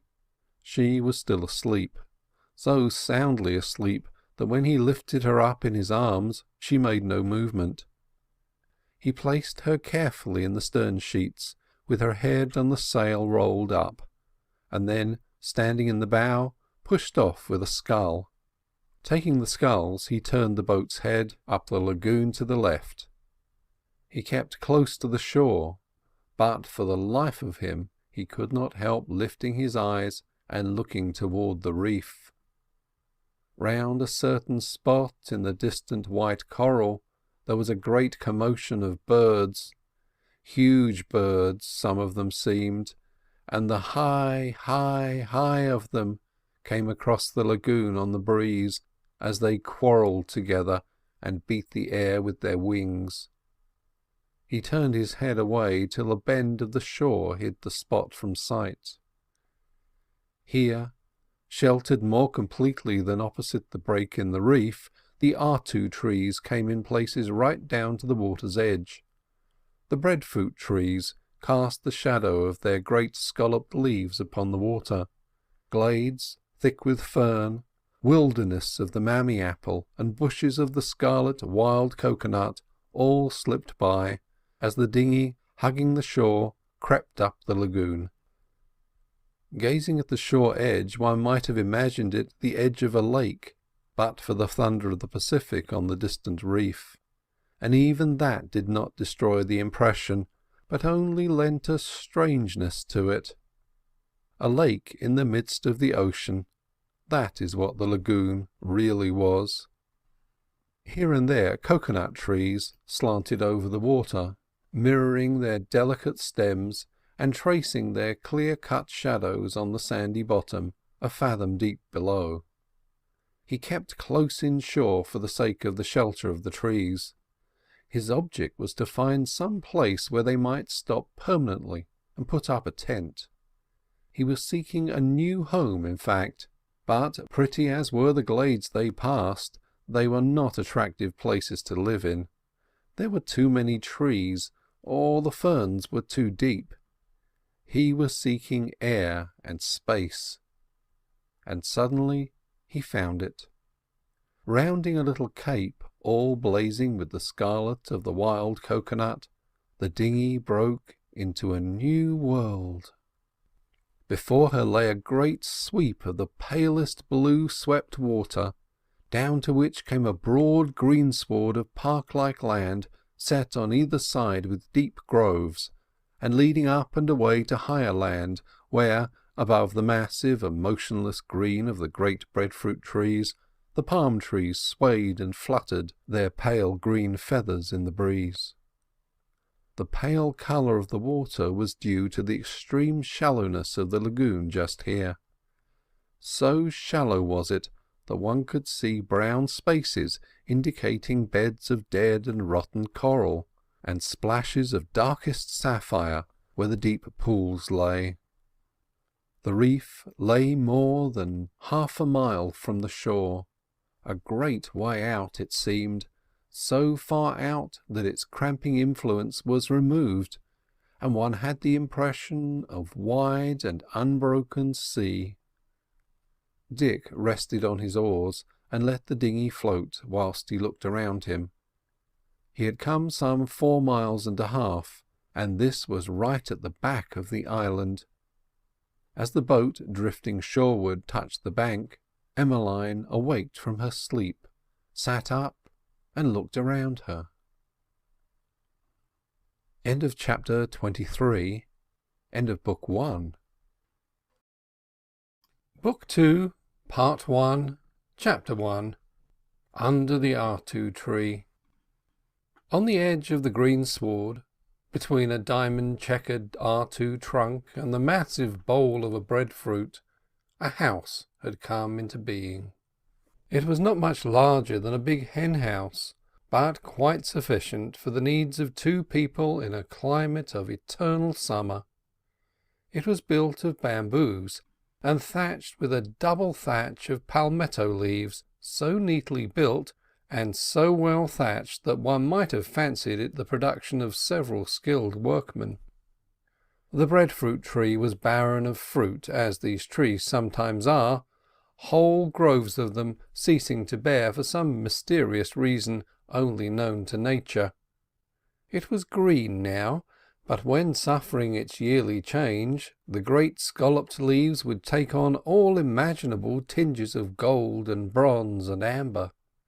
Beyond the artu was a little clearing, where the chaparral had been carefully removed and taro roots planted.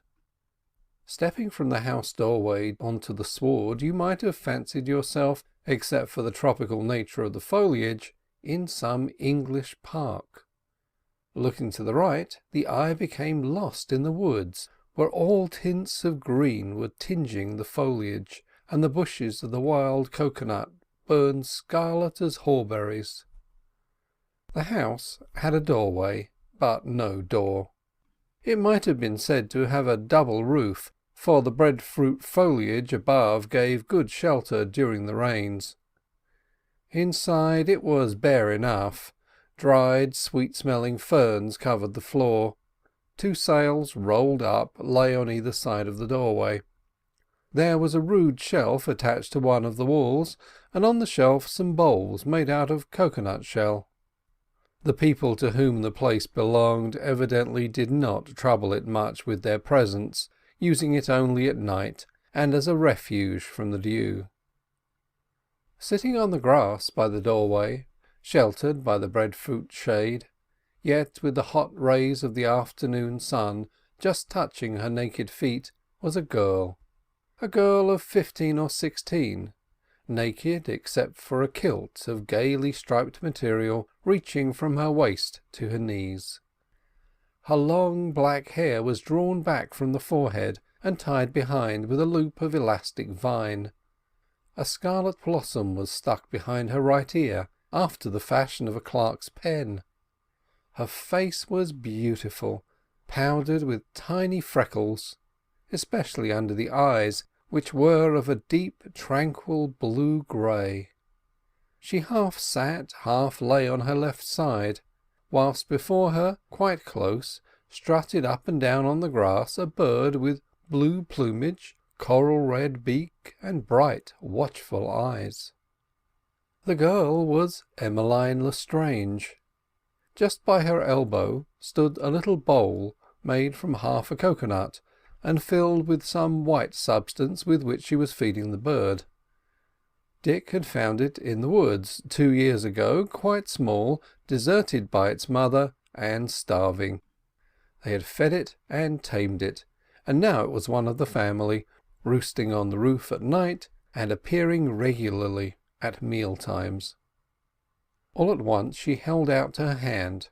The bird flew into the air, lit on her forefinger, and balanced itself, sinking its head between its shoulders, and uttering the sound which formed its entire vocabulary and one means of vocal expression, a sound from which it had derived its name.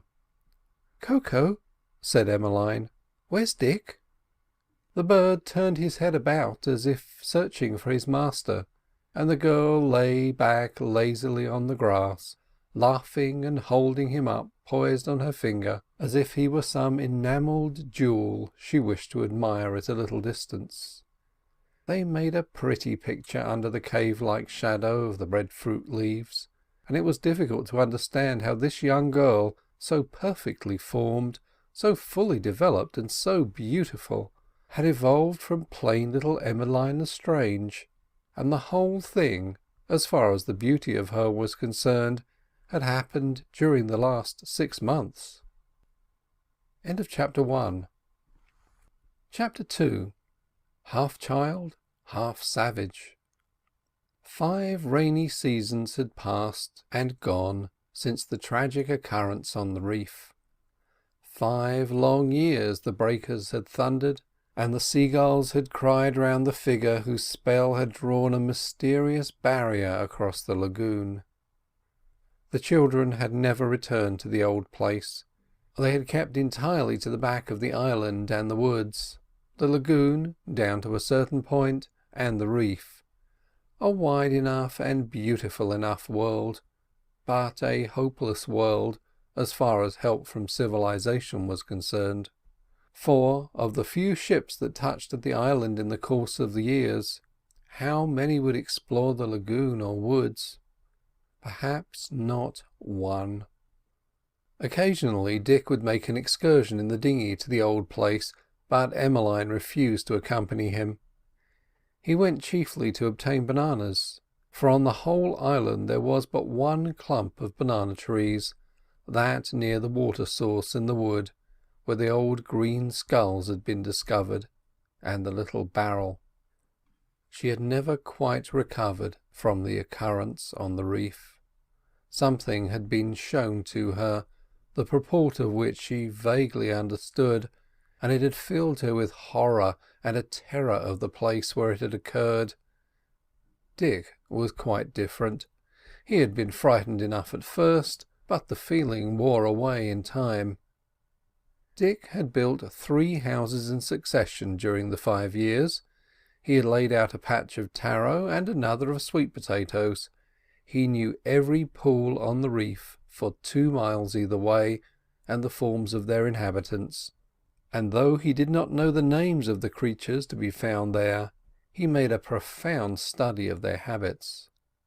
He had seen some astonishing things during these 5 years, from a fight between a whale and two thrashers conducted outside the reef, lasting an hour and dyeing the breaking waves with blood, to the poisoning of the fish in the lagoon by fresh water due to an extraordinarily heavy rainy season.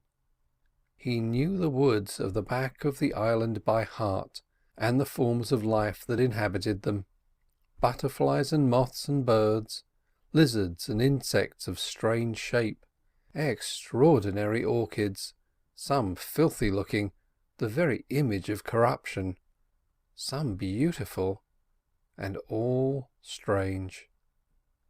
He found melons and guavas and breadfruit, the red apple of Tahiti and the great Brazilian plum, taro in plenty, and a dozen other good things, but there were no bananas. This made him unhappy at times, for he was human. Although Emmeline had asked Koko for Dick's whereabouts, it was only a remark made by way of making conversation, for she could hear him in the little cane brake which lay close by amidst the trees. In a few minutes he appeared, dragging after him two canes which he had just cut, and wiping the perspiration off his brow with his naked arm. He had an old pair of trousers on, part of the truck salved long ago from the Shenandoah. Nothing else, and he was well worth looking at and considering, both from a physical and a psychological point of view. Auburn-haired and tall, looking more like 17 than 16, with a restless and daring expression, half a child, half a man, half a civilized being, half a savage, he had progressed and retrograded during the 5 years of savage life. He sat down beside Emmeline, flung the canes beside him, tried the edge of the old butcher's knife with which he had cut them, then, taking one of the canes across his knee, he began whittling at it. "What are you making?" asked Emmeline, releasing the bird, which flew into one of the branches of the artu and rested there, a blue point amidst the dark green. "Fish spear," replied Dick. Without being taciturn, he rarely wasted words. Life was all business for him. He would talk to Emmeline, but always in short sentences, and he had developed a habit of talking to inanimate things, to the fish spear he was carving, or the bowl he was fashioning from a cocoa-nut. As for Emmeline, even as a child she had never been talkative. There was something mysterious in her personality, something secretive. Her mind seemed half submerged in twilight. Though she spoke little, and though the subject of their conversations was almost entirely material and relative to their everyday needs, her mind would wander into abstract fields and the land of chimerae and dreams. What she found there no one knew, least of all perhaps herself. As for Dick, he would sometimes talk and mutter to himself, as if in a reverie, but if you caught the words, you would find they referred to no abstraction, but to some trifle he had on hand. He seemed entirely bound up in the moment, and to have forgotten the past as completely as though it had never been. Yet he had his contemplative moods. He would lie with his face over a rick pool by the hour, watching the strange forms of life to be seen there, or sit in the woods, motionless as a stone, watching the birds and the swift slipping lizards. The birds came so close that he could easily have knocked them over, but he never hurt one or interfered in any way with the wild life of the woods. The island, the lagoon, and the reef were for him the 3 volumes of a great picture book, as they were for Emmeline, though in a different manner. The colour and beauty of it all fed some mysterious want in her soul. Her life was a long reverie, a beautiful vision, troubled with shadows. Across all the blue and coloured spaces that meant months and years, she could still see, as in a glass dimly, the Northumberland, smoking against the wild background of fog, her uncle's face, Boston, a vague and dark picture beyond a storm, and nearer the tragic form on the reef that still haunted terribly her dreams. But she never spoke of these things to Dick, just as she kept the secret of what was in her box, and the secret of her trouble whenever she lost it. She kept the secret of her feelings about these things. Born of these things, there remained with her always a vague terror, the terror of losing Dick. Mrs. Stannard, her uncle, the dim people she had known in Boston, all had passed away out of her life like a dream and shadows. The other one, too, most horribly.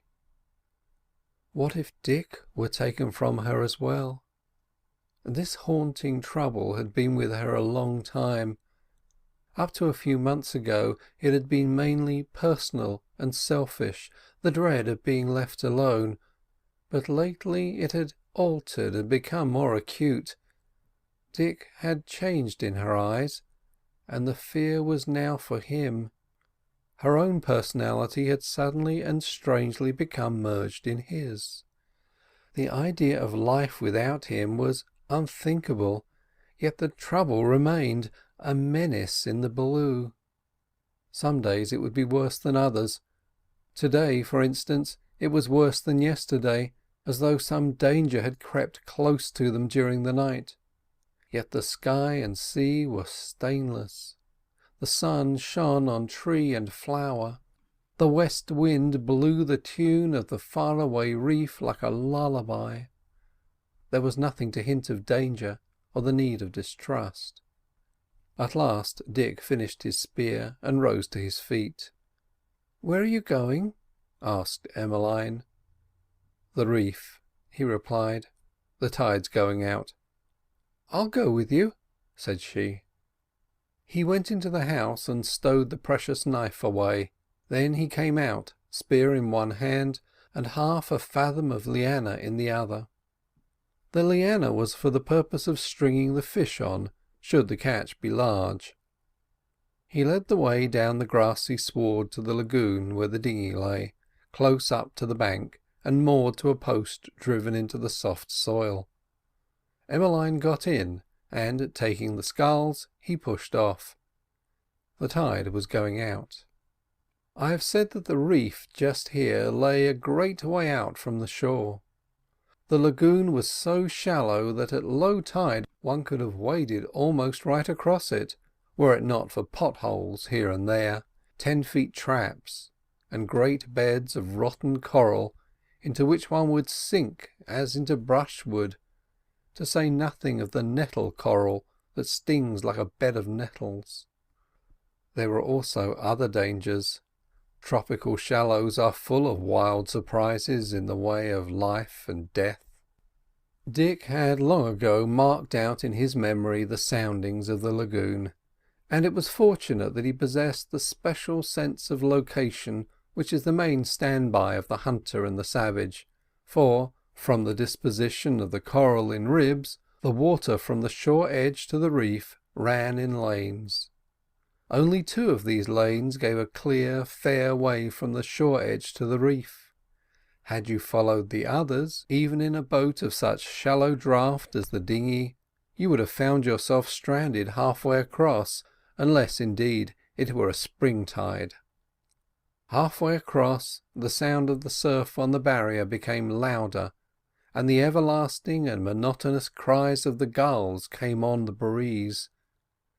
It was lonely out there, and looking back the shore seemed a great way off. It was lonelier still on the reef. Dick tied up the boat to a projection of coral and helped Emmeline to land. The sun was creeping down into the west, the tide was nearly half out, and large pools of water lay glittering like burnished shields in the sunlight. Dick, with his precious spear beside him, sat calmly down on a ledge of coral and began to divest himself of his one and only garment. Emmeline turned away her head and contemplated the distant shore, which seemed thrice as far off as it was in reality. When she turned her head again, he was racing along the edge of the surf. He and his spear, silhouetted against the spindrift and dazzling foam, formed a picture savage enough, and well in keeping with the general desolation of the background. She watched him lie down and cling to a piece of coral, whilst the surf rushed round and over him, and then rise and shake himself like a dog, and pursue his gambols, his body all glittering with the wet.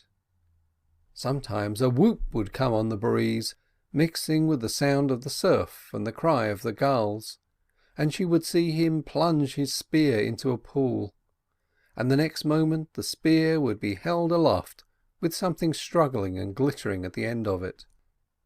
He was quite different out here on the reef to what he was ashore. The surroundings here seemed to develop all that was savage in him in a startling way, and he would kill and kill just for the pleasure of killing, destroying more fish than they could possibly use. End of Chapter 2. Chapter 3. The Demon of the Reef. The romance of coral has still to be written. There still exists a widespread opinion that the coral reef and the coral island are the work of an insect.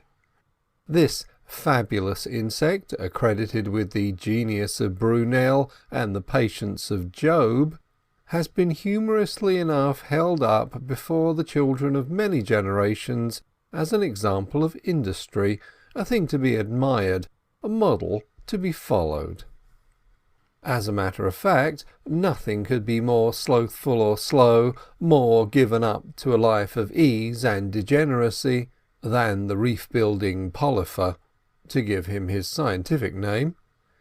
He is the hobo of the animal world, but unlike the hobo, he does not even tramp for a living. He exists as a sluggish and gelatinous worm. He attracts to himself calcareous elements from the water to make himself a house. Mark you, the sea does the building. He dies and he leaves his house behind him, and a reputation for industry, besides which the reputation of the ant turns pale, and that of the bee becomes of little account. On a coral reef you are treading on rock that the reef-building polypifer of ages have left behind them as evidence of their idle and apparently useless lives. You might fancy that the reef is formed of dead rock, but it is not. That is where the wonder of the thing comes in. A coral reef is half alive. If it were not, it would not resist the action of the seas 10 years. The live part of the reef is just where the breakers come in, and beyond. The gelatinous rock-building polypifers die almost at once, if exposed to the sun or if left uncovered by the water. Sometimes at a very low tide, if you have enough courage to risk being swept away by the breakers, going out as far on the reef as you can, you may catch a glimpse of them in their living state, great mounds and masses of what seems rock, but which is a honeycomb of coral whose cells are filled with the living polypifers. Those in the uppermost cells are usually dead, but lower down they are living. Always dying, always being renewed, devoured by fish, attacked by the sea, that is the life of a coral reef. It is a thing as living as a cabbage or a tree. Each storm tears a piece off the reef which the living coral replaces. Wounds occur in it which actually granulate and heal as wounds do of the human body. There is nothing perhaps more mysterious in nature than this fact of the existence of a living land, a land that repairs itself when injured by vital processes and resists the eternal attack of the sea by vital force, especially when we think of the extent of some of these lagoons or atolls, whose existences are an eternal battle with the waves. Unlike the island of this story, which is an island surrounded by a barrier reef of coral surrounding a space of sea, the lagoon, the reef forms the island. The reef may be grown over by trees, or it may be perfectly destitute of important vegetation, or it may be crusted with islets. Some islets may exist within the lagoon, but often as not it is just a great empty lake floored with sand and coral, peopled with life different to the life of the outside ocean, protected from the waves, and reflecting the sky like a mirror. When we remember that the atoll is a living thing, an organic whole, as full of life, though not so highly organised, as a tortoise, the meanest imagination must be struck with the immensity of one of the structures. Vere Atoll, in the lower archipelago, measured from lagoon edge to lagoon edge, is 60 miles long by 20 miles broad at its broadest part. In the Marshall Archipelago, Rimsky-Korsakov is 54 miles long and 20 miles broad, and Rimsky-Korsakov is a living thing, secreting, excreting, and growing more highly organised than the coconut trees that grow upon its back, or the blossoms that powder the hutu trees in its groves. The story of coral is the story of a world, and the longest chapter in that story concerns itself with coral's infinite variety and form. Out on the margin of the reef, where Dick was spearing fish, you might have seen a peach-blossom-coloured lichen on the rock.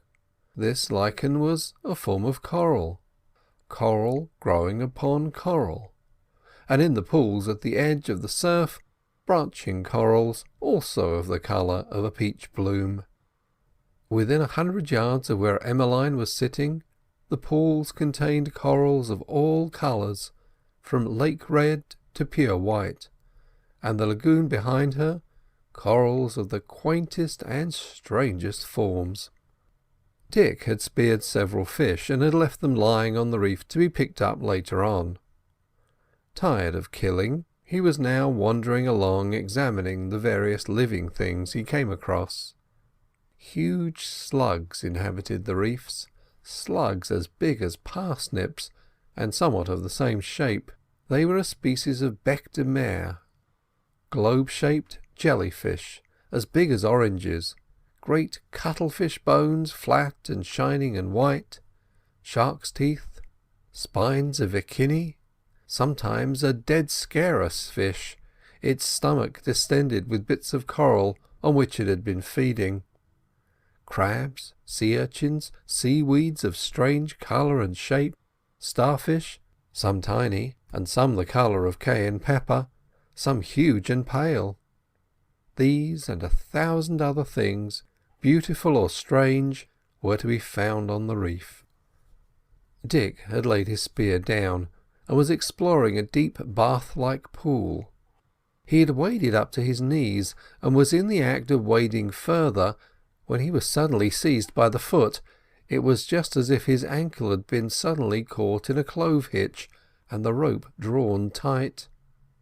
He screamed out with pain and terror, and suddenly and viciously a whiplash shot out from the water, lassoed him round the left knee, drew itself taut, and held him. End of chapter 3. Chapter 4. What beauty concealed. Emmeline, seated on the coral rock, had almost forgotten Dick for a moment. The sun was setting, and the warm amber light of the sunset shone on reef and rock pool. Just at sunset and low tide, the reef had a peculiar fascination for her. It had the low tide smell of seaweed exposed to the air, and the torment and the trouble of the breakers seemed eased. Before her, and on either side, the foam-dashed coral glowed in amber and gold, and the great Pacific came glassing and glittering in, voiceless and peaceful, till it reached the strand and burst into song and spray. Here, just as on the hilltop on the other side of the island, you could mark the rhythm of the rollers. Forever and forever and forever, they seemed to say. The cry of the gulls came mixed with the spray on the breeze. They haunted the reef like uneasy spirits, always complaining, never at rest. But at sunset their cry seemed farther away and less melancholy, perhaps because just then the whole island seemed bathed in the spirit of peace. She turned from the sea prospect and looked backwards over the lagoon to the island. She could make out the broad green glade, beside which their little house lay, and a spot of yellow, which was the thatch of the house, just by the artu tree, and nearly hidden by the shadow of the breadfruit. Over woods the fronds of the great coconut palms showed above every other tree, silhouetted against the dim dark blue of the eastern sky. Seen by the enchanted light of sunset, the whole picture had an unreal look, more lovely than a dream. At dawn, and Dick would often start for the reef before dawn if the tide served, the picture was as beautiful. More so, perhaps, for over the island, all in shadow and against the stars, you could see the palm tops catching fire, and then the light of day coming through the green trees and blue sky like a spirit across the blue lagoon, widening and strengthening as it widened across the white foam, out over the sea, spreading like a fan, till, all at once, night was day, and the gulls were crying, and the breakers flashing, the dawn wind blowing, and the palm trees bending as palm trees only know how. Emmeline always imagined herself alone on the island with Dick, but Beauty was there too, and Beauty is a great companion. The girl was contemplating the scene before her. Nature in her friendliest mood seemed to say, "Behold me. Men call me cruel. Men have called me deceitful, even treacherous.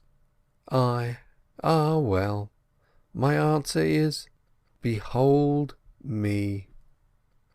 The girl was contemplating the specious beauty of it all, when on the breeze from the seaward came a shout. She turned quickly.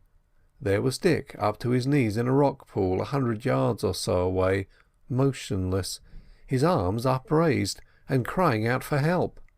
She sprang to her feet. There had once been an islet on this part of the reef, a tiny thing, consisting of a few palms and a handful of vegetation, and destroyed perhaps in some great storm. I mention this because the existence of this island once upon a time was the means indirectly of saving Dick's life, for where these islands have been or are, flats occur on the reef formed of coral conglomerate. Emmeline in her bare feet could never have reached him in time over rough coral, but fortunately this flat and comparatively smooth surface lay between them. "My spear!" shouted Dick as she approached. He seemed at first tangled in brambles. Then she thought ropes were tangling round him and tying him to something in the water. Whatever it was most awful and hideous, and like a nightmare.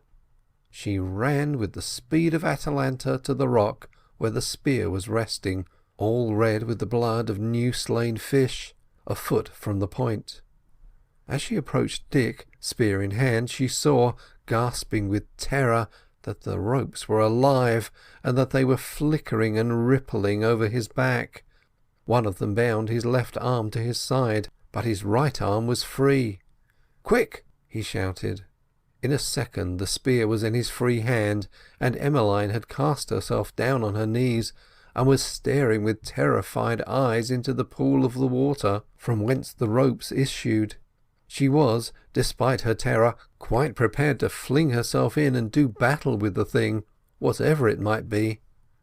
What she saw was only for a second. In the deep water of the pool, Gazing up and forward and straight at Dick, she saw a face, lugubrious and awful. The eyes were wide as saucers, stony and steadfast.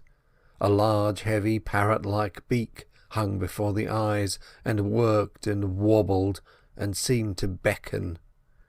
But what froze one's heart was the expression of the eyes, so stonily and lugubrious, so passionless, so devoid of speculation, yet so fixed of purpose and full of fate. From away far down he had risen with the rising tide. He had been feeding on crabs when the tide, betraying him, had gone out, leaving him trapped in the rock pool.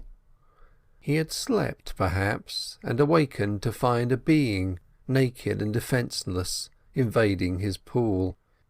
He was quite small as octopods go, and young, yet he was large and powerful enough to have drowned an ox. The octopod has only been described once in stone by a Japanese artist. The statue is still extant, and it is the most terrible masterpiece of sculpture ever executed by human hands. It represents a man who has been bathing on a low-tide beach and has been caught. The man is shouting in a delirium of terror and threatening with his free arm the spectre that has him in its grip.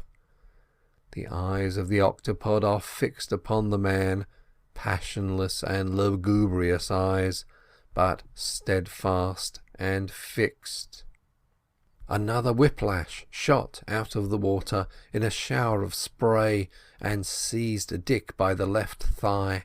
At the same instant he drove the point of the spear through the right eye of the monster, deep down through eye and soft gelatinous carcass, till the spear point dirled and splintered against the rock.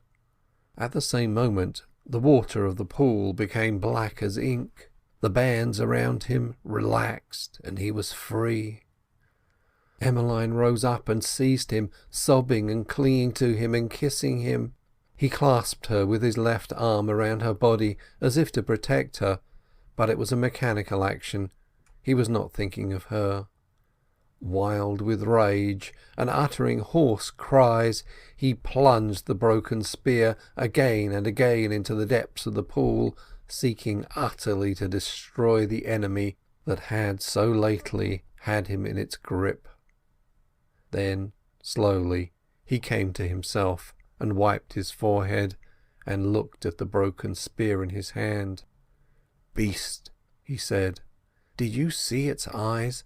I wish it had 100 eyes, and I had 100 spears to drive into them." She was clinging to him and sobbing and laughing hysterically and praising him. One might have thought that he had rescued her from death, not she him.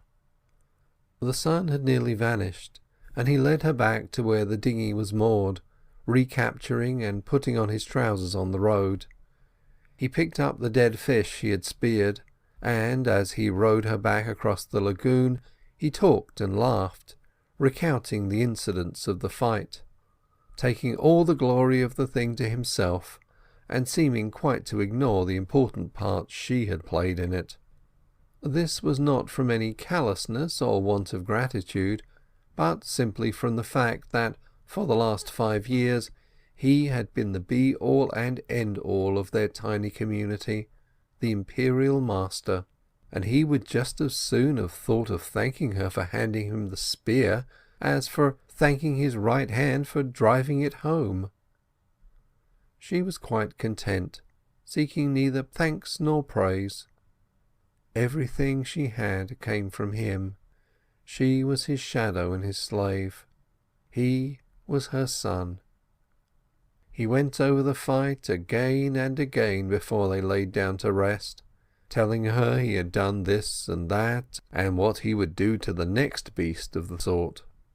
The reiteration was tiresome enough, or would have been to an outside listener, but to Emmeline it was better than Homer. People's minds do not improve in an intellectual sense when they are isolated from the world, even though they are living the wild and happy lives of savages. Then Dick lay down in the dried ferns and covered himself with a piece of the striped flannel which they had used for blanketing, and he snored and chattered in his sleep like a dog hunting imaginary game, and Emmeline lay beside him, wakeful and thinking. A new terror had come into her life. She had seen death for the second time, but this time active and in being. End of chapter 4. Chapter 5. The Sound of a Drum. The next day Dick was sitting under the shade of the artu. He had a box of fish hooks beside him, and he was bending a line on to one of them. There had originally been a couple of dozen hooks, large and small, in the box. There remained now only 6, 4 small and 2 large ones. It was a large one he was fixing to the line, for he intended to go on the morrow to the old place to fetch some bananas, and on the way to try for a fish in the deeper parts of the lagoon. It was late afternoon, and the heat had gone out of the day. Emmeline, seated on the grass opposite him, was holding the end of the line, whilst he got the kinks out of it, when suddenly she raised her head. There was not a breath of wind. The hush of the far distant surf came through the blue weather, the only audible sound except now and then a movement and flutter from the bird perched in the branches of the artu. All at once another sound mixed itself with the voice of the surf, a faint throbbing sound like the beating of a distant drum. "Listen," said Emmeline. Dick paused for a moment. All the sounds of the island were familiar. This was something quite strange. Faint and far away, now rapid, now slow, coming from where, who could say? Sometimes it seemed to come from the sea, sometimes, if the fancy of the listener turned that way, from the woods. As they listened, a sigh came from overhead. The evening breeze had risen and was moving in the leaves of the artu tree. Just as you might wipe a picture off of a slate, the breeze banished the sound. Dick went on with his work. Next morning early he embarked in the dinghy. He took the hook and the line with him and some raw fish for bait. Emmeline helped him to push off, and stood on the bank waving her hand as he rounded the little cape covered with wild coconut. These expeditions of Dick's were one of her sorrows. To be left alone was frightful, yet she never complained. She was living in a paradise, and something told her that behind all that sun, all that splendour of blue sea and sky, behind the flowers and the leaves, behind all that specious and simpering appearance of happiness in nature, lurked a frown and the dragon of mischance. Dick rowed for about a mile, then he shipped his sculls and let the dinghy float. The water here was very deep, so deep that, despite its clearness, the bottom was invisible. The sunlight over the reef struck through it diagonally, filling it with sparkles. The fisherman baited his hook with a piece from the belly of a scarus, and lowered it down out of sight. Then he belayed the line to a thole pin, and, sitting in the bottom of the boat, hung his head over the side and gazed deep down into the water. Sometimes there was nothing to see, but just the deep blue of the water. Then a flight of spangled arrowheads would cross the line of sight and vanish, pursued by a form like a moving bar of gold. Then a great fish would materialise itself and hang in the shadow of the boat, motionless as a stone, save for the movement of its gills. Next moment, with a twist of the tail, it would be gone. Suddenly the dinghy shored over, and might have capsized, only for the fact that Dick was sitting on the opposite side to the side from which the line hung. Then the boat righted, the line slackened, and the surface of the lagoon a few fathoms away boiled, as if being stirred from below by a great silver stick. He had hooked an albacore. He tied the end of the fishing line to a scull, undid the line from the thole pin, and flung the scull overboard. He did all this with wonderful rapidity, while the line was still slack. Next moment the scull was rushing over the surface of the lagoon, now towards the reef, now towards the shore, now flat, now end up. Now it would be jerked under the surface entirely, vanish for a moment, and then reappear. It was a most astonishing thing to watch, for the scull seemed alive, viciously alive, and imbued with some destructive purpose, as, in fact, it was. The most venomous of living things and the most intelligent could not have fought the great fish better. The albacore would make a frantic dash down the lagoon, hoping perhaps to find in the open sea a release from his foe. Then, half drowned from the pull of the scull, he would pause, dart from side to side in perplexity, and then make up an equally frantic dash up the lagoon, to be checked in the same manner. Seeking the deepest depths, he would sink the scull a few fathoms, and once he sought the air, leaping into the sunlight like a crescent of silver, whilst the splash of him as he fell echoed amidst the trees bordering the lagoon.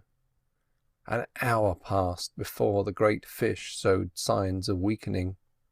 The struggle had taken place up to this close to the shore, but now the scull swam out into the broad sheet of sunlit water, and slowly began to describe large circles rippling up the peaceful blue into flashing wavelets.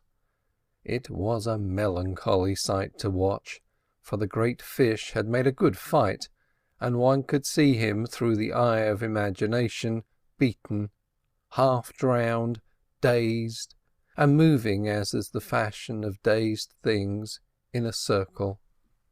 Dick, working the remaining oar at the stern of the boat, rowed out and seized the floating scull, bringing it on board. Foot by foot he hauled his catch toward the boat, till the long gleaming line of the thing came dimly into view. The fight had been heard for miles through the lagoon water by all sorts of swimming things. The lord of the place had got sound of it.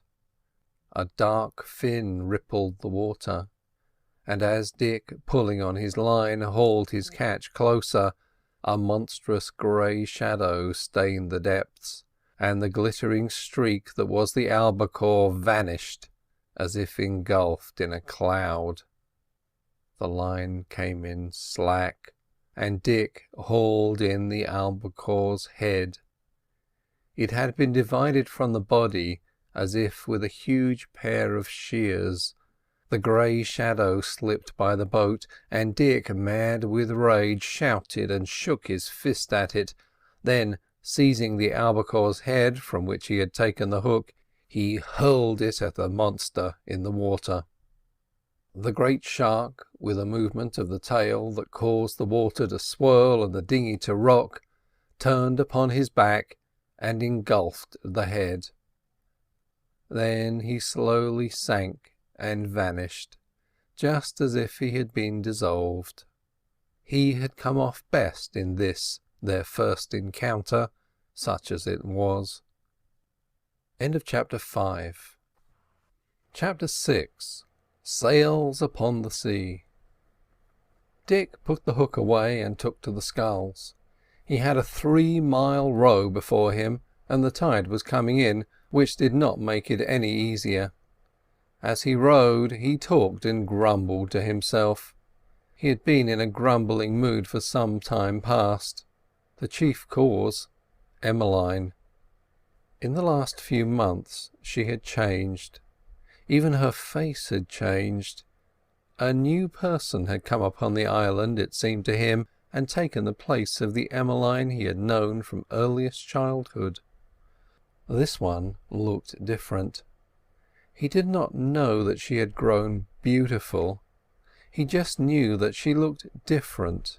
Also, she had developed new ways that displeased him. She would go off and bathe by herself, for instance.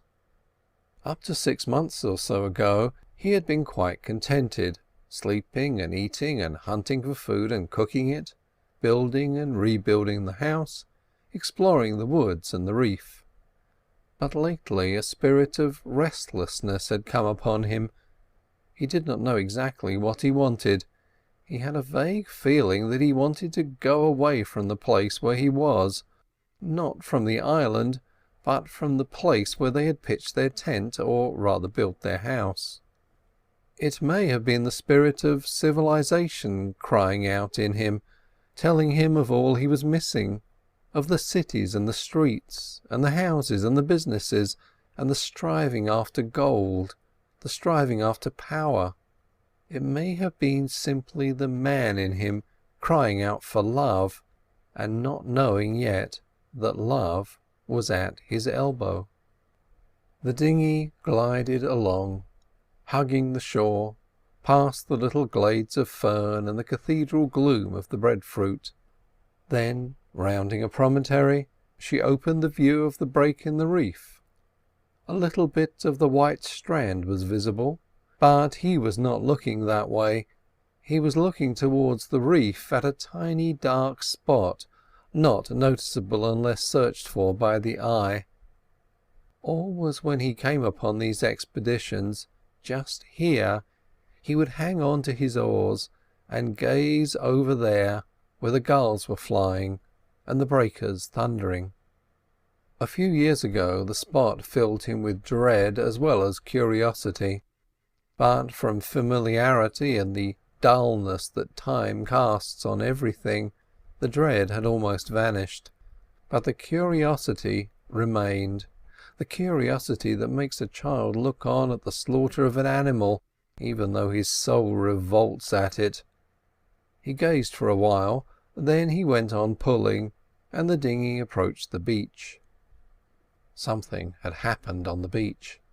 The sand was all trampled and stained red here and there. In the centre lay the remains of a great fire still smouldering, and just where the water lapped the sand lay 2 deep grooves, as if 2 heavy boats had been beached there. A South Sea man would have told from the shape of the grooves and the little marks of the outriggers that 2 heavy canoes had been beached there, and they had. The day before, early in the afternoon, 2 canoes, possibly from that far-away island which cast a stain on the horizon to the south-west, had entered the lagoon, one in pursuit of the other. What happened then had better be left veiled. A war drum with a sharkskin head had set the woods throbbing. The victory was celebrated all night, and at dawn the victors manned the 2 canoes and set sail for the home, or hell, they had come from. Had you examined the strand, you would have found that a line had been drawn across the beach, beyond which there were no footmarks. That meant that the rest of the island was, for some reason, taboo. Dick pulled the nose of the boat up a bit on the strand, and then he looked around him. He picked up a broken spear that had been cast away or forgotten. It was made of some hard wood and barbed with iron. On the right-hand side of the beach lay something between the coconut trees. He approached. It was a mass of offal. The entrails of a dozen sheep seemed cast there in one mound, yet there were no sheep on the island, and sheep are not carried, as a rule, in war canoes. The sand on the beach was eloquent.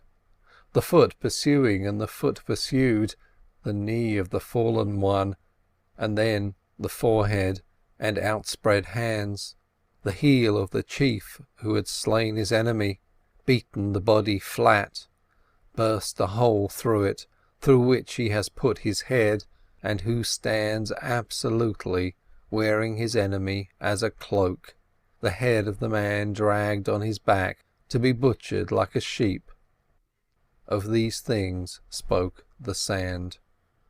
As far as the sand traces could speak, the story of the battle was still being told.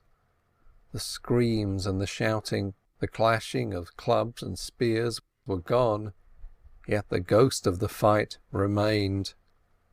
If the sand could bear such traces and tell such tales, who shall say that the plastic ether was destitute of the story of the fight and the butchery?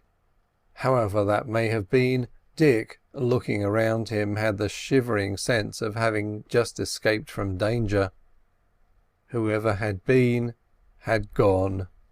He could tell that by the canoe traces, gone either out to sea or up to the right stretch of the lagoon. It was important to determine this. He climbed to the hilltop and swept the sea with his eyes. There, away to the southwest, far away on the sea, he could distinguish the brown sails of two canoes. There was something indescribably mournful and lonely in their appearance. They looked like withered leaves, brown moths blown to sea, derelicts of autumn. Then, remembering the beach, these things became freighted with the most sinister thoughts for the mind of the gazer. They were hurrying away, having done their work.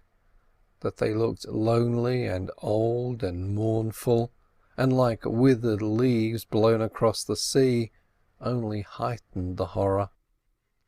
Dick had never seen canoes before, but he knew that these things were boats of some sort holding people, and that the people had left all these traces on the beach. How much of the horror of the thing was revealed to his subconscious intelligence, who can say? He had climbed the boulder, and now he sat down with his knees drawn up and his hands clasped round them. Whenever he came round to this side of the island, something happened of a fateful or sinister nature. The last time he had nearly lost the dinghy. He had beached the little boat in such a way that she floated off, and the tide was just in the act of stealing her and sweeping her from the lagoon out to the sea, when he returned laden with his bananas, and rushing into the water up to his waist, saved her. Another time he had fallen out of a tree, and just by a miracle escaped death. Another time a hurricane had broken, lashing the lagoon into snow, and sending the coconuts bounding and flying like tennis balls across the strand. This time he had just escaped something, he knew not exactly what. It was almost as if Providence was saying to him, "Don't come here." He watched the brown sails as they dwindled in the wind-blown blue. Then he came down from the hilltop and cut his bananas. He cut 4 large bunches, which caused him to make 2 journeys to the boat. When the bananas were stowed, he pushed off. For a long time a great curiosity had been pulling at his heartstrings, a curiosity of which he was dimly ashamed. Fear had given it birth, and fear still clung to it. It was perhaps the element of fear and the awful delight of daring the unknown that made him give way to it. He had rowed perhaps 100 yards when he turned the boat's head and made for the reef. It was more than 5 years since that day when he rowed across the lagoon, Emmeline sitting in the stern with her wreath of flowers in her hand. It might have been only yesterday, for everything seemed just the same. The thunderous surf and the flying gulls, the blinding sunlight and the salt fresh smell of the sea. The palm tree at the entrance of the lagoon still bent gazing into the water, and round the projection of coral to which he had last moored the boat still lay a fragment of the rope which he had cut in his hurry to escape. Ships had come into the lagoon perhaps during the 5 years, but no one had noticed anything on the reef, for it was only from the hilltop that a full view of what was there could be seen, and then only by eyes knowing where to look. From the beach there was visible just a speck. It might have been perhaps an old bit of wreckage flung there by a wave in some big storm, a piece of old wreckage that had been tossed hither and thither for years, and had at last found a place of rest. Dick tied the boat up and stepped onto the reef. It was high tide just as before. The breeze was blowing strongly, and overhead a man-of-war bird, black as ebony, with a blood-red bill, came sailing, the wind doming out his wings. He circled in the air and cried out fiercely, as if resenting the presence of the intruder. Then he passed away, let himself be blown away, as it were, across the lagoon, wheeled, circled, and passed out to sea. Dick approached the place he knew, and there lay the little old barrel, all warped by the powerful sun.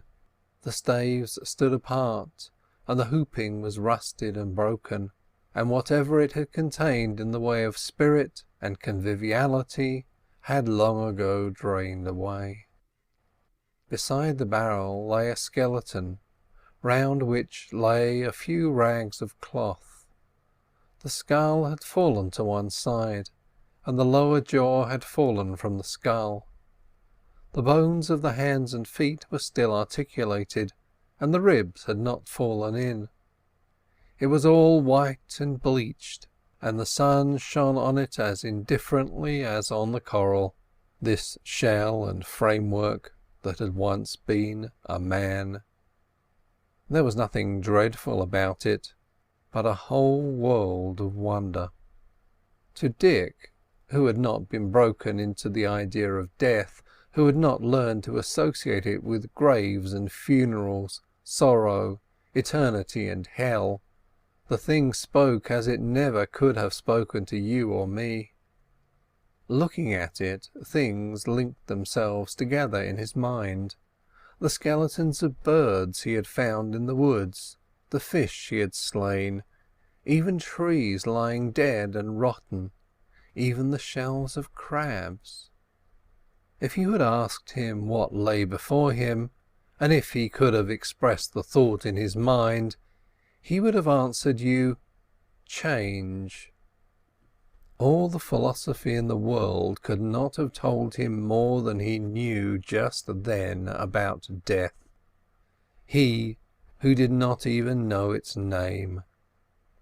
He was held spellbound by the marvel and miracle of the thing, and the thoughts that suddenly crowded his mind like a host of spectres for whom a door has just been opened. Just as a child, by unanswerable logic, knows that a fire which has burned him once will burn him again, or will burn another person, he knew that just as the form before him was, his form would be some day, and Emmeline's. Then came the vague question which is born not of the brain but the heart, and which is the basis of all religions. Where shall I be then? His mind was not of an introspective nature, and the question just strayed across it and was gone. And still the wonder of the thing held him. He was for the first time in his life in a reverie. The corpse that had shocked and terrified him 5 years ago had cast seeds of thought with its dead fingers upon his mind. The skeleton had brought them to maturity. The full fact of universal death suddenly appeared before him, and he recognized it. He stood for a long time motionless, and then, with a deep sigh, turned to the boat and pushed off without once looking back at the reef. He crossed the lagoon and rowed slowly homewards, keeping in the shelter of the tree shadows as much as possible. Even looking at him from the shore you might have noticed a difference in him. Your savage paddles his canoe or sculls his boat alert, glancing about him, at touch with nature at all points. Though he be lazy as a cat and sleeps half the day, Awake, he is all ears and eyes, a creature reacting to the least external impression. Dick, as he rode back, did not look about him. He was thinking, or retrospecting. The savage in him had received a check. As he turned the little cape where the wild coconut blazed, he looked over his shoulder. A figure was standing on the sward by the edge of the water. It was Emmeline. End of chapter 6. Chapter 7. The Schooner. They carried the bananas up to the house and hung them from a branch of the artu. Then Dick, on his knees, lit the fire to prepare the evening meal. When it was over, he went down to where the boat was moored and returned with something in his hand. It was the javelin with the iron point, or rather the two pieces of it. He had said nothing of what he had seen to the girl. Emmeline was seated on the grass. She had a long strip of the striped flannel stuff about her, worn like a scarf, and she had another piece in her hand which she was hemming. The bird was hopping about, pecking at a banana which they had thrown to him. A light breeze made the shadow of the artu leaves dance upon the grass, and the serrated leaves of the breadfruit to patter one on the other with the sound of raindrops falling on glass. "Where did you get it?" asked Emmeline, staring at the piece of the javelin, which Dick had flung down almost beside her whilst he went into the house to fetch the knife. "It was on the beach over there," he replied, taking his seat and examining the two fragments to see how he could splice them together. Emmeline looked at the pieces, putting them together in her mind. She did not like the look of the thing, so keen and savage, and stained dark a foot or more from the point. "People have been there," said Dick, putting the two pieces together and examining the fracture critically. "Where?" "Over there. This was lying on the sand, and the sand was all trod up." "Dick," said Emmeline, "who were the people?" "I don't know. I went up the hill and saw their boats going away, far away out. This was lying on the sand." "Dick," said Emmeline, "do you remember the noise yesterday?" "Yes," said Dick. "I heard it in the night." "When?" "In the night before the moon went away." "That was them," said Dick. "Dick!" "Yes." "Who were they?" "I don't know," replied Dick. "It was in the night before the moon went away, and it went on and on, beating in the trees. I thought I was asleep, and then I knew I was awake. You were asleep, and I pushed you to listen, but you couldn't wake. You were so asleep. Then the moon went away and the noise went on." "How did they make the noise?" "I don't know," replied Dick, "but it was them, and they left this on the sand, and the sand was all trod up, and I saw their boats from the hill, away out far." "I thought I heard voices," said Emmeline, "but I was not sure." She fell into meditation, watching her companion at work on the savage and sinister-looking thing in his hands. He was splicing the two pieces together with a strip of the brown cloth-like stuff which is wrapped round the stalks of the cocoa palm fronds. The thing seemed to have been hurled there out of the blue by some unseen hand. When he had spliced the pieces, doing so with marvellous dexterity, he took the thing short down near the point and began thrusting it into the soft earth to clean it. Then, with a bit of flannel, he polished it till it shone. He felt a keen delight in it. It was useless as a fish spear because it had no barb, but it was a weapon. It was useless as a weapon because there was no foe on the island to use it against. Still, it was a weapon.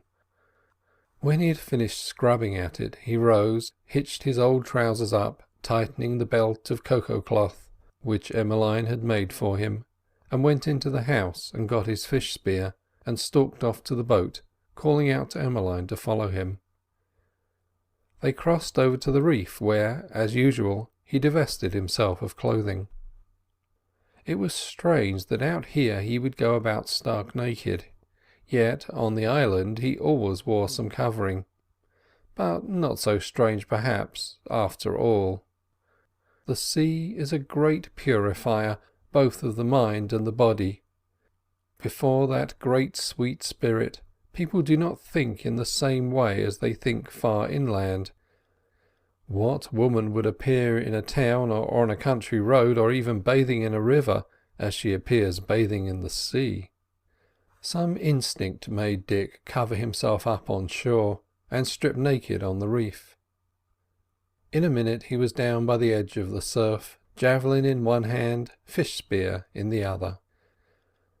Emmeline, by a little pool, the bottom of which was covered with branching coral, sat gazing down into its depths, lost in a reverie, like that into which we fall when gazing at shapes in the fire. She had sat some time like this when a shout from Dick aroused her. She started to her feet and gazed to where he was pointing. An amazing thing was there. Just to the east, just rounding the curve of the reef, and scarcely a quarter of a mile from it, was coming a big topsail schooner. A beautiful sight she was, heeling to the breeze with every sail drawing, and the white foam like a feather at her forefoot. Dick, with the javelin in his hand, was standing gazing at her. He had dropped his fish spear, and he stood as motionless as though he was carved out of stone. Emmeline ran to him and stood beside him. Neither of them spoke a word as the vessel drew closer. Everything was visible, so close was she now, from the reef points on her great mainsail, luminous with the sunlight and white as the wing of a gull, to the rail of the bulwarks. A crowd of men were hanging over the port bulwarks gazing at the island and the figures on the reef. Browned by the sun and sea breeze, Emmeline's hair blowing on the wind, and the point of Dick's javelin flashing in the sun, they looked an ideal pair of savages seen from the schooner's deck. "They're going away," said Emmeline, with a long-drawn breath of relief. Dick had made no reply. He stared at the schooner a moment longer in silence, then, having made sure that she was standing away from the land, he began to run up and down, calling out wildly and beckoning to the vessel, as if to call her back. A moment later a sound came on the breeze, a faint hail. A flag was run to the peak and dipped as in derision, and the vessel continued on her course.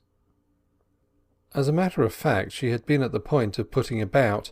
Her captain had for the moment been undecided as to whether the forms on the reef were those of castaways or savages, but the javelin in Dick's hand had turned the scale of his opinion in favour of the theory of savages. End of chapter 7. Chapter 8. Love steps in.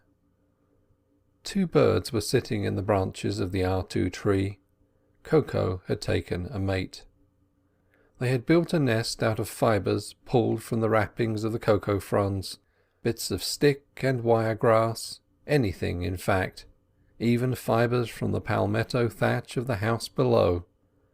The pilferings of birds, the building of nests, what charming incidents they are in the great episode of spring. The hawthorn tree never bloomed here. The climate was that of eternal summer, yet the spirit of May came just as she comes to the English countryside or the German forest.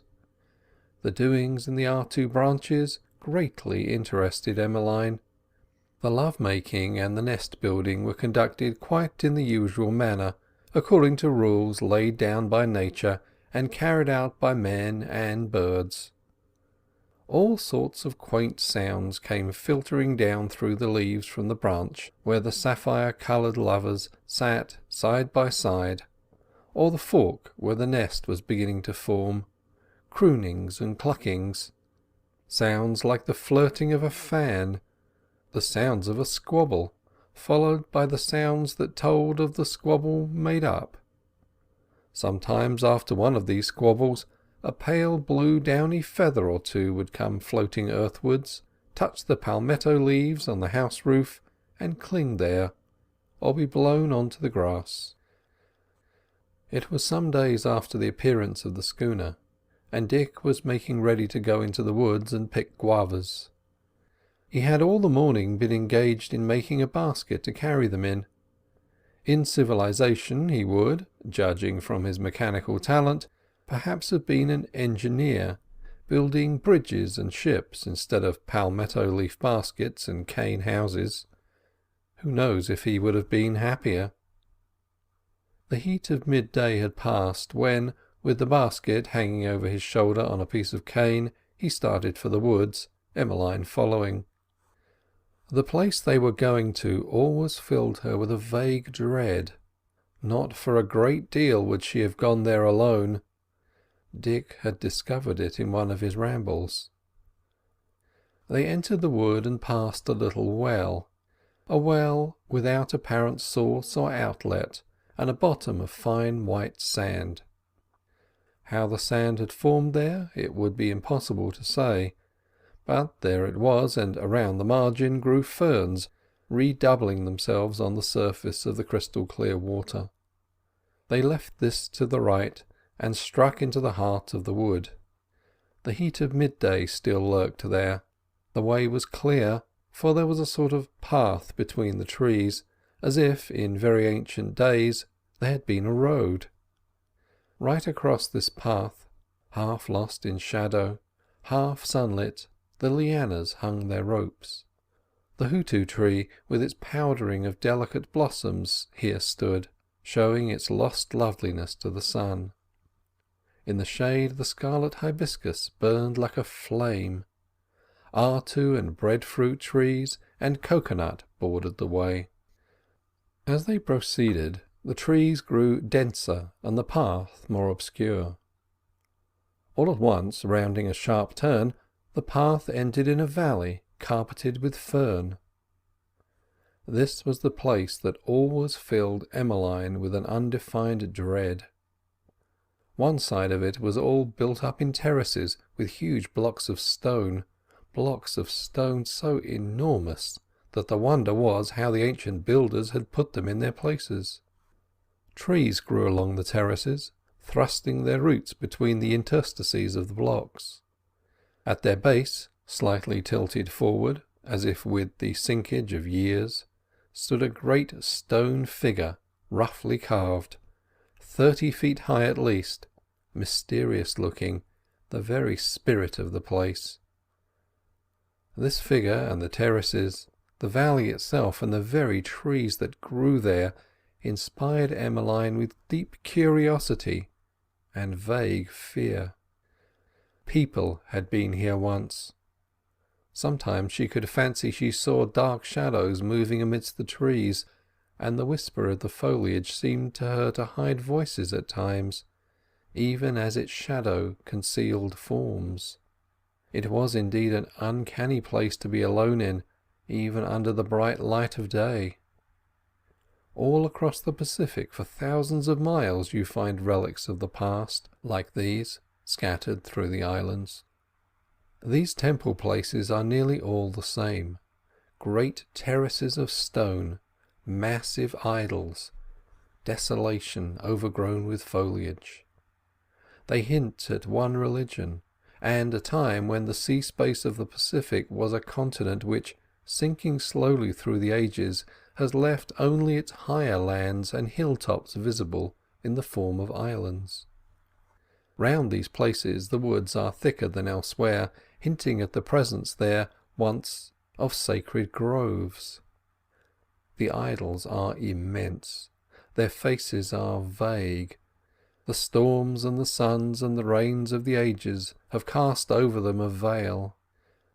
The Sphinx is understandable, and a toy compared to these things, some of which have a stature of 50 feet, whose creation is veiled in absolute mystery, the gods of a people for ever and for ever lost. The Stone Man was the name Emmeline had given the idol of the valley. and sometimes at nights, when her thoughts would stray that way, she would picture him standing all alone in the moonlight or starlight, staring straight before him. He seemed forever listening. Unconsciously one fell to listening too, and then the valley seemed steeped in a supernatural silence. He was not good to be alone with. Emmeline sat down amidst the fears just at his base. When one was close to him he lost the suggestion of life, and was simply a great stone which cast a shadow in the sun. Dick threw himself down also to rest. Then he rose up and went off amidst the guava bushes, plucking the fruit and filling his basket. Since he had seen the schooner, the white men on her decks, the great masts and sails, and general appearance of freedom and speed and unknown adventure, he had been more than ordinarily glum and restless. Perhaps he connected her in his mind with the faraway vision of the Northumberland, and the idea of other places and lands, and the yearning for change that the idea of them inspired. He came back with his basket full of the ripe fruit, gave some to the girl, and sat down beside her. When she had finished eating them, she took the cane that he used to carry the basket, and held it in her hands.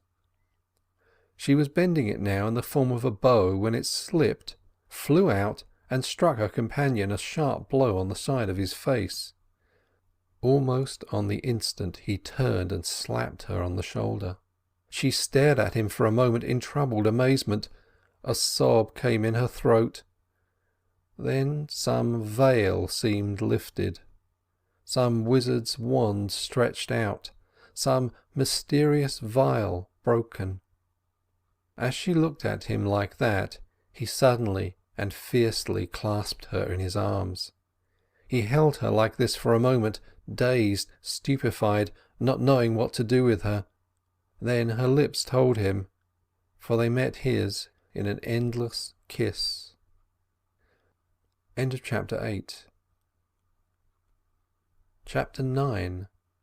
The Sleep of Paradise. The moon rose up that evening and shot her silver arrows at the house under the artu tree. The house was empty. Then the moon came across the sea and across the reef. She lit the lagoon in its dark, dim heart. She lit the coral brains and sand spaces and the fish, casting their shadows on the sand and the coral. The keeper of the lagoon rose to greet her, and the fin of him broke her reflection on the mirror-like surface into 1,000 glittering ripples.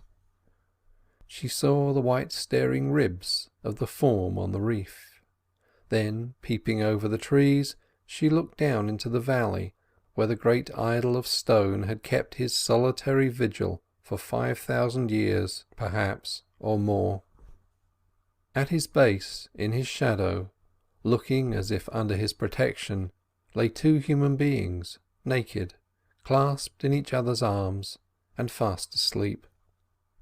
One could scarcely pity his vigil, had it been marked sometimes through the years by such an incident as this. The thing had been conducted just as the birds conduct their love affairs, an affair absolutely natural, absolutely blameless and without sin. It was a marriage according to nature, without feast or guests, consummated with accidental cynicism under the shadow of a religion 1,000 years dead.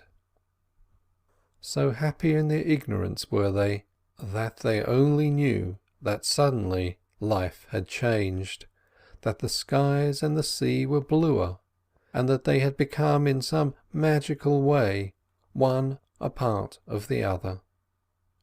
The birds on the tree above were equally as happy in their ignorance and in their love. End of chapter 9. End of part 1.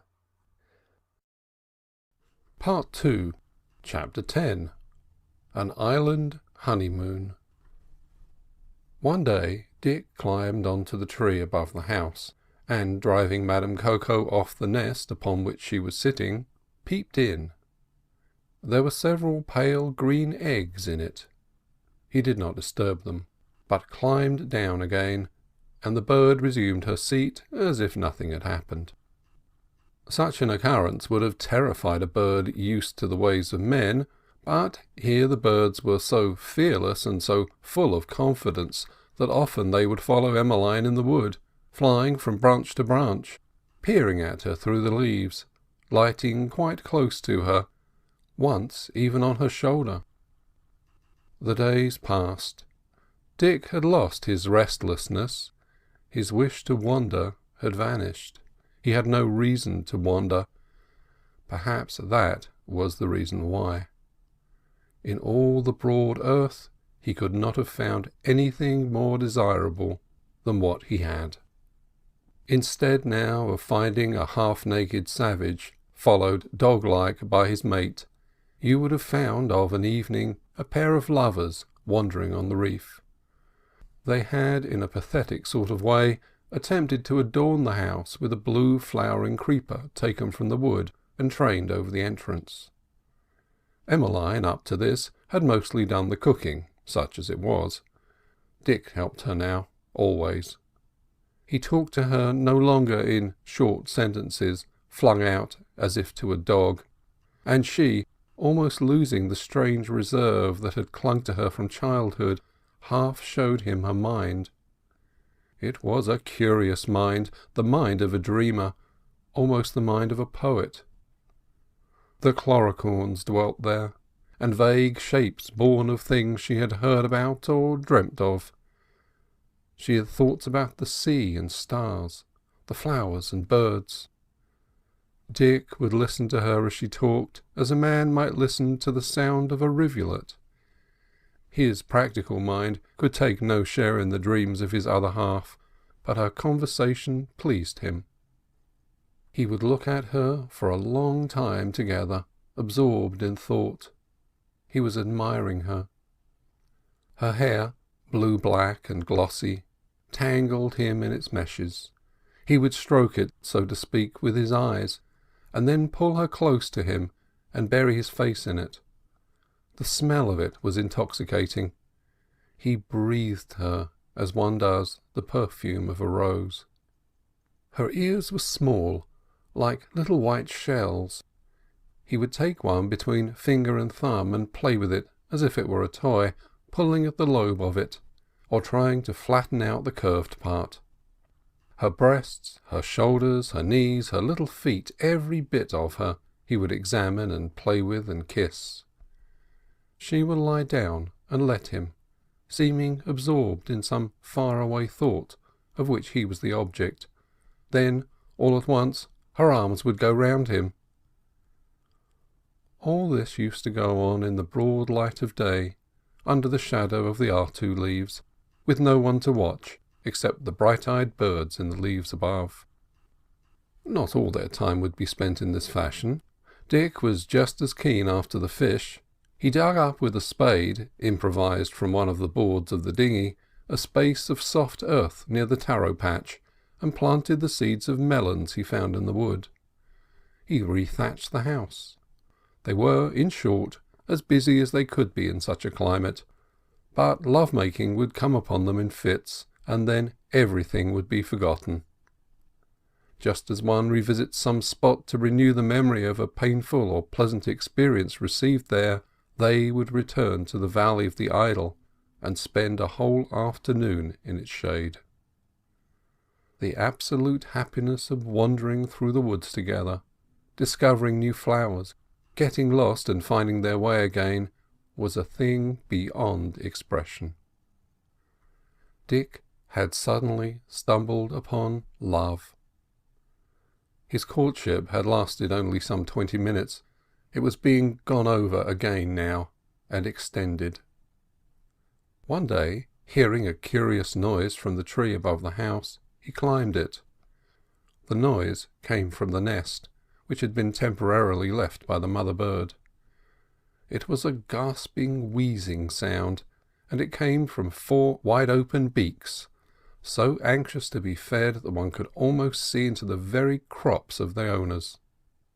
They were Coco's children.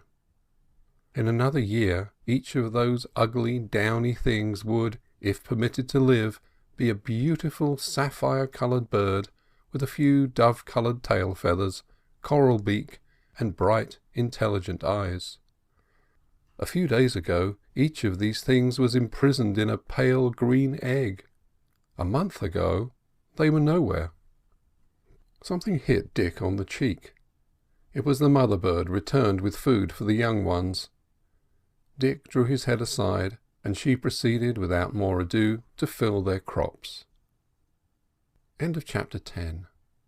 Chapter 11. The Vanishing of Emmeline. Months passed away. Only one bird remained in the branches of the artu. Coco's children and mate had vanished, but she remained. The breadfruit leaves had turned from green to pale gold and darkest amber, and now the new green leaves were being presented to the spring. Dick, who had a complete chart of the lagoon in his head and knew all the soundings and best fishing places, the locality of the stinging coral, and the places where you could wade right across at low tide, Dick, one morning, was gathering his things together for a fishing expedition. The place he was going to lay some 2.5 miles across the island, and as the road was bad, he was going alone. Emmeline had been passing a new thread through the beads of the necklace she sometimes wore. This necklace had a history. In the shallows, not far away, Dick had found a bed of shellfish. Wading out at low tide, he had taken some of them out to examine. They were oysters. The first one he opened, so disgusting did its appearance seem to him, might have been the last, only that under the beard of the thing lay a pearl. It was about twice the size of a large pea, and so lustrous that even he could not but admire its beauty, though quite unconscious of its value. He flung the unopened oysters down, and took the thing to Emmeline. Next day, returning by chance to the same spot, he found the oysters he had cast down all dead and opened in the sun. He examined them and found another pearl embedded in one of them. Then he collected nearly a bushel of the oysters and left them to die and open. The idea had occurred to him of making a necklace for his companion. She had one made of shells. He intended to make her one of pearls. It took a long time, but it was something to do. He pierced them with a big needle, and at the end of 4 months or so the thing was complete. Great pearls most of them were, pure white, black, pink, some perfectly round, some tear-shaped, some irregular. The thing was worth perhaps 15 or perhaps 20,000 pounds, for he only used the biggest he could find, casting away the small ones as useless. Emmeline this morning had just finished restringing them on a double thread. She looked pale and not at all well, and had been restless all night. As he went off, armed with his spear and fishing tackle, she waved her hand to him without getting up. Usually she followed him a bit into the wood when he was going away like this, but this morning she just sat at the doorway of the little house, the necklace in her lap, following him with her eyes until he was lost amidst the trees. He had no compass to guide him, and he needed none. He knew the woods by heart, the mysterious line beyond which scarcely an artu tree was to be found, the long strip of mammy apple, a regular sheet of it 100 yards broad, and reaching from the middle of the island right down to the lagoon, the clearings, some almost circular, where the fern grew knee-deep. Then he came to the bad part. The vegetation here had burst into a riot. All sorts of great sappy stalks of unknown plants barred the way and tangled the foot, and there were boggy places into which one sank horribly.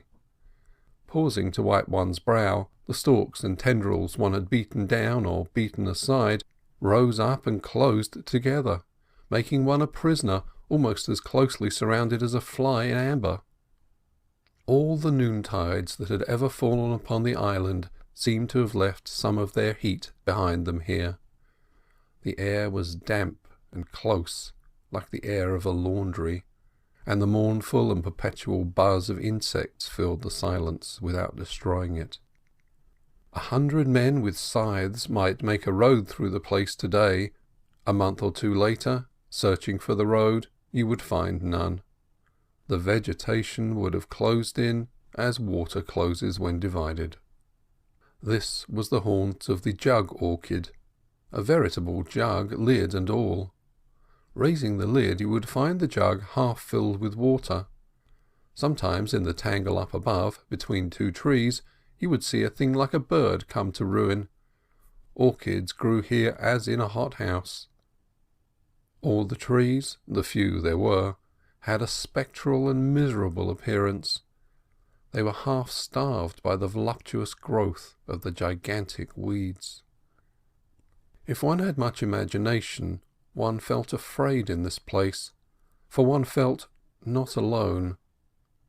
At any moment it seemed that one might be touched on the elbow by a hand reaching out from the surrounding tangle.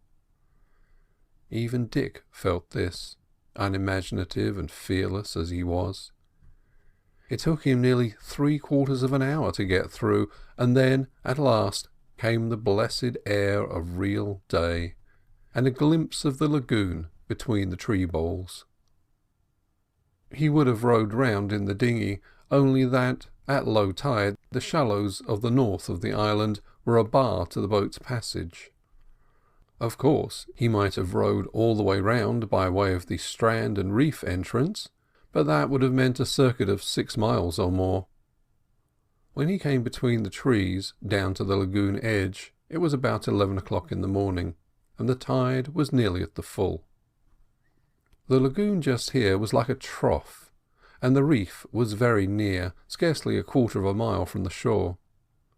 The water did not shelve, it went down sheer 50 fathoms or more, and one could fish from the bank just as from a pierhead.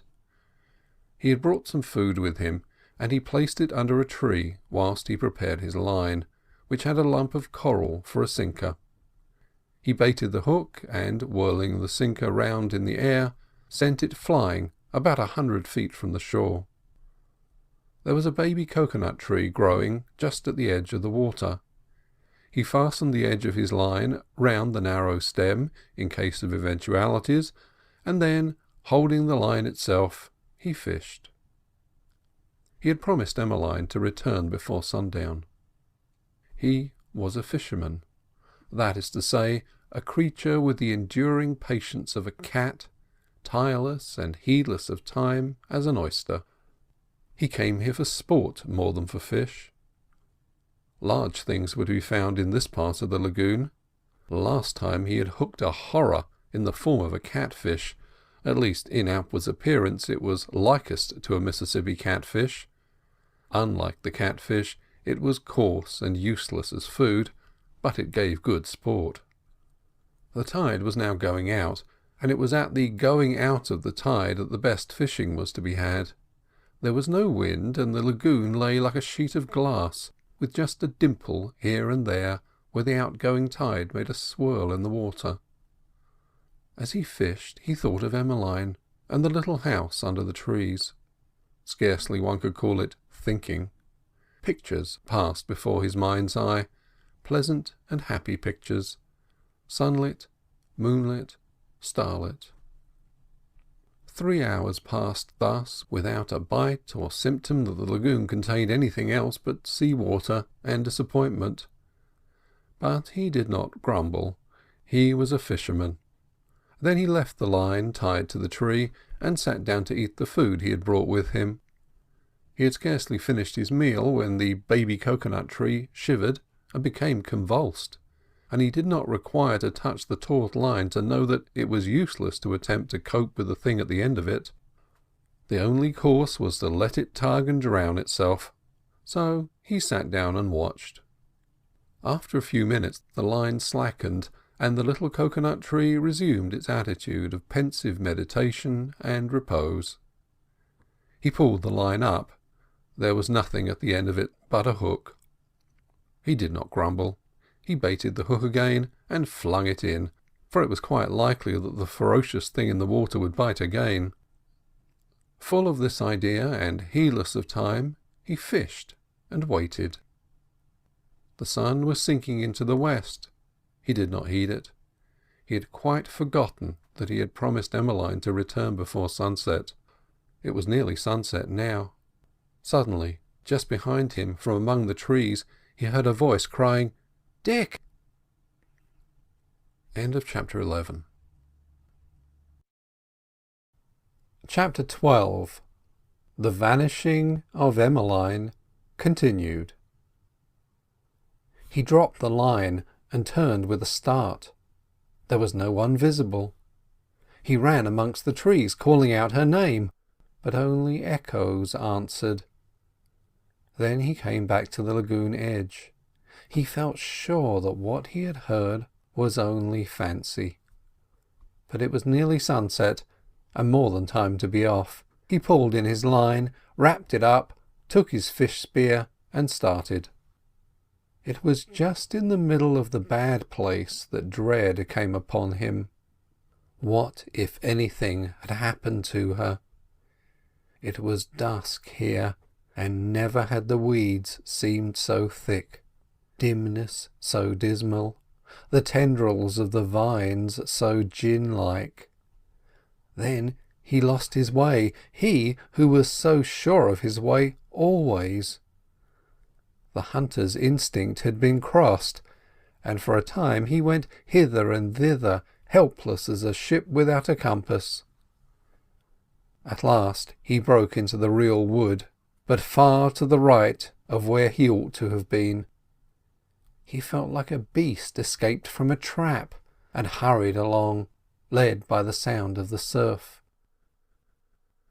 When he reached the clear sward that led down to the lagoon, the sun had just vanished beyond the sea line. A streak of red cloud floated like the feather of a flamingo in the western sky, close to the sea, and twilight had already filled the world. He could see the house dimly under the shadow of the trees, and he ran towards it, crossing the sward diagonally. Always before, when he had been away, the first thing to greet his eyes on his return had been the figure of Emmeline. Either at the lagoon edge or the house door he would find her waiting for him. She was not waiting for him tonight. When he reached the house she was not there, and he paused after searching the place, a prey to the most horrible perplexity, and unable for the moment to think or act. Since the shock of the occurrence on the reef, she had been subject at times to occasional attacks of headache, and when the pain was more than she could bear, she would go off and hide. Dick would hunt for her amidst the trees, calling out her name and hallooing. A faint halloo would answer when she heard him, and then he would find her under a tree or bush, with her unfortunate head between her hands, a picture of misery. He remembered this now, and started off along the borders of the woods, calling to her and pausing to listen. No answer came. He searched amidst the trees as far as the little well, waking the echoes with his voice. Then he came back slowly, peering about him in the deep dusk that now was yielding to the starlight. He sat down before the door of the house, and, looking at him, you might have fancied him in the last stages of exhaustion. Profound grief and profound exhaustion act on the frame very much in the same way. He sat with his chin resting on his chest, his hands helpless. He could hear her voice, still as he heard it, over at the other side of the island. She had been in danger and called to him, and he had been calmly fishing, unconscious of it all. This thought maddened him. He sat up, stared around him and beat the ground with the palms of his hands. Then he sprang to his feet and made for the dinghy. He rowed to the reef, the action of a madman, for she could not possibly be there. There was no moon. The starlight both lit and veiled the world, and no sound but the majestic thunder of the waves. As he stood, the night wind blowing on his face, the white foam seething before him, and Canopus burning in the great silence overhead, the fact that he stood in the centre of an awful and profound indifference came to his untutored mind with a pang. He returned to the shore. The house was still deserted. A little bowl made from the shell of a cocoa-nut stood on the grass near the doorway. He had last seen it in her hands, and he took it up and held it for a moment, pressing it tightly to his breast. Then he threw himself down before the doorway and lay upon his face, with head resting upon his arms, in the attitude of a person who is profoundly asleep. He must have searched through the wood again that night, just as a somnambulist searches, for he found himself towards dawn in the valley before the idol. Then it was daybreak. The world was full of light and colour. He was seated before the house door, worn out and exhausted, when, raising his head, he saw Emmeline's figure coming out from amidst the distant trees on the other side of the sward. End of chapter 12. Chapter 13. The newcomer. He could not move for a moment. Then he sprang to his feet and ran towards her. She looked pale and dazed, and she held something in her arms, something wrapped up in her scarf. As he pressed her to him, the something in the bundle struggled against his breast and emitted a squall, just like the squall of a cat. He drew back, and Emmeline, tenderly moving her scarf a bit aside, exposed a wee face. It was brick red and wrinkled. There were 2 bright eyes and a tuft of dark hair over the forehead. Then the eyes closed, the face screwed itself up, and the thing sneezed twice. "Where did you get it?" he asked, absolutely lost in astonishment, as she covered the face again gently with the scarf.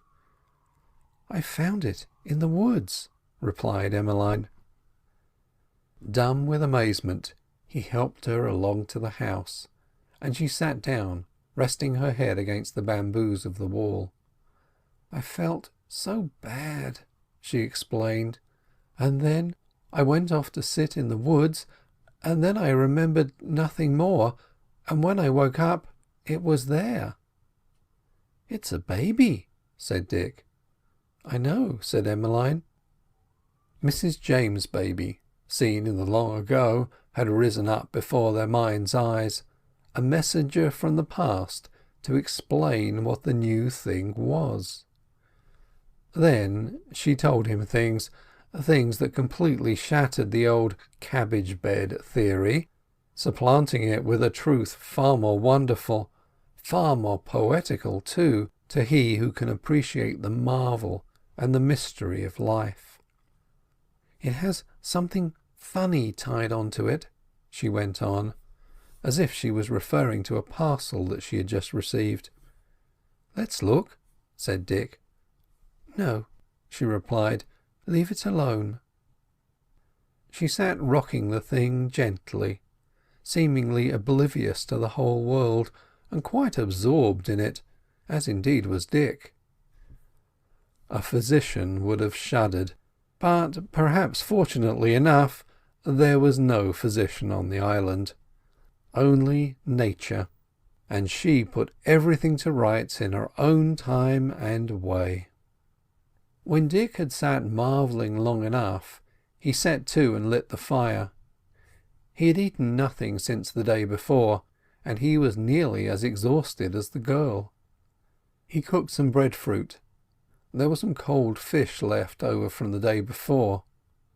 This, with some bananas, he served up on 2 broad leaves, making Emmeline eat first. Before they had finished, the creature in the bundle, as though it had smelt the food, began to scream. Emmeline drew the scarf aside. It looked hungry. Its mouth would now be pinched up and now wide open. Its eyes opened and closed. The girl touched it on the lips with her finger, and it seized upon her fingertip and sucked it. Her eyes filled with tears, and she looked appealingly at Dick, who was on his knees. He took a banana, peeled it, broke off a bit, and handed it to her. She approached it to the baby's mouth. It tried to suck it, failed, blew bubbles at the sun, and squalled. "Wait a minute," said Dick. There were some green coconuts he had gathered the day before close by. He took one, removed the green husk, and opened one of the eyes, making an opening also in the opposite side of the shell. The unfortunate infant sucked ravenously at the nut, filled its stomach with the young coconut juice, vomited violently, and wailed. Emmeline, in despair, clasped it to her naked breast, wherefrom, in a moment, it was hanging like a leech. It knew more about babies than they did. End of chapter 13. Chapter 14. Hannah. At noon, in the shadows of the reef under the burning sun, the water would be quite warm. They would carry the baby down there, and Emmeline would wash it with a bit of flannel. After a few days it scarcely ever screamed, even when she washed it. It would lie on her knees during the process, striking valiantly out with its arms and legs, staring straight up at the sky. Then, when she turned it on its face, it would lay its head down and chuckle and blow bubbles at the coral of the reef, examining, apparently, the pattern of the coral with deep and philosophic attention. Dick would sit by with his knees up to his chin, watching it all. He felt himself to be part proprietor in the thing, as indeed he was. The mystery of the affair still hung over them both. A week ago they two had been alone, and suddenly, from nowhere, this new individual had appeared. It was so complete. It had hair on its head, tiny fingernails, and hands that would grasp you. It had a whole host of little ways of its own, and every day added to them. In a week the extreme ugliness of the new-born child had vanished. Its face, which had seemed carved in the imitation of a monkey's face from half a brick, became the face of a happy and healthy baby. It seemed to see things, and sometimes it would laugh and chuckle as though it had been told a good joke. Its black hair all came off, and was supplanted by a sort of down. It had no teeth. It would lie on its back and kick and crow, and double its fists up, and try to swallow them alternately, and cross its feet and play with its toes. In fact, it was exactly like any of the 1,001 babies that are born into the world at every tick of the clock. "What will we call it?" said Dick one day, as he sat watching his son and heir crawling about on the grass under the shade of the breadfruit leaves. "Hannah," said Emmeline promptly. The recollection of another baby once heard about was in her mind, and it was as good a name as any other perhaps in that lonely place, notwithstanding the fact that Hannah was a boy. Koko took a vast interest in the new arrival. He would hop round it and peer at it with his head on one side, and Hannah would crawl after the bird and try to grab it by the tail. In a few months so valiant and strong did he become that he would pursue his own father, crawling behind him on the grass, and you might have seen the mother and father and child playing all together like 3 children, the bird sometimes hovering overhead like a good spirit, sometimes joining in the fun. Sometimes Emmeline would sit and brood over the child, a troubled expression on her face and a far-away look in her eyes. The old vague fear of mischance had returned, the dread of that viewless form her imagination half pictured behind the smile on the face of nature. Her happiness was so great that she dreaded to lose it. There is nothing more wonderful than the birth of a man, and all that goes to bring it about. Here on this island, in the very heart of the sea, amidst the sunshine and the wind-blown trees, under the great blue arch of the sky, in perfect purity of thought, they would discuss the question from beginning to end without a blush, the object of their discussion crawling before them on the grass and attempting to grab feathers from Coco's tail. It was the loneliness of the place, as well as their ignorance of life, that made the old miracle appear so strange and fresh, as beautiful as the miracle of death had appeared awful. In thoughts vague and beyond expression in words, they linked this new occurrence with that old occurrence on the reef 6 years before, the vanishing and the coming of a man. Hannah, despite his unfortunate name, was certainly a most virile and engaging baby. The black hair, which had appeared and vanished like some practical joke played by nature, gave place to a down at first as yellow as sun-bleached wheat, but in a few months' time tinged with auburn. One day, he had been uneasy and biting at his thumbs for some time past. Emmeline, looking into his mouth, saw something white and like a grain of rice protruding from his gum. It was a tooth just born. He could eat bananas now, and breadfruit, and they often fed him on fish, a fact which again might have caused a medical man to shudder. Yet he throve on it all, and waxed stouter every day. Emmeline, with profound and natural wisdom, let him crawl about stark naked, dressed in ozone and sunlight. Taking him out on the reef, she would let him paddle in the shallow pools, holding him under the armpits whilst he splashed the diamond-bright water into spray with his feet, and laughed and shouted. They were beginning now to experience a phenomenon as wonderful as the birth of the child's body, the birth of his intelligence, the peeping out of a little personality with predilections of his own, likes and dislikes. He knew Dick from Emmeline, and when Emmeline had satisfied his material wants, he would hold out his arms to go to Dick if he were by. He looked upon Coco as a friend, but when a friend of Coco's, a bird with an inquisitive mind and 3 red feathers in his tail, dropped in one day to inspect the newcomer, he resented the intrusion and screamed. He had a passion for flowers or anything bright. He would laugh and shout when taken on the lagoon in the dinghy, and make as if to jump into the water to get at the bright-coloured corals below. Ah me, we laugh at young mothers and all the miraculous things they tell us about their babies.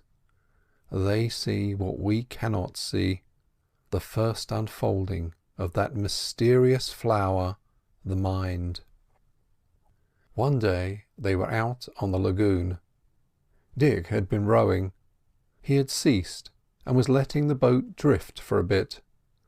Emmeline was dancing the child on her knee, when it suddenly held out his arms to the oarsman and said, "Dick!"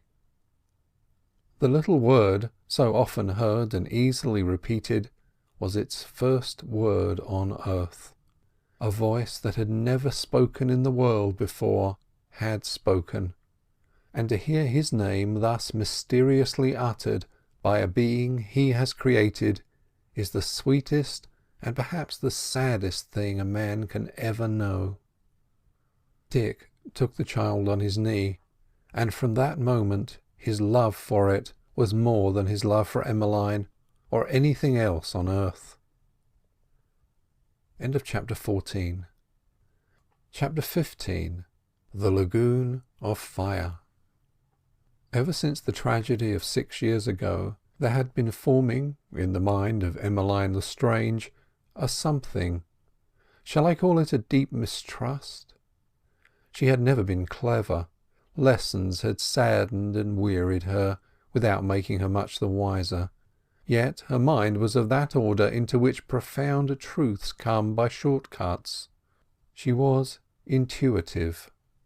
Great knowledge may lurk in the human mind without the owners of the mind being aware. He or she acts in such or such a way, or thinks in such and such a manner, from intuition. In other words, as the outcome of the profoundest reasoning. When we have learnt to call storms storms, and death death, and birth birth, when we have mastered the sailor's hornbook, and Mr. Piddington's laws of cyclones, Ellis's anatomy, and Lewer's midwifery, we have already made ourselves half blind. We have become hypnotized by words and names. We think in words and names, not in ideas. The commonplace has triumphed. The true intellect is half crushed. Storms had burst over the island before this, and what Emmeline remembered of them might be expressed by an instance. The morning would be bright and happy, never so bright the sun, or so balmy the breeze, or so peaceful the blue lagoon. Then, with a horrid suddenness, as if sick with dissimulation and mad to show itself, something would blacken the sun, and with a yell stretch out a hand and ravage the island, churn the lagoon into foam, beat down the coconut trees and slay the birds. And one bird would be left, and another taken. One tree would be destroyed, and another left standing. The fury of the thing was so less fearful than the blindness of it and the indifference of it. One night, when the child was asleep, just after the last star was lit, Dick appeared at the doorway of the house. He had been down to the water's edge and had now returned. He beckoned Emmeline to follow him, and, putting down the child, she did so. "Come here and look," said he. He led the way to the water, and as they approached it Emmeline became aware that there was something strange about the lagoon. From a distance it looked pale and solid. It might have been a great stretch of grey marble veined with black. Then, as she drew nearer, she saw that the grey dull appearance was a deception of the eye. The lagoon was alight and burning. The phosphoric fire was in its very heart and being. Every coral branch was a torch, every fish a passing lantern. The incoming tide, moving the waters, made the whole glittering floor of the lagoon move and shiver, and the tiny waves to lap the bank, leaving behind them glow-worm traces. "Look," said Dick. He knelt down and plunged his forearm into the water. The immersed part burned like a smouldering torch. Emmeline could see it as plainly as though it were lit by sunlight. Then he drew his arm out, and as far as the water had reached it, it was covered by a glowing glove. They had seen the phosphorescence of the lagoon before. Indeed, any night you might watch the passing fish like bars of silver when the moon was away. But this was something quite new, and it was entrancing. Emmeline knelt down and dabbled her hands, and made herself a pair of phosphoric gloves, and cried out with pleasure, and laughed. It was all the pleasure of playing with fire without the danger of being burnt. Then Dick rubbed his face with the water till it glowed. "Wait!" he cried, and, running up to the house, he fetched out Hannah. He came running down with him to the water's edge, gave Emmeline the child, unmoored the boat, and started out from shore. The sculls, as far as they were immersed, were like bars of glistening silver. Under them passed the fish, leaving cometic tails. Each coral clump was a lamp, lending its lustre till the great lagoon was luminous as a lit-up ballroom. Even the child on Emmeline's lap crowed and cried out at the strangeness of the sight. They landed on the reef and wandered over the flat. The sea was white and bright as snow, and the foam looked like a hedge of fire. As they stood gazing on this extraordinary sight, suddenly, almost as instantaneously as the switching off of an electric light, the phosphorescence of the sea flickered and vanished. The moon was rising. Her crest was just breaking from the water, and as her face came slowly into view behind a belt of vapour that lay on the horizon, it looked fierce and red, stained with smoke like the face of Eblis. End of chapter 15. Chapter 16. The Cyclone. When they awoke next morning, the day was dark. A solid roof of cloud, lead-coloured and without a ripple on it, lay over the sky almost to the horizon. There was not a breath of wind, and the birds flew wildly about as if disturbed by some unseen enemy in the wood. As Dick lit the fire to prepare the breakfast, Emmeline walked up and down, holding her baby to her breast. She felt restless and uneasy. As the morning wore on, the darkness increased. A breeze rose up, and the leaves of the breadfruit trees pattered together with the sound of rain falling on glass. A storm was coming, but there was something different in its approach to the approach of the storms they had already known. As the breeze increased, a sound filled the air, coming from far away beyond the horizon. It was like the sound of a great multitude of people, and yet so faint and vague was it that sudden bursts of the breeze through the leaves above would drown it utterly. Then it ceased, and nothing could be heard but the rocking of the branches and the tossing of the leaves under the increasing wind, which was now blowing sharply and fiercely, and with a steady rush dead from the west, fretting the lagoon, and sending clouds and masses of foam right over the reef.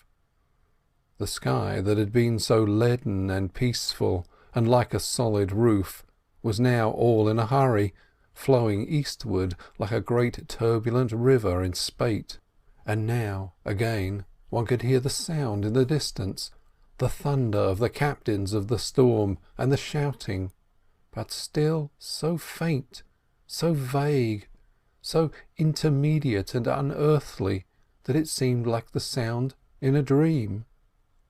Emmeline sat amidst the ferns on the floor, cowed and dumb, holding the baby to her breast.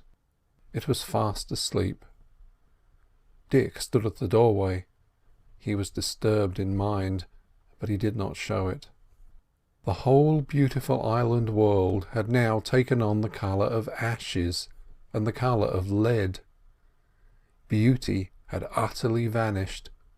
All seemed sadness and distress. The cocoa palms, under the wind that had lost its steady rush and was now blowing in hurricane blasts, flung themselves about in all the attitudes of distress, and whoever has seen a tropical storm will know what a cocoa palm can express by its movements under the lash of the wind.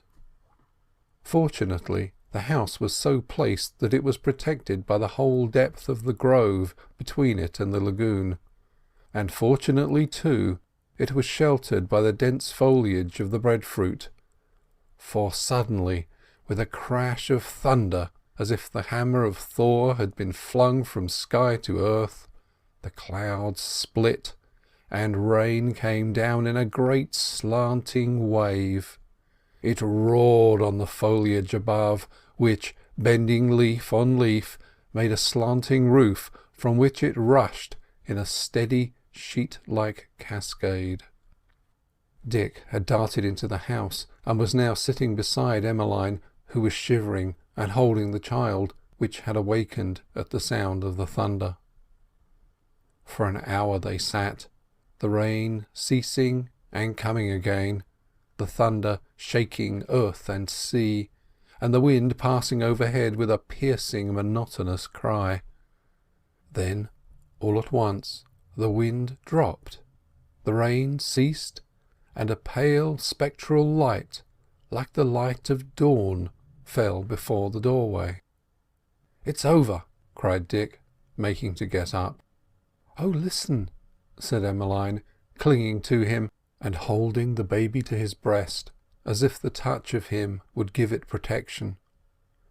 She had divined that there was something approaching worse than a storm. Then, listening in the silence, away from the other side of the island, they heard a sound like the droning of a great top. It was the centre of the cyclone approaching. A cyclone is a circular storm, a storm in the form of a ring. This ring of hurricane travels across the ocean with inconceivable speed and fury, yet its centre is a haven of peace. As they listened, the sound increased, sharpened, and became a tang that pierced the eardrums, a sound that shook with hurry and speed, increasing, bringing with it the bursting and crashing of trees, and breaking at last overhead in a yell that stunned the brain like the blow of a bludgeon. In a second the house was torn away, and they were clinging to the roots of the breadfruit, deaf, blinded, half lifeless. The terror and the prolonged shock of it reduced them from thinking beings to the level of frightened animals whose one instinct is preservation. How long the horror lasted they could not tell, when, like a madman who pauses for a moment in the midst of his struggles and stands stock still, the wind ceased blowing, and there was peace. The centre of the cyclone was passing over the island. Looking up, one saw a marvellous sight. The air was full of birds, butterflies, insects, all hanging in the heart of the storm and travelling with it under its protection. Though the air was still as the air of a summer's day, from north, south, east and west, from every point on the compass, came the yell of the hurricane. There was something shocking in this. In a storm one is so beaten about by the wind that one has no time to think. One is half stupefied. But in the dead centre of a cyclone one is in perfect peace. The trouble is all around, but it is not here. One has time to examine the thing like a tiger in a cage, listen to its voice, and shudder at its ferocity. The girl, holding the baby to her breast, sat up gasping. The baby had come to no harm. It had cried at first when the thunder broke, but now it seemed impassive, almost dazed. Dick stepped from under the tree and looked at the prodigy in the air. The cyclone had gathered on its way sea-birds and birds from the land. There were gulls, electric white and black man-of-war birds, butterflies, and they all seemed imprisoned under a great drifting dome of glass. As they went, travelling like things without volition and in a dream, with a hum and a roar, the southwest quadrant of the cyclone burst on the island, and the whole bitter business began over again. It lasted for hours. Then, towards midnight, the wind fell, and when the sun rose next morning he came through a cloudless sky, without a trace of apology for the destruction caused by his children, the winds. He showed trees uprooted, and birds lying dead, 3 or 4 canes remaining of what had once been a house, the lagoon the colour of a pale sapphire, and a grass-green, foam-capped sea racing in thunder against the reef. End of chapter 16. Chapter 17. The Stricken Woods. At first they thought they were ruined. Then Dick, searching, found the old saw under a tree, and the butcher's knife near it, as though the knife and saw had been trying to escape in company, and had failed. Bit by bit they began to recover something of their scattered property. The remains of the flannel had been taken up by the cyclone and wrapped round and round a slender coconut tree, till the trunk looked like a gaily bandaged leg. The box of fish-hooks had been jammed into the centre of a cooked breadfruit, both having been picked up by the fingers of the wind and hurled against the same tree, and the staysail of the Shenandoah was out on the reef, with a piece of coral carefully placed on it as if to keep it down. As for the lug-sail belonging to the dinghy, it was never seen again. There is humour sometimes in a cyclone, if you can only appreciate it. No other form of air disturbance produces such quaint effects. Beside the great main whirlpool of wind, there are subsidiary whirlpools, each actuated by its own special imp. Emmeline had felt Hannah nearly snatched from her arms twice by these little ferocious gimlet winds, and that the whole business of the great storm was set about with the object of snatching Hannah from her and blowing him out to sea, was a belief which she held, perhaps, in the innermost recesses of her mind. The dinghy would have been utterly destroyed had it not heeled over and sunk in shallow water at the first onset of the wind. As it was, Dick was able to bail it out at the next low tide, when it floated as bravely as ever, not having started a single seam. But the destruction amidst the trees was pitiful. Looking at the woods as a mass, one noticed gaps here and there, but what had really happened could not be seen till one was amongst the trees. Great beautiful coconut palms, not dead, but just dying, lay crushed and broken, as if trampled upon by some enormous foot. You would come across 6 lianas twisted into one great cable. Where coconut palms were, you could not move a yard without kicking against a fallen nut. You might have picked up full-grown, half-grown, and wee baby nuts, not bigger than small apples, for on the same tree you will find nuts of all sizes and conditions. One never sees a perfectly straight-stemmed coconut palm, for they all have an inclination from the perpendicular more or less. Perhaps that is why a cyclone has more effect on them than on other trees. Artus, once so pretty a picture with their diamond-checkered trunks, lay broken and ruined, and right through the belt of mammy apples, right through the Badlands, lay a broad road, as if an army, horse, foot, and artillery had passed that way from lagoon edge to lagoon edge.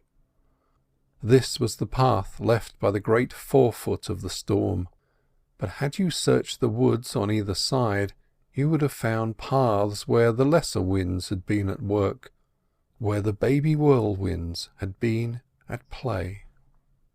From the bruised woods, like an incense offered to heaven, arose a perfume of blossoms gathered and scattered, of rain-wet leaves, of lianas twisted and broken and oozing their sap, the perfume of newly wrecked and ruined trees, the essence and soul of the artu, the banyan, and the cocoa palm cast upon the wind.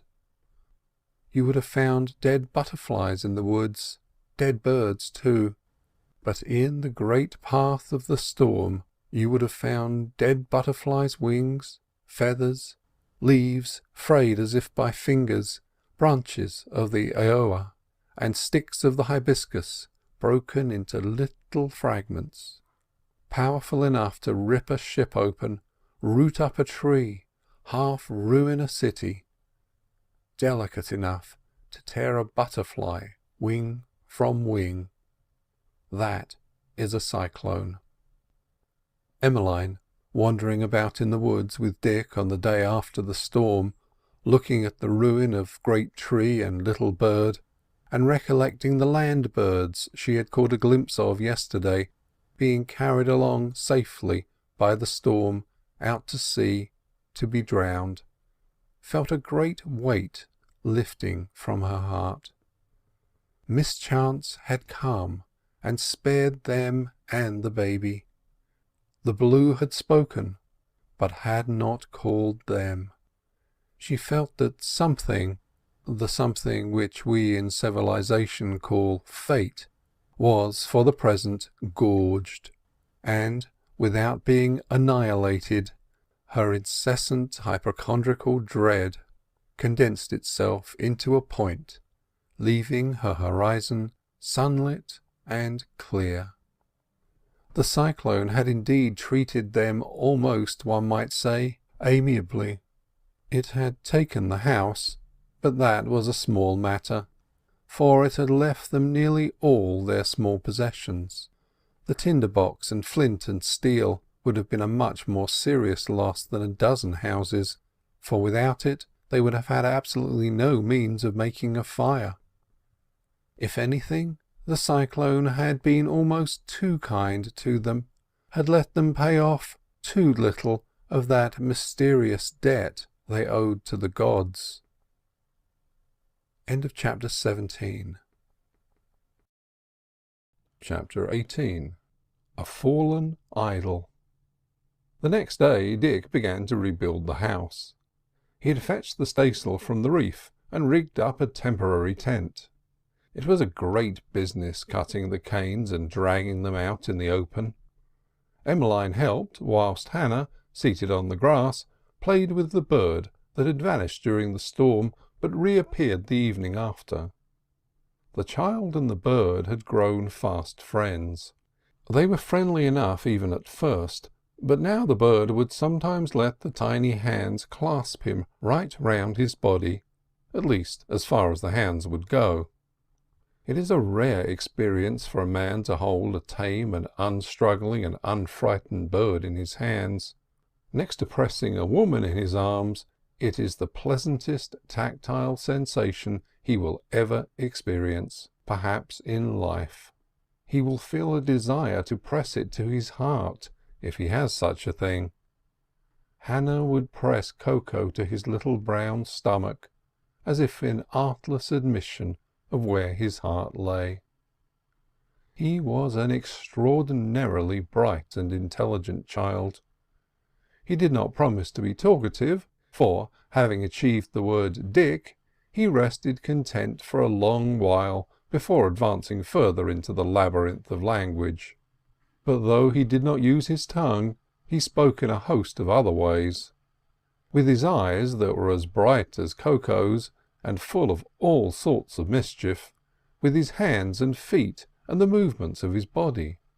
He had a way of shaking his hands before him when highly delighted, a way of expressing nearly all the shades of pleasure, and though he rarely expressed anger, when he did so he expressed it fully. He was just now passing over the frontier into Toyland. In civilization he would no doubt have been the possessor of an india-rubber dog or a woolly lamb, but there were no toys here at all. Emmeline's old doll had been left behind when they took flight from the other side of the island, and Dick, a year or so ago, on one of his expeditions, had found it lying half buried in the sand of the beach. He had brought it back now more as a curiosity than anything else, and they had kept it on the shelf in the house. The cyclone had impaled it on a tree twig near by, as if in derision, and Hannah, when it was presented to him as a plaything, flung it away from him as if in disgust. But he would play with flowers or bright shells, or bits of coral, making vague patterns with them on the sward. All the toy lambs in the world would not have pleased him better than these things, the toys of the troglodyte children, the children of the Stone Age. To clap 2 oyster shells together and make a noise? What, after all, could a baby want better than that? One afternoon, when the house was beginning to take some sort of form, they ceased work and went off into the woods, Emmeline carrying the baby and Dick taking turns with him. They were going to the valley of the idol. Since the coming of Hannah, and even before, the stone figure standing in its awful and mysterious solitude had ceased to be an object of dread to Emmeline, and had become a thing vaguely benevolent. Love had come to her under its shade, and under its shade the spirit of the child had entered into her from where, who knows, but certainly through heaven. Perhaps the thing which had been the god of some unknown people had inspired her with the instinct of religion. If so, she was his last worshipper on earth, for when they entered the valley they found him lying upon his face. Great blocks of stone lay around him. There had evidently been a landslip, a catastrophe preparing for ages, and determined perhaps by the torrential rain of the cyclone.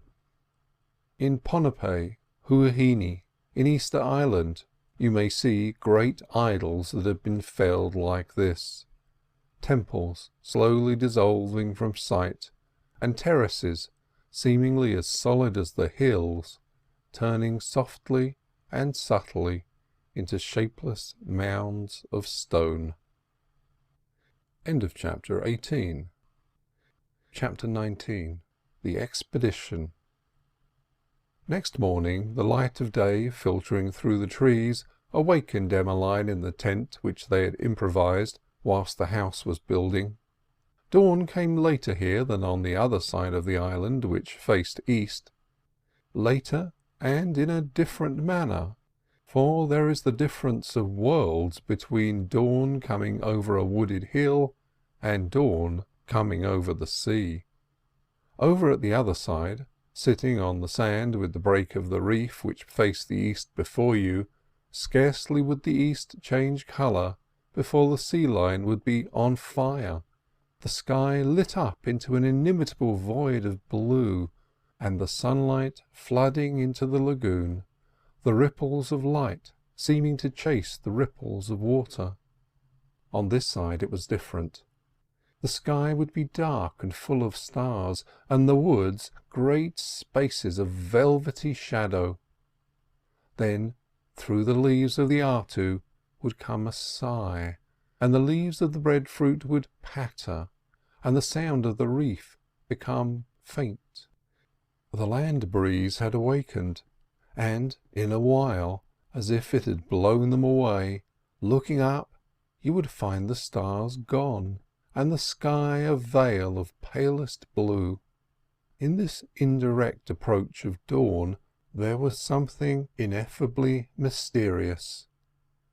One could see, but the things seen were indecisive and vague, just as they are in the gloaming of an English summer's day.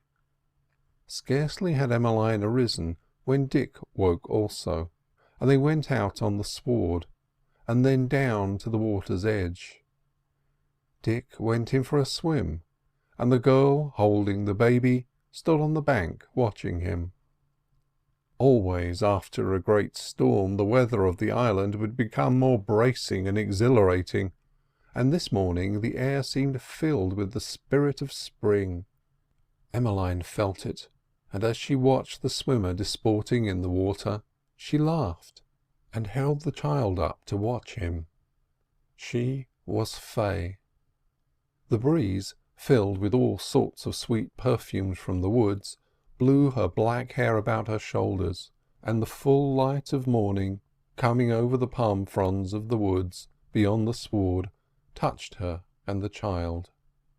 Nature seemed caressing them. Dick came ashore and then ran about to dry himself in the wind. Then he went to the dinghy and examined her, for he had determined to leave the house building for half a day and row around to the old place to see how the banana trees had fared during the storm. His anxiety about them was not to be wondered at. The island was his larder, and the bananas were a most valuable article of food. He had all the feelings of a careful housekeeper about them, and he could not rest till he had seen for himself the extent of damage, if damage there was any. He examined the boat, and then they all went back to breakfast. Living their lives, they had to use forethought. They would put away, for instance, all the shells of the coconuts they used for fuel, and you could never imagine the blazing splendour there lives in the shell of a coconut till you see it burning. Yesterday Dick, with his usual prudence, had placed a heap of sticks, all wet with the rain of the storm, to dry in the sun. As a consequence, they had plenty of fuel to make a fire with this morning. When they had finished breakfast, he got the knife to cut the bananas with, if there were any left to cut, and, taking the javelin, he went down to the boat, followed by Emmeline and the child. Dick had stepped into the boat, and was at the point of unmooring her and pushing her off, when Emmeline stopped him. "Dick." "Yes." "I will go with you." "You?" said he in astonishment. "Yes, I'm not afraid any more." It was a fact. Since the coming of the child, she had lost that dread of the other side of the island, or almost lost it. Death is a great darkness. Birth is a great light. They had intermixed in her mind. The darkness was still there, but it was no longer terrible to her, for it was infused with the light. The result was a twilight, sad but beautiful, and unpeopled with forms of fear. Years ago she had seen a mysterious door close and shut a human being out forever from the world. The sight had filled her with dread unimaginable, for she had no words for the thing, no religion or philosophy to explain it away or gloss it over. Just recently she had seen an equally mysterious door open and admit a human being, and deep down in her mind, in the place where the dreams were, the one great fact had explained and justified the other. Life had vanished into the void, but life had come from there. There was life in the void, and it was no longer terrible.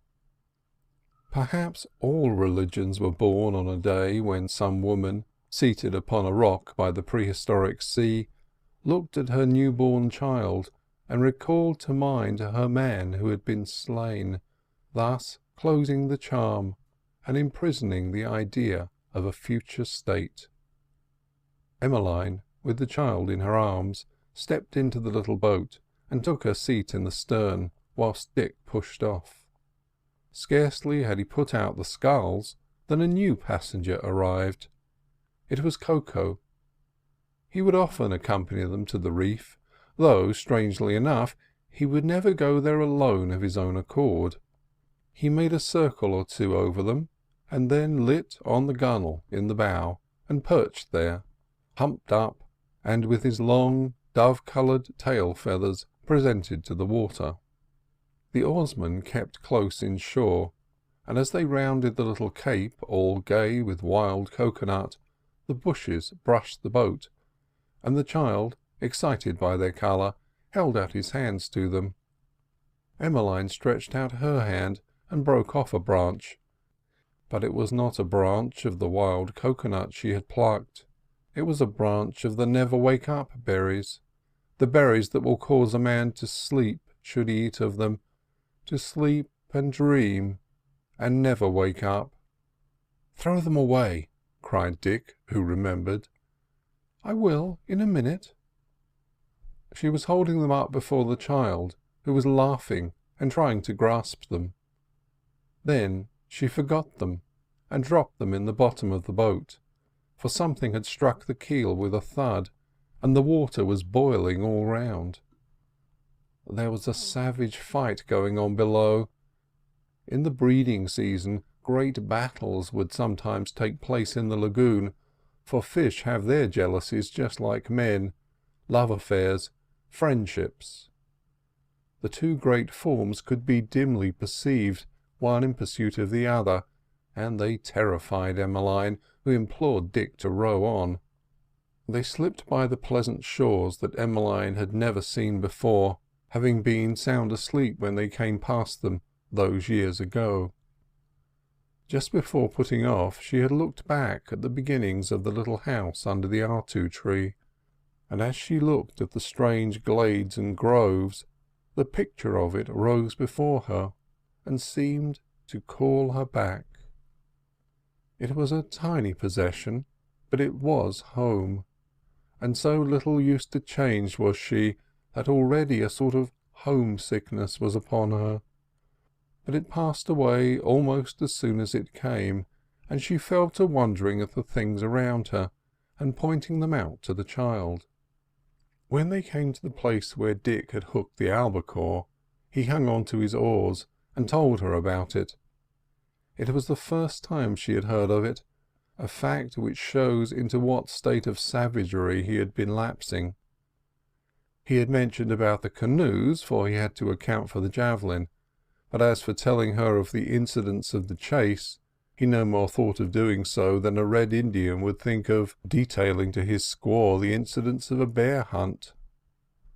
Contempt for women is the first law of savagery, and perhaps the last law of some old and profound philosophy. She listened, and when it came to the incident of the shark, she shuddered. "I wish I had a hook big enough to catch him with," said he, staring into the water as if in search of his enemy. "Don't think of him, Dick," said Emmeline, holding the child more tightly to her heart. "Row on." He resumed the sculls, but you could have seen from his face that he was recounting to himself the incident. When they had rounded the last promontory, and the strand and the break in the reef opened before them, Emmeline caught her breath. The place had changed in some subtle manner. Everything was there as before, yet everything seemed different. The lagoon seemed narrower, the reef nearer, the cocoa palms not nearly so tall. She was contrasting the real things with the recollection of them when seen by a child. The black speck had vanished from the reef. The storm had swept it utterly away. Dick beached the boat on the shelving sand and left Emmeline seated in the stern of it, whilst he went in search of the bananas. She would have accompanied him, but the child had fallen asleep. Hannah asleep was even a pleasanter picture than when awake. He looked like a little brown Cupid without wings, bow, or arrow. He had all the grace of a curled-up feather. Sleep was always in pursuit of him, and would catch him up at the most unexpected moments. When he was at play, or indeed at any time, Emmeline would sometimes find him with a coloured shell or bit of coral that he had been playing with in his hand, fast asleep, a happy expression on his face, as if his mind were pursuing its earthly avocations on some fortunate beach in dreamland. Dick had plucked a huge breadfruit leaf and given it to her as a shelter from the sun, and she sat holding it over her and gazing straight before her over the white sunlit sands. The flight of the mind in reverie is not a direct line. To her, dreaming as she sat, came all sorts of coloured pictures recalled by the scene before her. The green water under the stern of a ship, and the word Shenandoah vaguely reflected on it. Their landing, and the little tea set spread out on the white sand.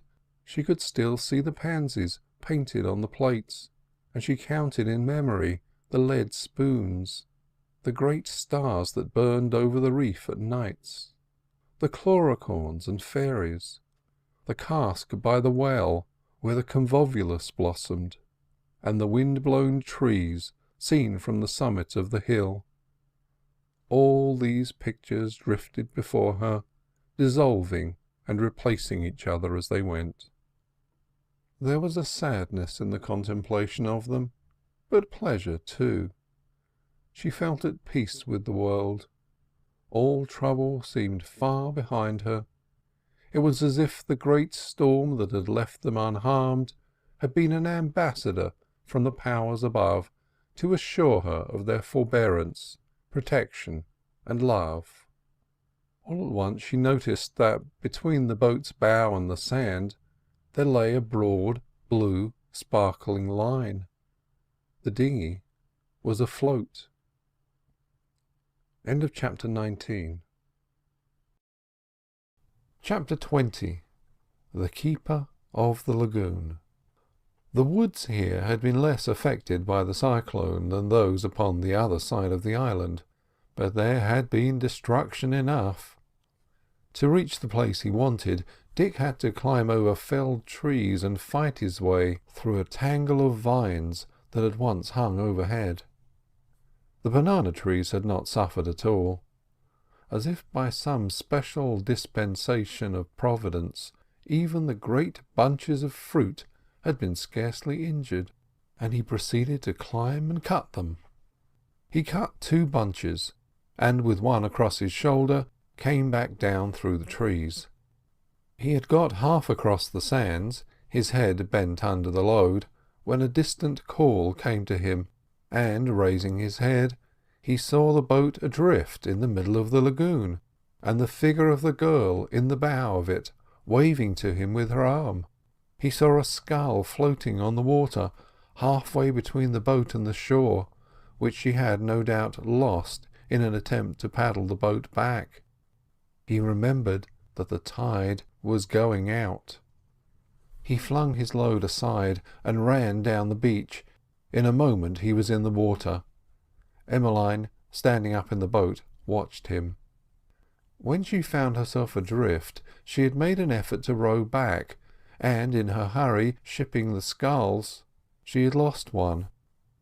With a single scull she was quite helpless, as she had not the art of sculling a boat from the stern. At first she was not frightened, because she knew that Dick would soon return to her assistance. But as the distance between the boat and shore increased, a cold hand seemed laid upon her heart. Looking at the shore, it seemed very far away, and the view towards the reef was terrific, for the opening had increased in apparent size, and the great sea beyond seemed drawing her to it. She saw Dick coming out of the wood with a load on his shoulder, and she called to him. At first he did not seem to hear. Then she saw him look up, cast the bananas away, and come running down the sand to the water's edge. She saw him swimming, she saw him seize the scull, and her heart gave a great leap of joy. Towing the scull and swimming with one arm, he rapidly approached the boat. He was quite close, only 10 feet away, when Emmeline saw behind him, sheering through the clear, rippling water and advancing with speed, a dark triangle that seemed made of canvas stretched upon a sword point. 40 years ago he had floated adrift on the sea, in the form and likeness of a small shabby pine cone, a prey to anything that might find him. He had escaped the jaws of the dogfish, and the jaws of the dogfish are a very wide door. He had escaped the albacore and the squid. His life had been one long series of miraculous escapes from death. Out of 1 billion like him born in the same year, he and a few others only had survived. For 30 years he had kept the lagoon to himself, as a ferocious tiger keeps a jungle. He had known the palm tree on the reef when it was a seedling, and he had known the reef even before the palm tree was there. The things he had devoured, flung one upon another, would have made a mountain, yet he was as clear as enmity as a sword, as cruel and as soulless. He was the spirit of the lagoon. Emmeline screamed and pointed to the thing behind the swimmer. He turned, saw it, dropped the oar and made for the boat. She had seized the remaining scull and stood with it poised. Then she hurled it blade foremost at the form in the water, now fully visible and close on its prey. She could not throw a stone straight, yet the scull went like an arrow to the mark, balking the pursuer and saving the pursued. In a moment more his leg was over the gunwale, and he was saved. But the scull was lost. End of chapter 20. Chapter 21. The Hand of the Sea. There was nothing in the boat that could possibly be used as a paddle. The scull was only 5 or 6 yards away, but to attempt to swim to it was certain death. Yet they were being swept out to sea. He might have made the attempt, only that on the starboard quarter the form of the shark, gently swimming at the same pace as they were drifting, could be made out only half veiled by the water. The bird, perched on the gunwale, seemed to divine their trouble, for he rose in the air, made a circle, and resumed his perch with all his feathers ruffled. Dick stood in despair, helpless, his hands clasping his head. The shore was drawing away before him, the surf loudening behind him, yet he could do nothing. The island was being taken away from them by the great hand of the sea. Then, suddenly, the little boat entered the race formed by the confluence of the tides, from the right and left arms of the lagoon. The sound of the surf suddenly increased, as though a door had been flung open. The breakers were falling, and the seagulls crying on either side of them, and for a moment the ocean seemed to hesitate as to whether they were to be taken away into her wastes or dashed on the coral strand. Only for a moment this seeming hesitation lasted. Then the power of the tide prevailed over the power of the swell, and the little boat, taken by the current, drifted gently out to sea. Dick flung himself down beside Emmeline, who was seated in the bottom of the boat, holding the child to her breast. The bird, seeing the land retreat, and wise in its instinct, rose into the air. It circled thrice round the drifting boat, and then, like a beautiful but faithless spirit, passed away to the shore. End of chapter 21. Chapter 22. Together. The island had sunk slowly from sight. At sundown it was just a trace, a stain on the southwestern horizon. It was before the new moon, and the little boat lay drifting. It drifted from the light of sunset into a world of vague violet twilight, and now it lay drifting under the stars. The girl, clasping the baby to her breast, leaned against her companion's shoulder. Neither of them spoke. All the wonders in their short existence had culminated in this final wonder, this passing away together from the world of time, this strange voyage they had embarked on. To where? Now that the first terror was over, they felt neither sorrow nor fear. They were together. Come what might, nothing could divide them. Even should they sleep and never wake up, they would sleep together. Had one been left and the other taken, as though the thought had occurred to them simultaneously, they turned one to the other, and their lips met, their souls met, mingling in one dream, whilst above in the windless heaven space answered space with flashes of sidereal light, and Canopus shone and burned like the pointed sword of Azrael. Clasped in Emmeline's hand was the last and most mysterious gift of the mysterious world they had known, the branch of crimson berries. End of chapter 22. End of book 2. Book 3, Chapter 1. Mad Lestrange. They knew him upon the Pacific slope as Mad Lestrange. He was not mad, but he was a man with a fixed idea.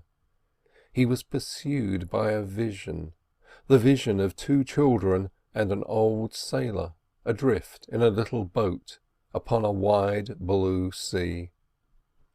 When the Arago, bound for Papeete, picked up the boats of the Northumberland, only the people on the longboat were alive. Lafarge, the captain, was mad, and he never recovered his reason. Lestrange was utterly shattered.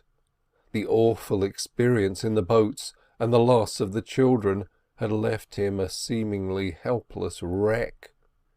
The scowbankers, like all their class, had fared better, and in a few days were about the ship and sitting in the sun. 4 days after the rescue, the Arago spoke the Newcastle, bound for San Francisco, and transshipped the shipwrecked men. Had a physician seen Lestrange on board the Northumberland as she lay in that long, long calm before the fire, he would have declared that nothing but a miracle could prolong his life. The miracle came about. In the General Hospital of San Francisco, as the clouds cleared from his mind, they unveiled the picture of the children and the little boat. The picture had been there daily, seen but not truly comprehended. The horrors gone through in the open boat, the sheer physical exhaustion, had merged all the accidents of the great disaster into one mournful, half-comprehended fact. When his brain cleared, all the other incidents fell out of focus, and memory, with her eyes set upon the children, began to paint a picture that he was ever more to see.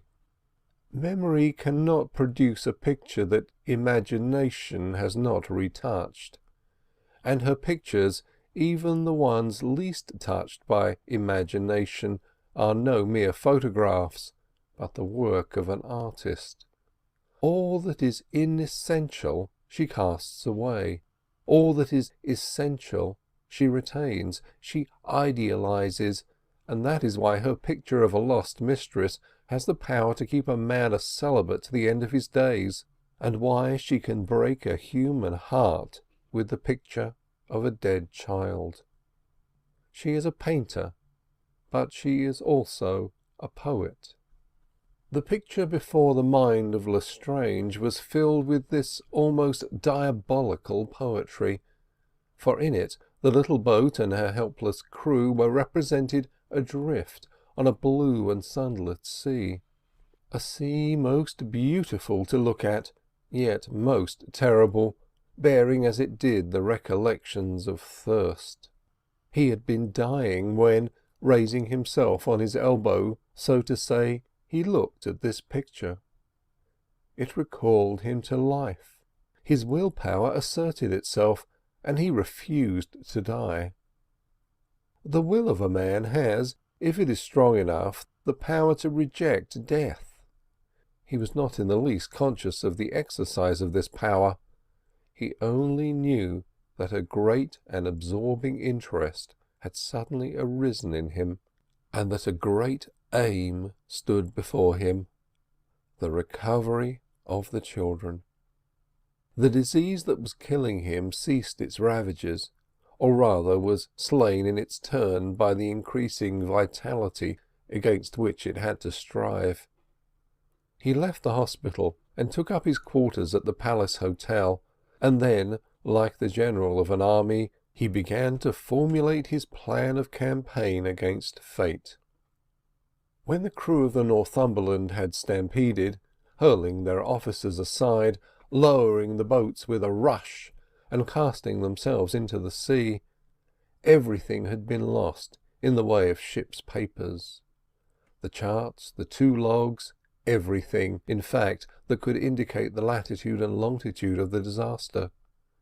The first and second officers and a midshipman had shared the fate of the quarter-boat.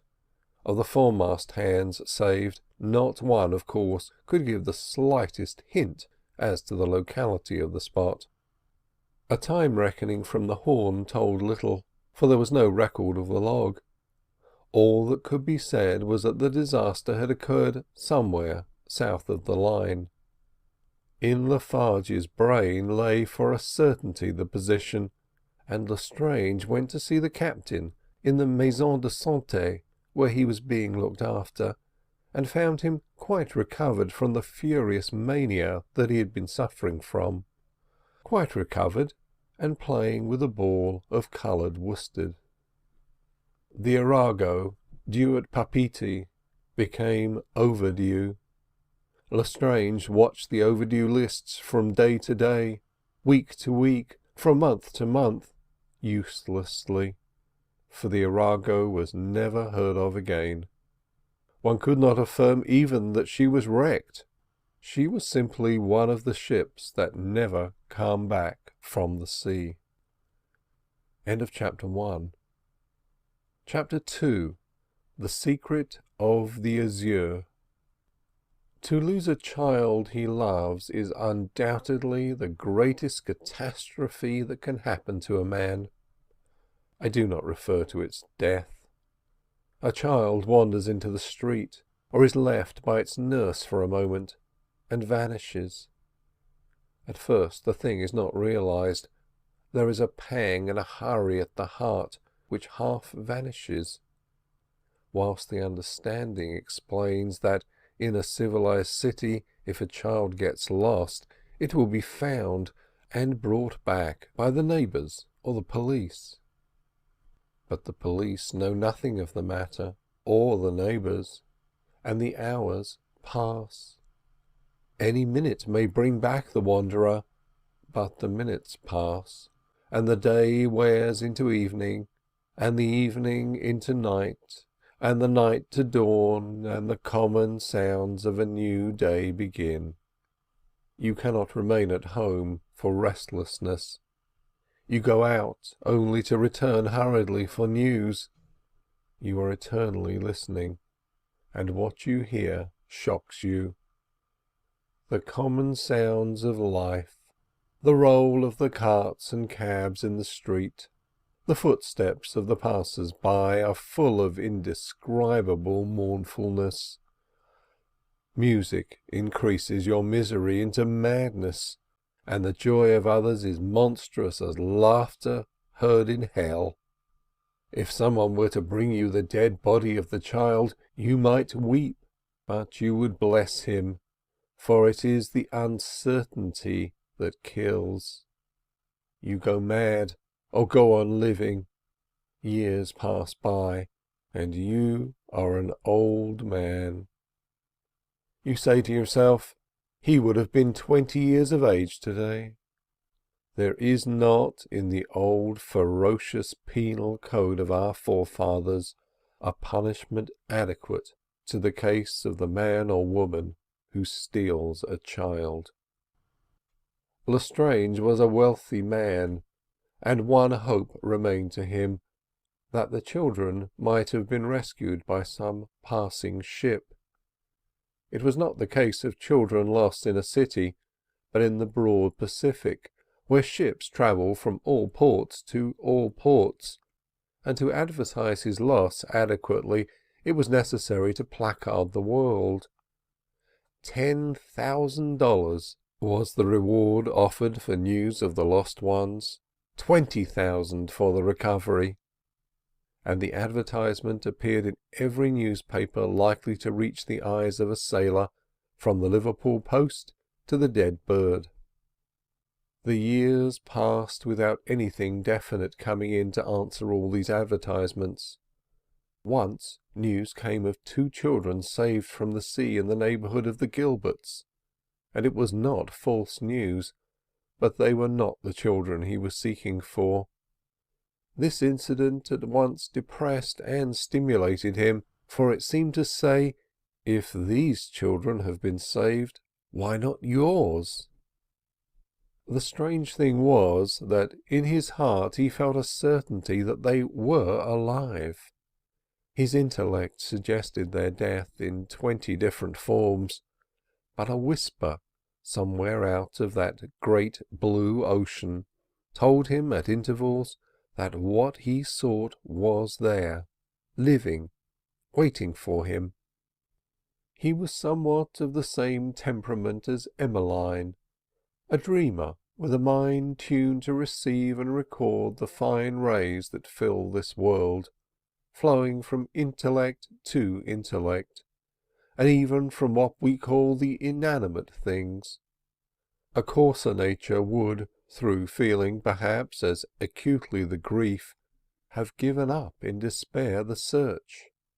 But he kept on, and at the end of the 5th year, so far from desisting, he chartered a schooner, and passed 18 months in a fruitless search, calling at little-known islands, and once, unknowing, at an island only 300 miles from the tiny island of this story. If you wish to feel the hopelessness of this unguided search, do not look at a map of the Pacific, but go there. Hundreds and hundreds of thousands of square leagues of sea, thousands of islands, reefs, atolls. Up to a few years ago there were many small islands utterly unknown. Even still there are some, though the charts of the Pacific are the greatest triumphs of hydrography, and though the island of the story was actually on the Admiralty charts, of what use was that fact to Lestrange? He would have continued searching, but he dared not, for the desolation of the sea had touched him. In that 18 months the Pacific explained itself to him in part, explained its vastness, its secrecy and inviolability. The schooner lifted veil upon veil of distance, and veil upon veil lay beyond. He could only move in a right line. To search the wilderness of water with any hope, one would have to be endowed with the gift of moving in all directions at once. He would often lean over the bulwark rail and watch the swell slip by, as if questioning the water. Then the sunsets began to weigh upon his heart, and the stars to speak to him in a new language, and he knew that it was time to return, if he would return with a whole mind. When he got back to San Francisco, he called upon his agent Wanamaker of Kearney Street, but there was still no news. End of Chapter 2. Chapter 3. Captain Fountain. He had a suite of rooms at the Palace Hotel, and he lived the life of any other rich man who is not addicted to pleasure. He knew some of the best people in the city, and conducted himself so sanely in all respects that a casual stranger would never have guessed his reputation for madness. But when you know him better, you would find sometimes in the middle of a conversation that his mind was away from the subject, and were you to follow him in the street, you would hear him in conversation with himself. Once, at a dinner party, he rose and left the room and did not return. Trifles, but sufficient to establish a reputation of a sort. One morning, to be precise, it was the 2nd day of May, exactly 8 years and 5 months after the wreck of the Northumberland, Lestrange was in his sitting-room reading, when the bell of the telephone, which stood in the corner of the room, rang. He went to the instrument. "Are you there?" came a high American voice. Lestrange? Right. Come down and see me. Wanamaker. I have news for you. Lestrange held the receiver for a moment. Then he put it back in the rest. He went to a chair and sat down, holding his head between his hands. Then he rose and went to the telephone again, but he dared not use it. He dare not shatter the newborn hope. News. What a world lies in that word. In Kearney Street he stood before the door of Wanamaker's office, collecting himself and watching the crowd drifting by. Then he entered and went up the stairs. He pushed open a swing door and entered a great room. The clink and rattle of a dozen typewriters filled the place, and all the hurry of business. Clerks passed and came with sheaves of correspondence in their hands, and Wanamaker himself, rising from bending over a message which he was correcting on one of the typewriters' tables, saw the newcomer and led him to the private office. "What is it?" said Lestrange. "Only this," said the other, taking a slip of paper with a name and address on it. "Simon J. Fountain, of 45 Rathray Street West. That's down near the wharves. Says he has seen your ad in an old number of a paper, and he thinks he can tell you something. He did not specify the nature of the intelligence, but it might be worth finding out." "I will go there," said Lestrange. "Do you know Rathray Street?" "No." Wanamaker went out and called a boy and gave him some directions. Then Lestrange and the boy started. Lestrange left the office without saying thank you or taking leave in any way of the advertising agent, who did not feel in the least affronted, for he knew his customer. Rathray Street is, or was before the earthquake, a street of small, clean houses. It had a seafaring look that was accentuated by the marine perfumes from the wharves close by, and the sound of steam winches loading or discharging cargo, a sound that ceased not night or day as the work went on beneath the sun or the sizzling arc lamps. Number 45 was almost exactly like its fellows, neither better nor worse. But the door was opened by a neat, prim woman, small and of middle age. Commonplace she was, no doubt, but not commonplace to Lestrange. "Is Mr. Fountain in?" he asked. "I have come about the advertisement." "Oh, have you, sir?" she replied, making way for him to enter, and showing him into a little sitting-room on the left of the passage. "The captain is in bed. He is a great invalid, but he was expecting, perhaps, someone would call, and he will be able to see you in a minute, if you don't mind waiting." "Thanks," said Lestrange. "I can wait." He had waited 8 years. What mattered a few minutes now? But at no time in the 8 years had he suffered such suspense, for his heart knew that now, just now, in this commonplace little house, from the lips of perhaps the husband of that commonplace woman, he was going to learn either what he feared to hear or what he hoped. It was a depressing little room.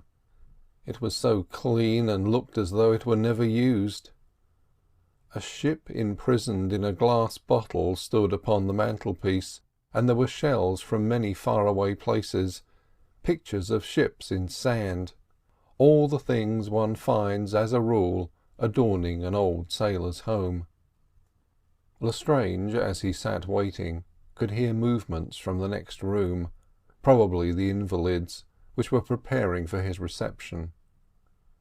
The distant sounds of the derricks and winches came muted through the tightly shut window that looked as though it had never been opened. A square of sunlight lit the upper part of the cheap lace curtain on the right of the window, and repeated its pattern vaguely on the lower part of the wall opposite. Then a blue-bottle fly woke suddenly into life, and began to buzz and drum against the window pane, and Lestrange wished that they would come. A man of his temperament must necessarily, even under the happiest circumstances, suffer in going through the world. The fine fibre always suffers when brought in contact with the coarse. These people were as kindly disposed as anyone else. The advertisement and the face and manners of the visitor might have told them that it was not the time for delay, yet they kept him waiting whilst they arranged bed-quilts and put medicine bottles straight, as if he could see. At last the door opened, and the woman said, "Will you step this way, sir?" She showed him into a bedroom opening off the passage. The room was neat and clean, and had that indescribable appearance which marks the bedroom of the invalid. In the bed, making a mountain under the counterpane with an enormously distended stomach, lay a man, black-bearded, and with his large, capable, useless hands spread out on the coverlet, hands ready and willing, but debarred from work. Without moving his body, he turned his head slowly and looked at the newcomer. This slow movement was not from weakness or disease. It was the slow, emotionless nature of the man speaking. "This is the gentleman, Silas," said the woman, speaking over Lestrange's shoulder. Then she withdrew and closed the door. "Take a chair, sir," said the sea captain, flapping one of his hands on the counterpane, as if in wearied protest against his own helplessness. "I haven't the pleasure of your name, but the missus tells me you've come about the advertisement I lit on yester even." He took a paper, folded small, that lay beside him, and held it out to his visitor. It was a Sydney bulletin, 3 years old.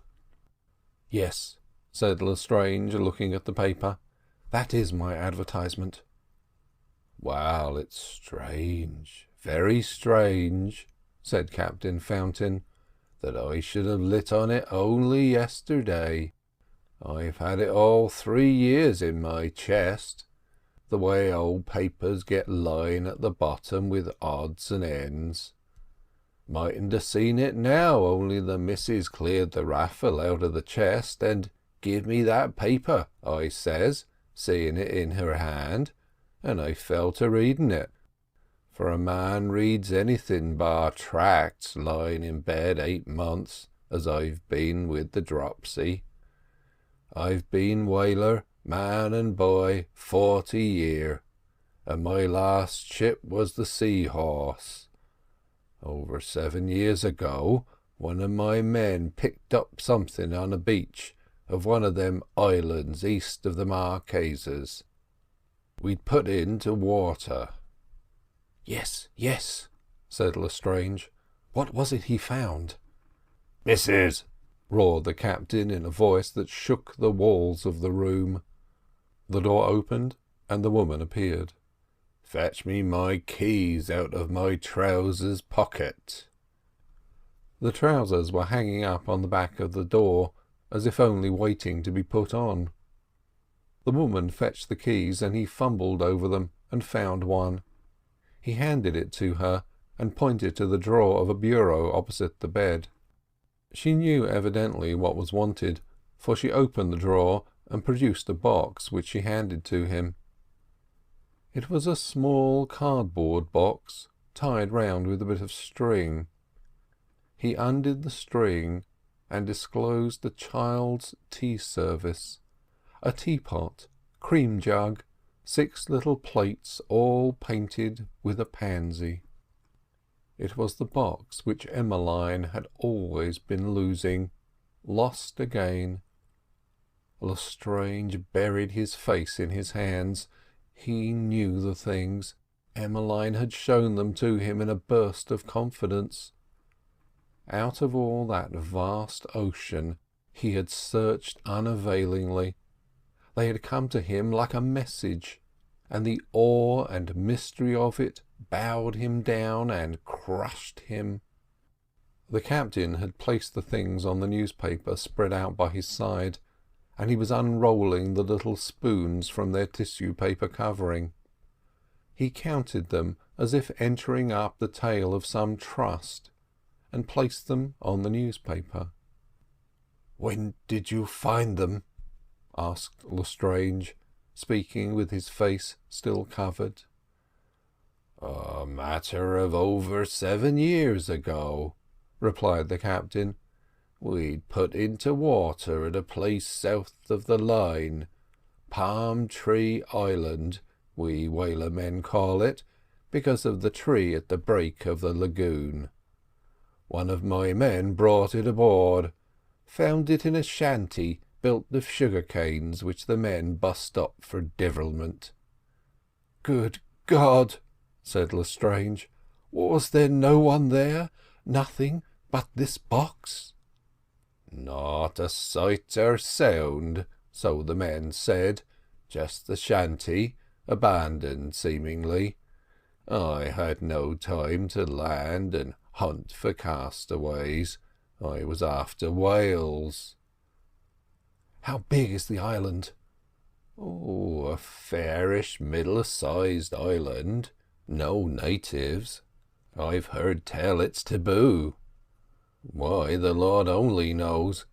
Some crank of the Kanakas, I suppose. Anyhow, there's your findings. You recognise 'em?"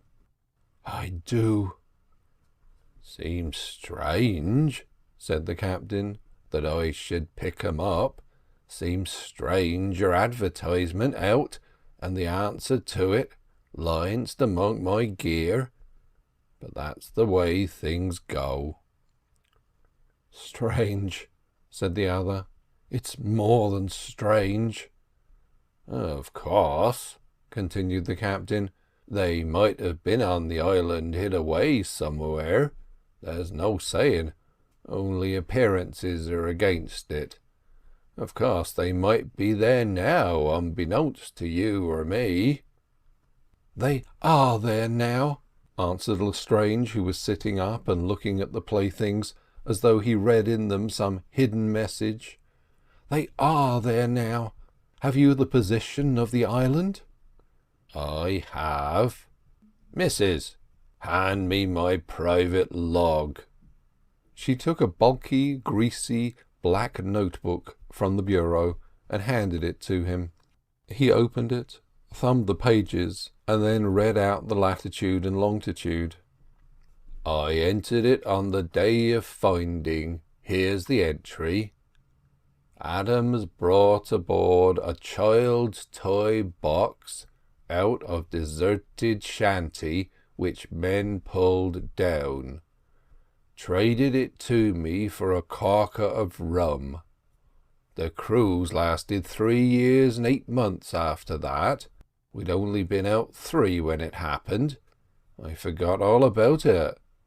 3 years scrubbing round the world after whales doesn't brighten a man's memory. Right round we went, and paid off at Nantucket. Then, after a fortnight on shore and a month repairing, the old Seahorse was off again, I with her. It was at Honolulu this dropsy took me, and back I come here home. That's the yarn. There's not much to it, but seeing your advertisement, I thought I might answer it." Lestrange took Fountain's hand and shook it. "You see the reward I offered," he said. "I have not my cheque-book with me, but you shall have the cheque in an hour from now."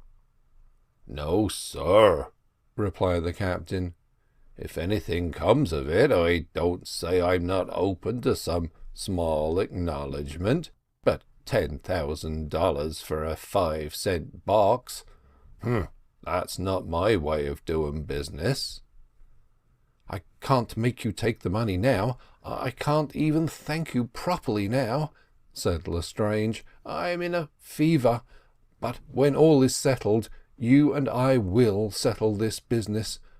My God!" He buried his face in his hands again. "I'm not wishing to be inquisitive," said Captain Fountain, slowly putting the things back in the box and tucking the paper shavings round them. "But may I ask how you propose to move in this business?" "I will hire a ship at once and search." "Aye," said the captain, wrapping up the little spoons in a meditative manner. "Perhaps that will be best." He felt in his own mind that the search would be fruitless, but he did not say so. If he had been absolutely certain in his mind without being able to produce the proof, he would not have counselled Lestrange to any other course, knowing that the man's mind would never be settled until the proof positive was produced. "The question is," said Lestrange, "what is my quickest way to get there?"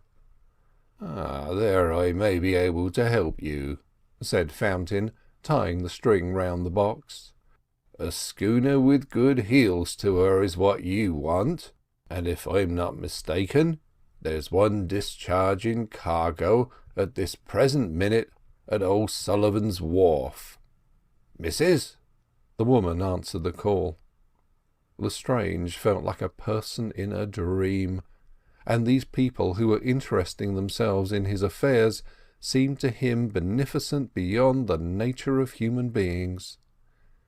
"Is Captain Stanistreet home, d'ye think?" "I don't know," replied the woman, "but I can go see." "Do." She went. "He lives only a few doors down," said Fountain, "and he's the man for you. Best schooner captain ever sailed out of Frisco. The Raratonga is the name of the boat I have in my mind.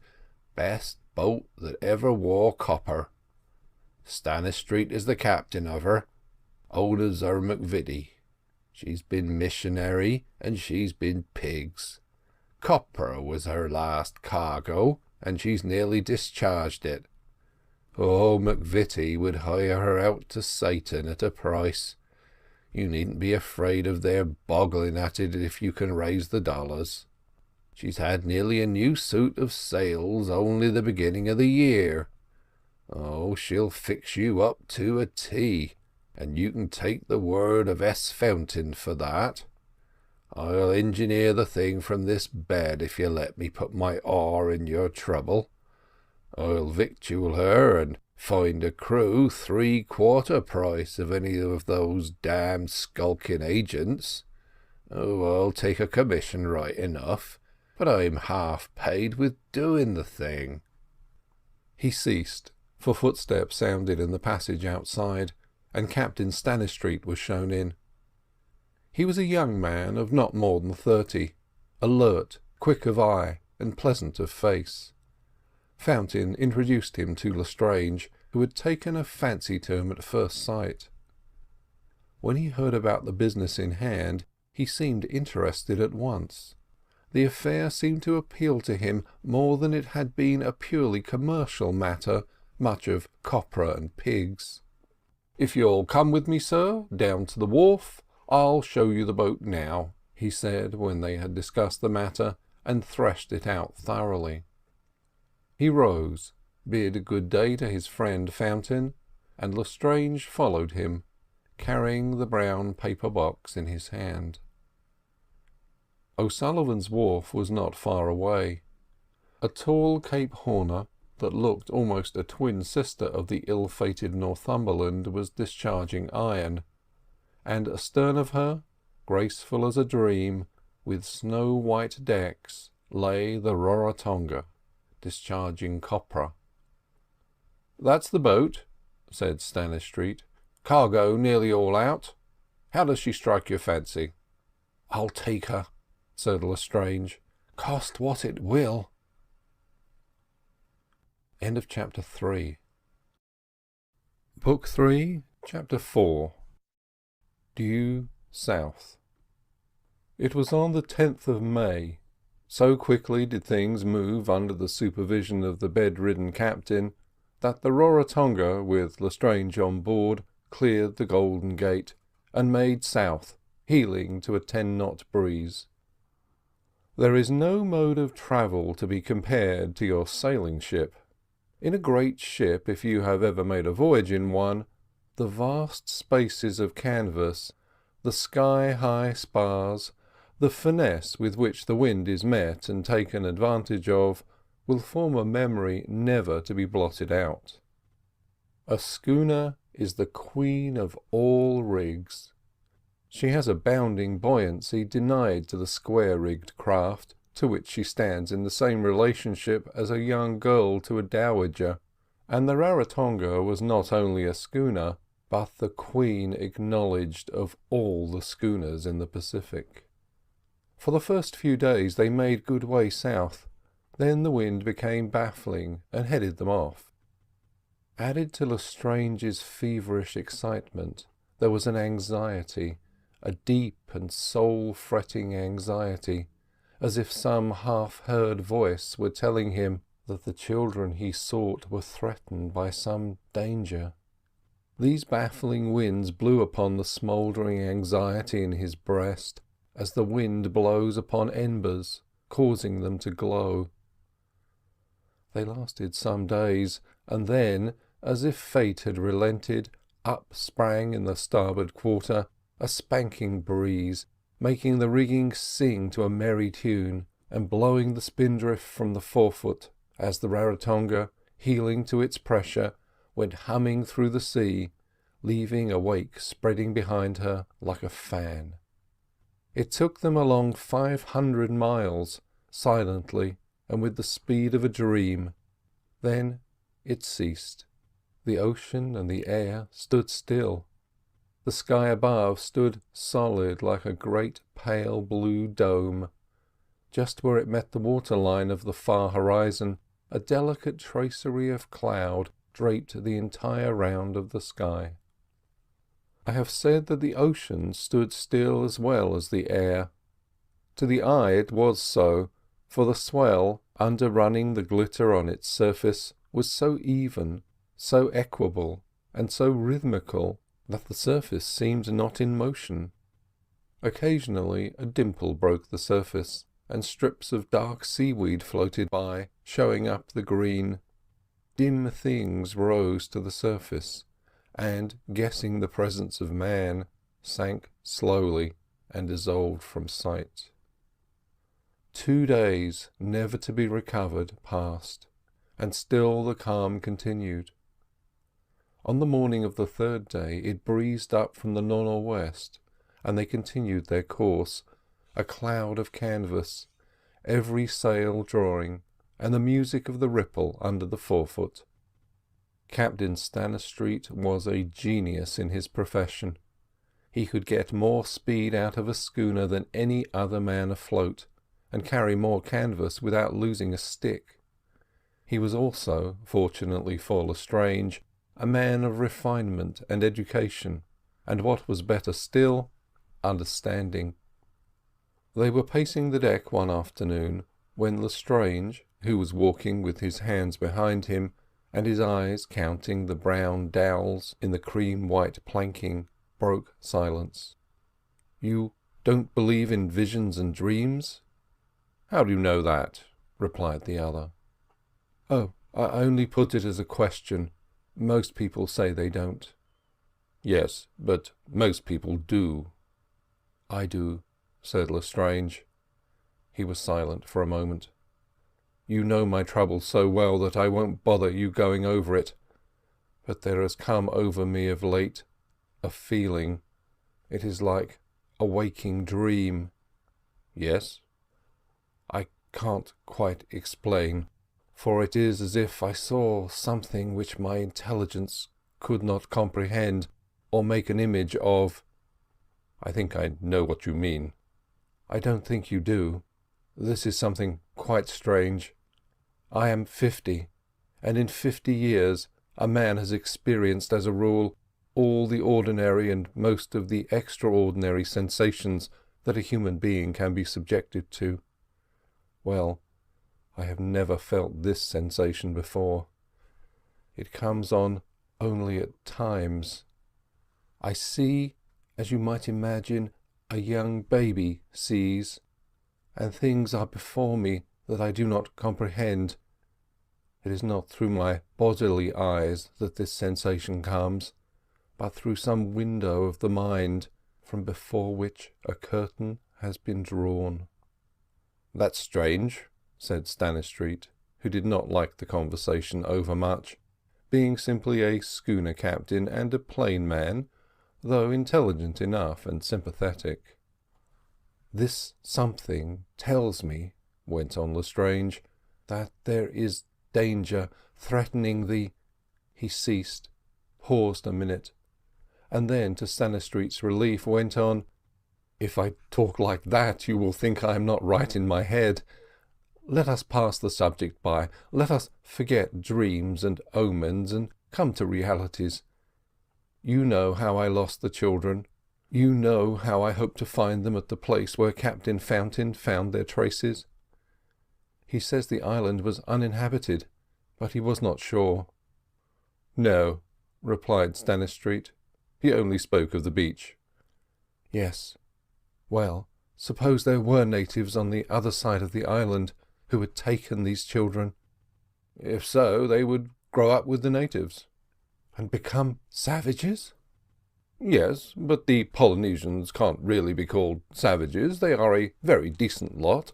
I've knocked about amongst them a good while, and a Kanaka is as white as a white man, which is not saying much, but it's something. Most of the islands are civilized now. Of course there are a few that aren't, but still, suppose even that savages, as you call them, had come and taken the children off." Lestrange's breath caught, for this was the very fear that was in his heart, though he had never spoken of it. "Well?" "Well, they would be well treated." "And brought up as savages?" "I suppose so." Lestrange sighed. "Look here," said the captain, "it's all very well talking, but upon my word, I think that we civilized folk put on a lot of airs and waste a lot of pity on savages." "How so?" "What does a man want to be but happy?" "Yes." "Well, who is happier than a naked savage in a warm climate? Oh, he's happy enough, and he's not always holding a corroboree. He's a good deal of a gentleman. He has perfect health. He lives the life a man was born to live, face to face with nature. He doesn't see the sun through an office window or the moon through the smoke of factory chimneys. Happy and civilized too, but, bless you, where is he? The whites have driven him out. In one or two small islands you may find him still, a crumb or so of him." "Suppose," said Lestrange, "suppose those children had been brought up face to face with nature." "Yes." "Living that free life?" "Yes." "Waking up under the stars?" Lestrange was speaking with his eyes fixed, as if upon something very far away. "Going to sleep as the sun sets? Feeling the air fresh, like this which blows upon us all around them? Suppose they were like that, would it not be a cruelty to bring them to what we call civilization?" "I think it would," said Stannistreet. Lestrange said nothing, but continued pacing the deck, his head bowed and his hands behind his back.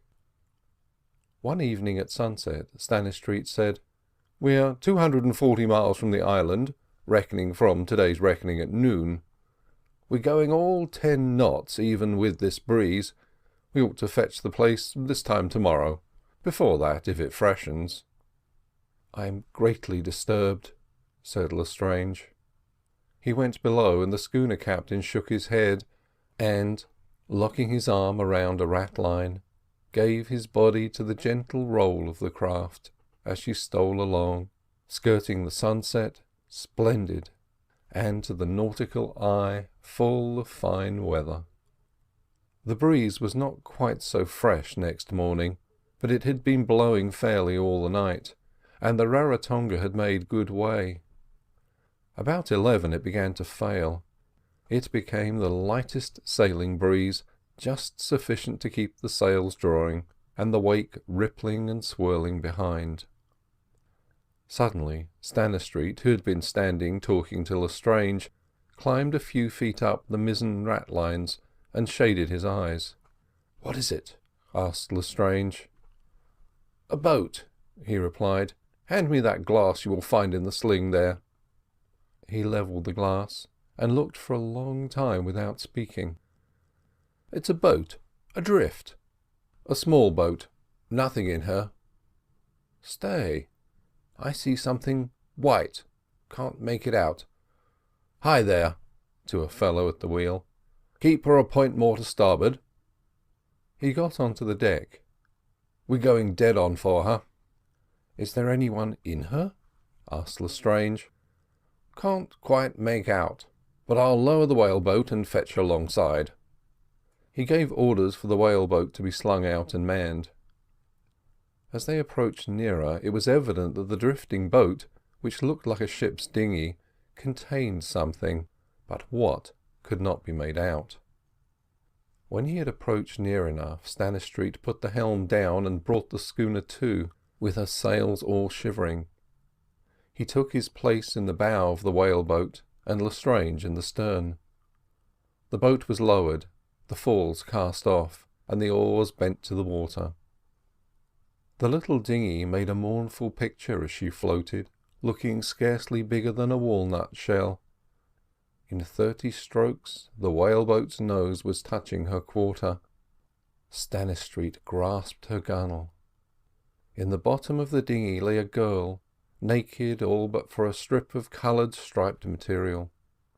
One of her arms was clasped round the neck of a form that was half hidden by her body, the other clasped partly to herself, partly to her companion, the body of a baby. They were natives, evidently, wrecked or lost by some mischance from some inter-island schooner.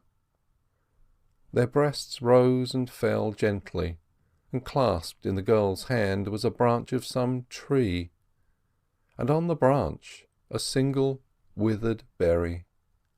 "Are they dead?"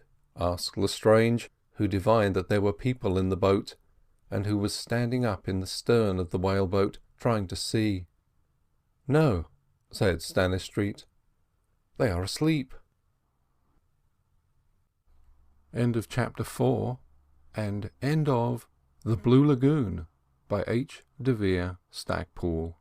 Read by Adrian Praetzellis in Santa Rosa, California, October 1st, 2010.